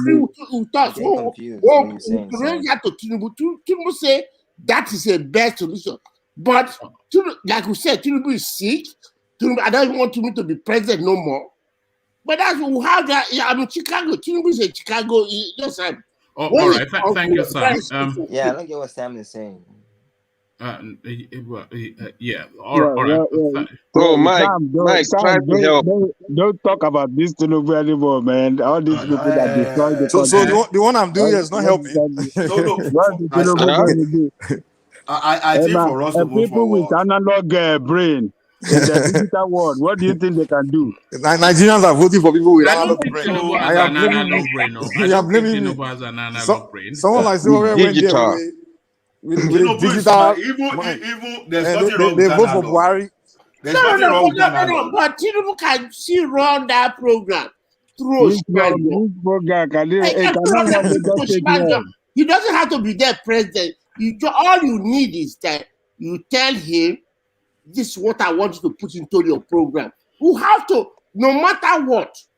You don't even have access to those people. If you are one of the cabal or related to the cabal, you don't have access to them. No, no matter what. You can have all the ideas in the world. You can never gain access. Those people don't have connection to the people. They don't have. Listen, the Nigerian government, the people that rule Nigeria, don't promote they these people. Don't have connection with the people. Period. One man, can I say something? Yeah, sorry. Let's hear from UK and then we go on to Charles. Hold on, Sam, because you've had long enough. Huh? Okay, sorry, UK. You just land it quickly. No matter what you do in this program in anywhere, you have to make sure you move those young youths upwards. You cannot be here talking what you can do, what is it. You have to find a way to move the young. No. So you want me to go to Nigeria and save the youth? No. Hold on. Can everybody hold on? Hold on? The broader point that I think Sam is making is that our military service should be a pathway that should be opened up a bit more to at least the ones that are not academically inclined, that will give them discipline and structure. That is what I think Sam was getting at with what he said. But UK, you wanted to come in. Yeah, Sam, I mean, what you said, we don't need people like Tinubu anymore, because if Tinubu come, he will divide part of Nigerian income. He will create Alpha Beta 2 for Nigeria. you know. So we don't want that kind of a thing. Another alphabet. This one will be 2 for Nigeria. You know, so let us look for a fresh blood. And so I didn't finish my story. I started something like that. UK, I had it. That is fine. So as long as you look for a different person, but my only distance now, we have to find a way to move all this forward. No, we all are. Can you land it there so that we? No matter who comes in there, that is the middle class. If you don't move the middle class forward, the country will die. I don't think we have a middle class anymore. You know. I have 3 people I train Okada. Oh no! You've told us the Okada.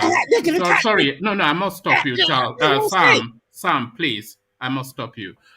So let's hear from Engineer, and then we'll go on to Charles. Engineer, to you.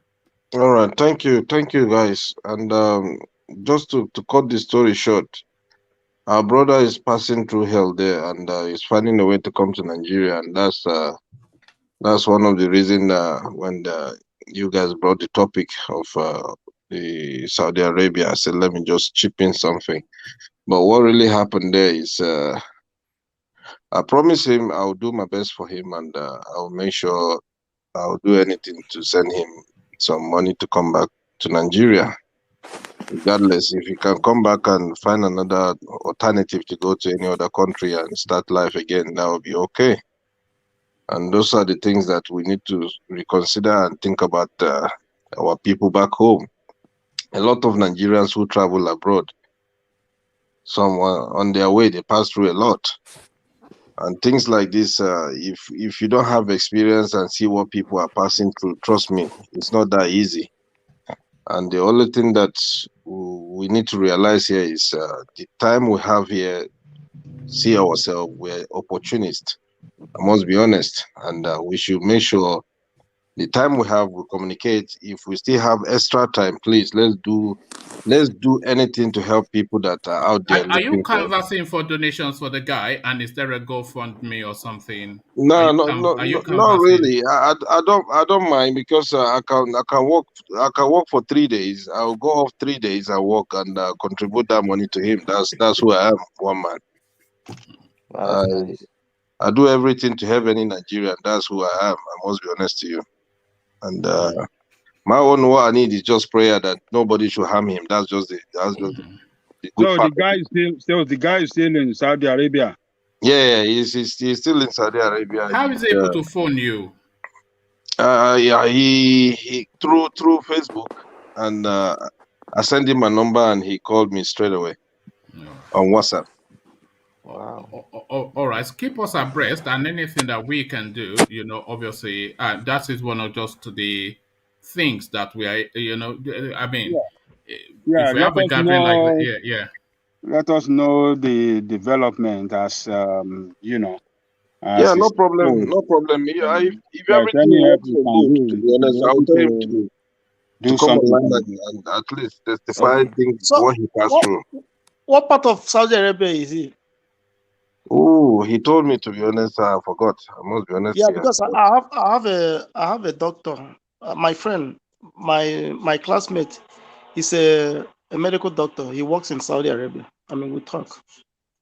So, yeah, maybe so that I can talk, because sometimes the guy, though I know because like this guy himself, even to call him with WhatsApp I use Google something to call. Sometimes, he said that sometimes the WhatsApp said they will block the WhatsApp, So I use the Google. I use the Google. All right. Thank you for that, Engineer. And like Engineer said, a lot of us sometimes we take for granted how fortunate we are that we just have this freedom that we enjoy in some of the spaces that we are, to speak freely, to move freely, to act freely without being put on. You can't even phone somebody. This is what UK is telling us. You can't use WhatsApp. You can't use internet. They are monitoring your internet, that you are chatting in the way that is not of. I mean, it's just even Nigeria that we complain about. There are some countries, man. If you hear their story, Well, that is what they are trying to do in Nigeria. Like Mohammed, with they're trying to come out with a law against what is it, social media and all the rest. So social media laws. They're trying to monitor us and just enslave us so that we cannot do anything on social media and stuff like that. So it's like they did with Twitter. We have to resist them, man. One man.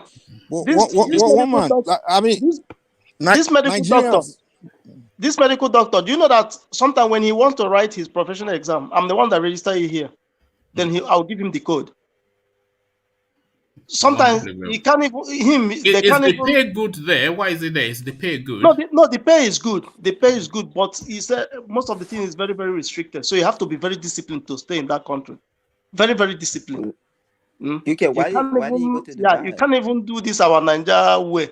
Like maybe playing with them and all those things. You don't even do that kind of a thing. Yeah, once when I visited Dubai, if an Arab-looking lady is about to go into the lift, I would let her go ahead and I'll wait for the lift to come, because that's my first time visiting the space, and just off the back of this sort of story that engineer is telling us, before I knew that it was a liberal society, because I was expecting it to be full on, Sharia, something or the other. Because every culture is different.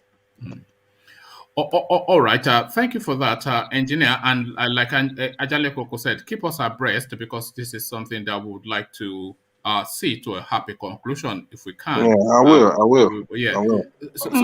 Engineer, so what is it? Is it like taking flight, coming back to UK or Nigeria? Which one? Well, I think he's fine. He just needs some funds to buy the air ticket. Yeah, so he can come back to Nigeria, because he has been locked for 3 months for something he didn't do. That's the funny thing. Unbelievable. They don't debate. I will always tell people, if you are not a full, they chop off your head. If you are not a full-blown Muslim, I won't encourage you to go move to an Islamic country or even Islamic society, because there's no way you won't accidentally break their Islamic norms. You understand now? There's no way you won't. If you are not a Muslim, like a full-blown Islam, I understand the Quran. I won't advise you to go and be living in an Islamic country or Islamic society. Yeah, but this guy is too dangerous. He's a full Muslim. I must be honest to you. It's a full Muslim, born Muslim. Well, it's unfortunately that scare you. Yeah. Things goes that way. I was reading one research and they were talking of productivity, that in about 100 years, even some of the Western nations will be filled with all these Islamic countries, and the predominant religion will be Islamic. How will you feel like that? No, there's an aggressive push for that, and this is what is playing out in Nigeria. There's a real push. Immigration. When you say immigration, what is going on in the world is essentially a religious war. What is going on in the world? The undertone of and their population is getting increased in the Western country. It's just a matter of time. Maybe China will be the one to checkmate, because before you know, the Islamic the religion will be so prominent in the United States, Canada. No, I don't think the existence of the Muslim in a space is a problem. When the place is ruled by Muslims, you understand? That's where you have a problem. If it's a place that's ruled by a bunch of Muslim parliament and Muslim president, like it's Islamic rules, that's where you have a problem. You understand? But if you say if it's a place where Muslims they are getting into the politics in the Western world. But you can never get to the point where they will take over and start doing to Islamic. It's not possible. It's not going to happen. Even in southern Nigeria, it can never happen. Never say it's not possible. Say it's unlikely. It's impossible. What will be the process? Come on, not possible. That's what Sasha is saying. I will try to Google that thing. I will forward it. You can have a bunch of the worst they will do is carry terrorism in that space, but they can never take over and turn everything because the fertility for the Western people are going down. Maybe Uncle Alex can confirm that, because it's a Muslim that are making more babies than everybody else. No. Okay. That's what I read. Just to what Ola just said, the fertility in the maybe not so much the fertility, because I don't know. I know in the West, yeah, but when people not be born in the birth rate in the West is going down drastically. This is why you see Canada are moving aggressively to Nigeria to take, because they know the Nigerians are clever. They are repopulating their country with Nigerians, and you are seeing that a lot of countries they are even in Germany, when they had that Syrian crisis, they took in a lot of these people just to repopulate their yeah. The rich countries usually have lower birth rate, you understand, birth rate, because one, they have too many laws, and two, they are very busy, because there's a saying there's a saying that, let me tell you now, there's a saying that the poorest people make the most babies. You understand? The poorest communities, poorest countries make the most babies. Do you know why they have a lower in the West? It's expensive now. In America, it's expensive one. It's very expensive to raise children. It's an expensive one, and the child mortality in the Western space is so low because they are so insulated by just civilization and advancement. So when they have one or two kids, the reason why a lot of people have all this mass of children in underdeveloped countries, one is for famine, and two is for mortality rates.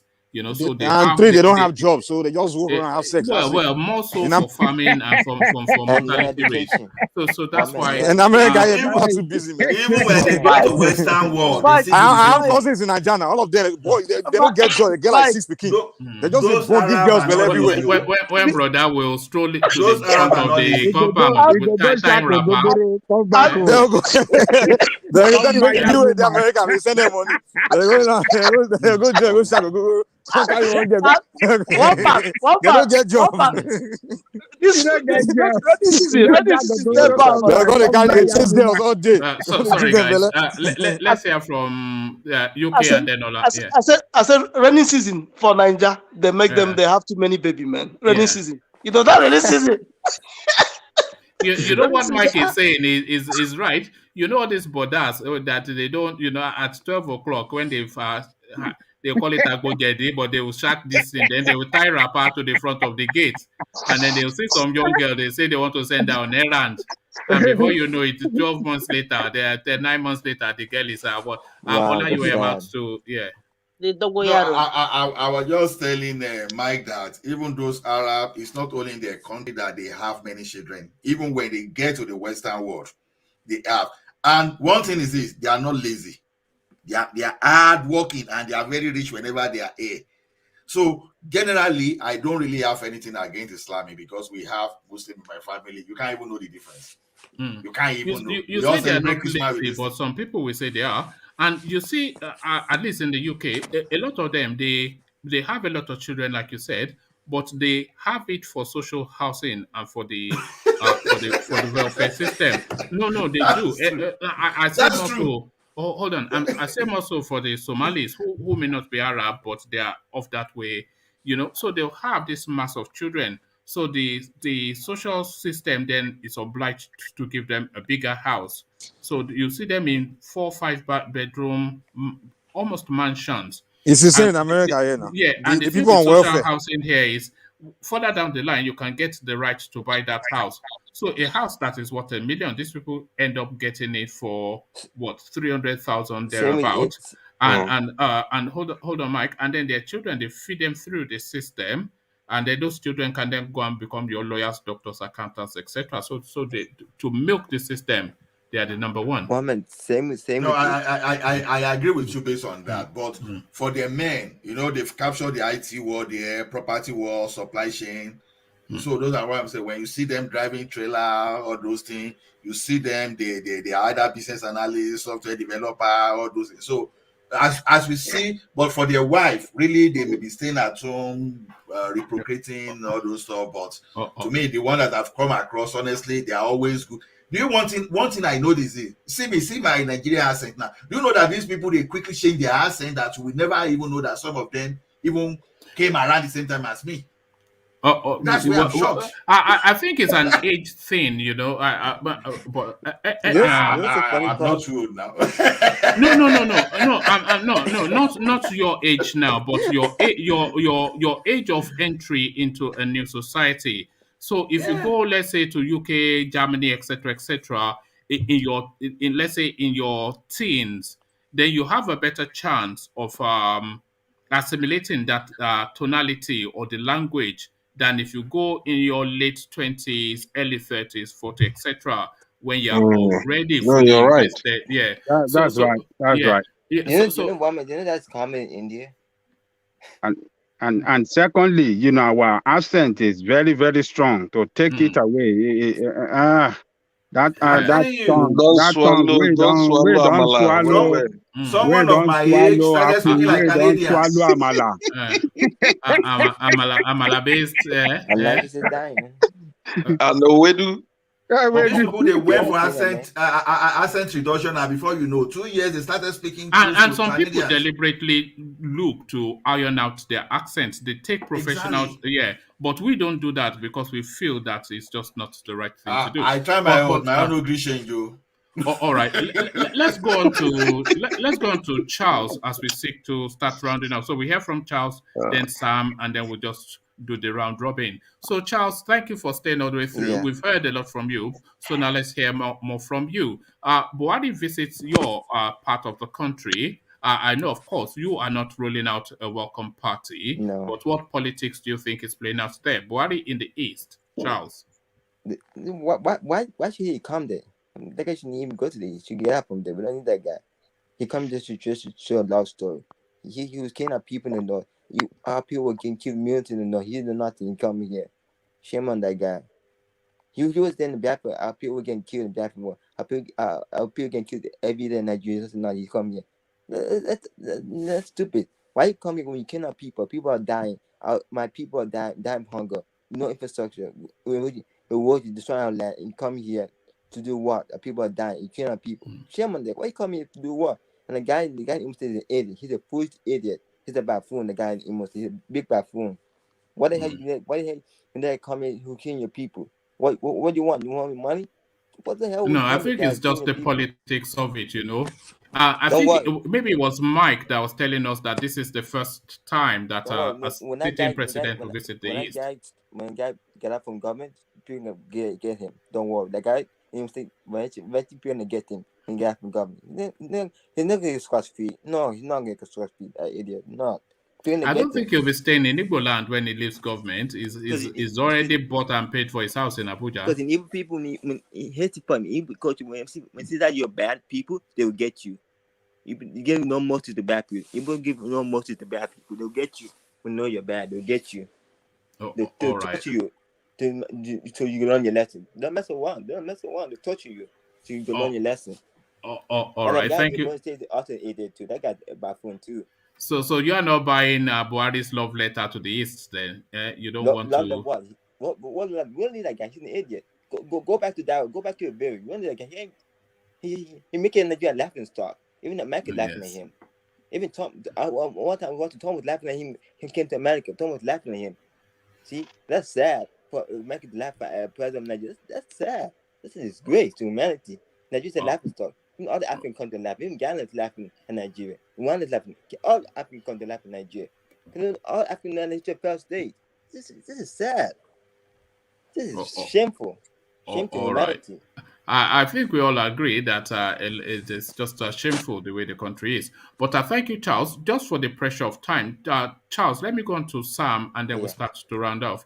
So, Sam, are you there, Sam? Yeah, I'm here. Thank you, Sam, and thank you for waiting. I'm sorry that I had to stop you earlier on. It's just really, when we get to the late hours, I want to push the time on so that I can just round it off. We're coming up to the 5-hour mark again, which I tried desperately to avoid, but I am yet to succeed. And it's just because the conversation gets involved in instances. But the floor is now yours. HISHBAH confiscates 2 vehicles loaded with cartons of beer in Kano State. So that plus they are begging for VAT. How does this? How do they run in tandem? Those 2 storylines. You know what? Can I just go off of that? It doesn't make any sense to me. Who said it before? It's a matter of VAT. The VAT that they're getting. Yes, even when you confiscate the beer, you can seize it and take it. If that's That original season, you can seize it, you're destroying it. You can take it to the south and sell it and make money for yourself, make money for Kano. But the way the Nigeria is structured, they want to punish you. Our culture in the south is not the city with their own culture. We have to come up and understand that. Even they are not you just when you see something, if you see it anywhere, what you do is, okay, I see it, you can't use it anymore. After all, Buhari sees. But if they are seizing it for reasons of religion, then it will be hypocritical for them to auction it, wouldn't you say? But at the same time, Buhari sees the rights that are coming from the south. Say, brother, he took it and he went and feed it to people. Yeah, but that's different from alcohol. Well, anyway, what they're saying is it's at odds with their religion. So if they're saying it's at odds with their religion, they cannot then seize it and go and sell it on, because that would then make but when we sell it in the south, they took the money from us. That is what Wike is doing. Is the best thing. I support Wike with what he's doing. You see, idiots are Wike is doing the idiots are Wike is doing what the best can do. So Lagos, you can't be in Lagos. We're raising 60 billion, but what we are getting is 9 billion. But it just you have to, as a governor, I have people in Lagos. Every year I pay tax. Even when I'm not living there, nobody live in my house, but I still pay tax. The guy, I told him you have to pay the tax. My house here in Chicago, my tax value is $15,000 every year. I have to pay. When you don't pay, within 3 months, they will sell your house. They will sell it. That's why the country runs. No, so if they don't have money in the south, in the north to take care of themselves, they have to raise tax. That's what people do. Put tax. My father used to be. My father lived to. My used to be a chief in Niger Delta. He lived to 105 years old. He's a tax collector. He goes there. He told me that people run to the bush so they won't pay tax. That's before they found the oil. When the British were there, they collect tax from them. That's how but the tax remains in the society. They usually feed this place. So no matter what you do, people have to pay for what they're consuming. You don't just assume that everything will come for you for free. That's what Nigeria have come to. All right, thank you. Sam, I'm going to take your opinions on maybe just 2-3 more topics just for the pressure of time, and then we'll start to round off. I want to try and keep it under 5 hours if I can, so I'll attempt that. So let me take you then to Abubakar Malami, who seems to be sitting on a lot in Nigeria. This guy just seems to be robbing the place. That is all I see anytime I come across his name, because it's always scandal and fraud related anytime he makes the news. Abubakar Malami sitting on 176 billion naira. What are you making of that? Well, that's how everybody like that rule. When you are in the power position, that is because that's when you look at yourself, they say you are rich in Nigeria. No, the Western world doesn't consider you rich. The only people they look at someone who has wealth in Nigeria, they damn good thing. The Western world can see what he's doing. I go back in Nigeria, he will build all those things. He will build all those just every Nigerian knows that. No, he's not building it based on the money they pay him. He building it on the money he stole. That's how you can build it. The only thing funny about all these things is that everybody, every leader do the same thing. If you one man, if you have ever visit, if you visit Chicago, Chicago is almost the same carbon copy as Tinubu. When you see those places Tinubu build his this thing, all in Chicago, all those areas are left for people to. You ride your bike there, you can jog in there. Although when you say if you count if you haven't been there, if I come there to London, I tell you, I've been to Chicago. You say yes. I tell you what part of Chicago. You tell me you are in the east. I tell you, I'll just look at you and I just say because the east is the east is the lake. Nobody lives in the east. It's just the lake. Nobody lives in the east.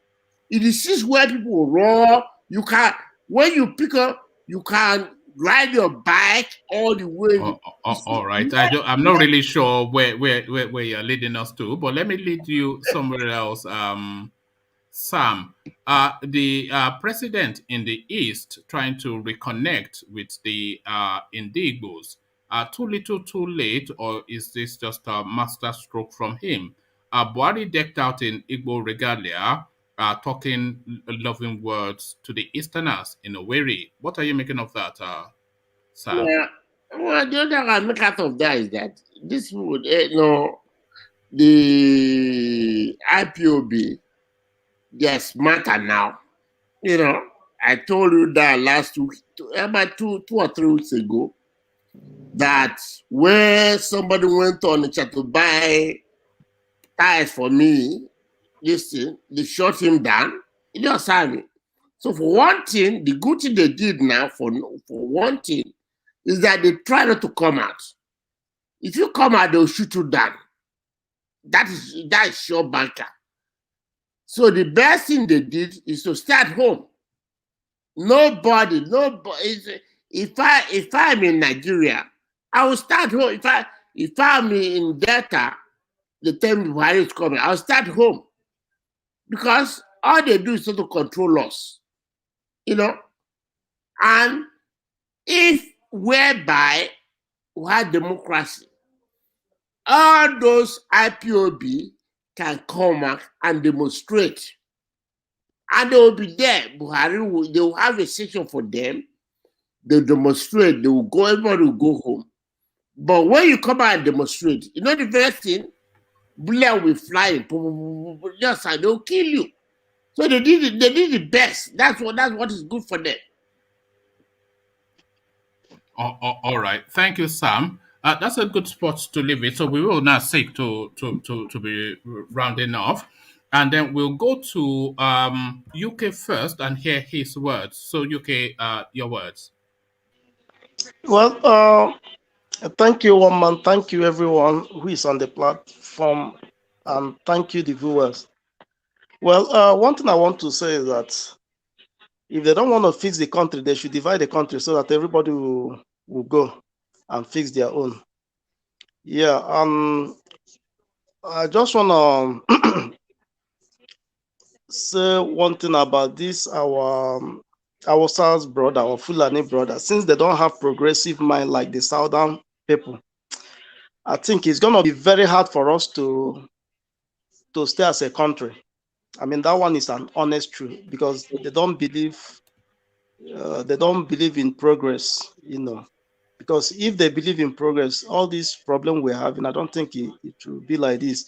Because if you look like when Jonathan ruled and when Obasanjo ruled, no matter how bad the country was, in terms of corruption, but it's never getting to this level that we find ourselves, So that's all I just want to say. All right. Thank you, UK. Always a delight to hear from you, UK. UK now a regular voice on the platform. So thank you for spending your time with us. We go to Mike next, who seems to be struggling with his connection. So, Mike, your words. Well, what I think is the way I see Nigeria, the way I see like the north, the south, you know, the way we believe things, the way we see things. Obviously, I don't see we are not on the same page, you know.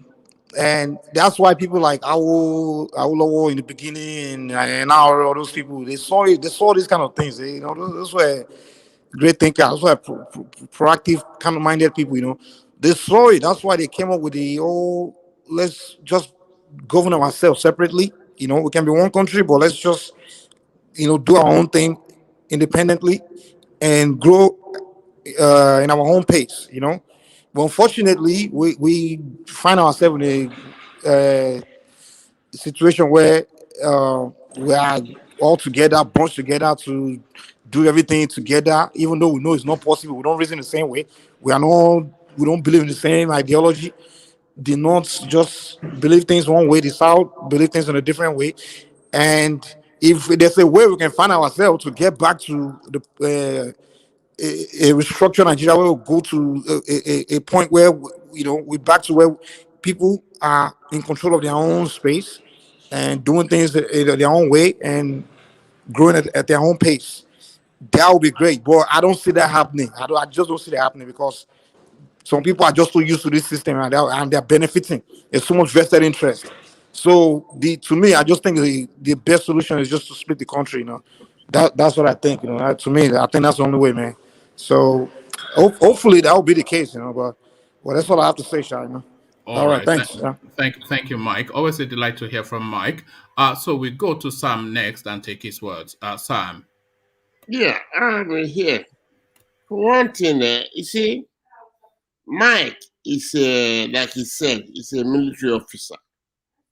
He knows the benefit he gets as a military officer.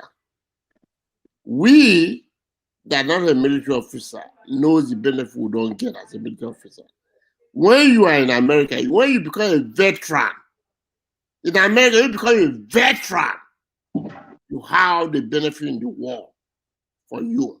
Anywhere you go, even when you apply to job, they have an avenue there.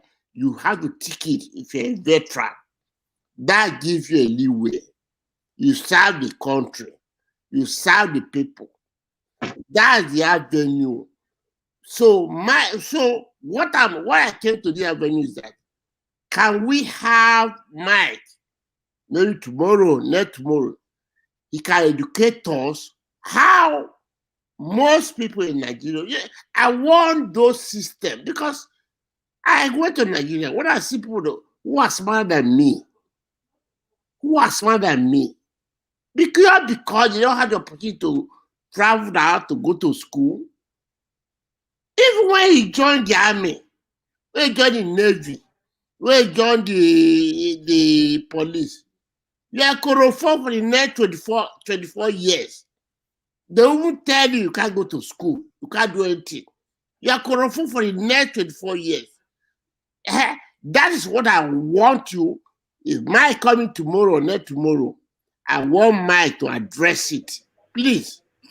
Let Mike address it so we know we have to find a way to help the young people in Nigeria to grow.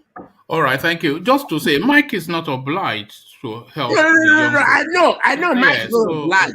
But he can, because he's the military, he can educate us. That is not obliged. But he can tell us this is the way it was. What I want to know is how, you see, when I have the avenue, I was 70 years old. Now I'm 60 years old now. So he has, if he's in the military, he knows the way it works. All right. I'm sure Mike is listening, and if he wants to take that on tomorrow or when next he turns up, he can. So thank you, Sam. Always a delight to hear from you. So from Sam, we go to Ola, your words.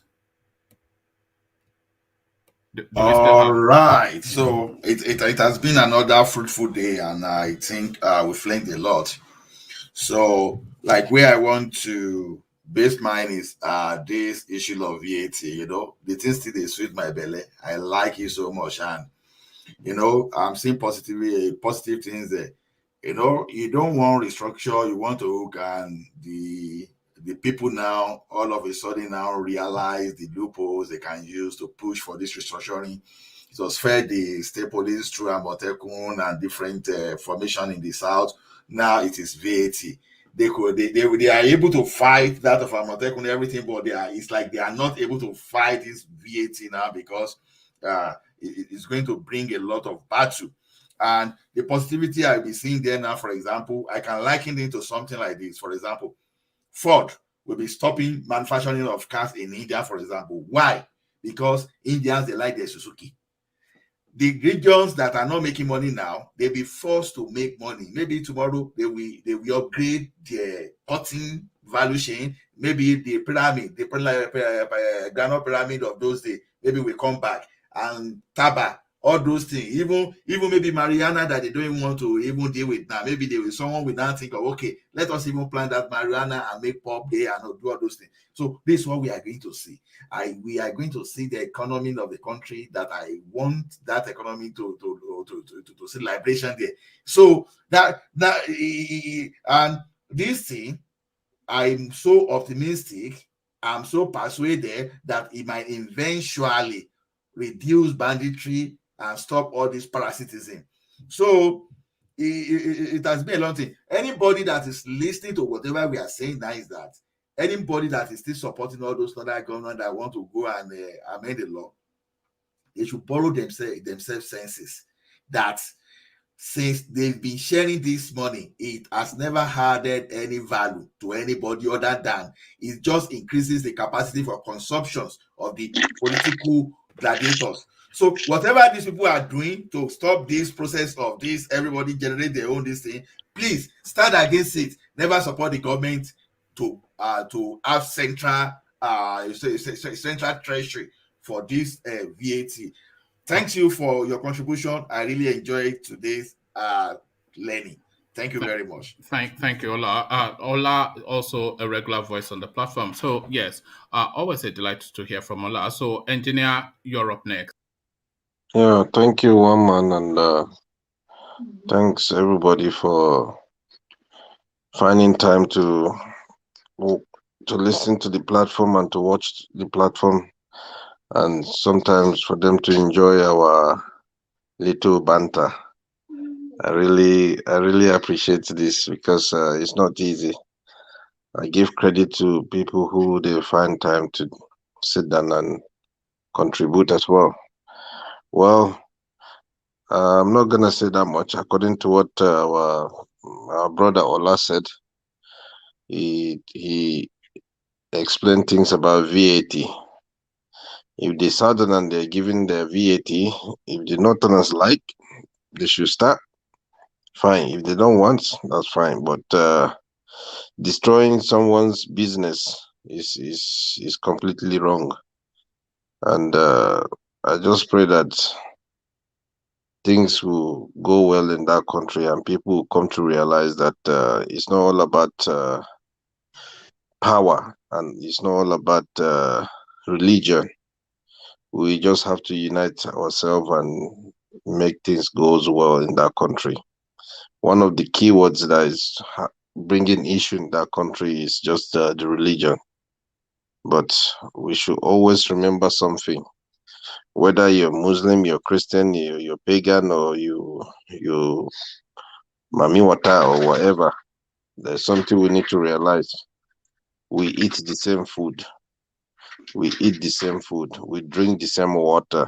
So please and please, let's try and understand ourselves. We don't allow people to come in between us and split us. Let's build ourselves. Let's work hand in hand like the full Nigerians. We are born Nigerians. We shouldn't allow nobody to come and separate us. So let's think about it properly, and God will continue to help us. And thank you, one man, once again, and God bless you. And it's not easy what you're doing. I know sometime after all this, I know you'll be taking some pain relief. I must be honest with you. I joined you in that thing that you do. After, Okay. yes, you know. Igbo kwenu, engineer. You know, That's the Dogurudu. I pour libation to Dogurudu by way of some a stiff drink.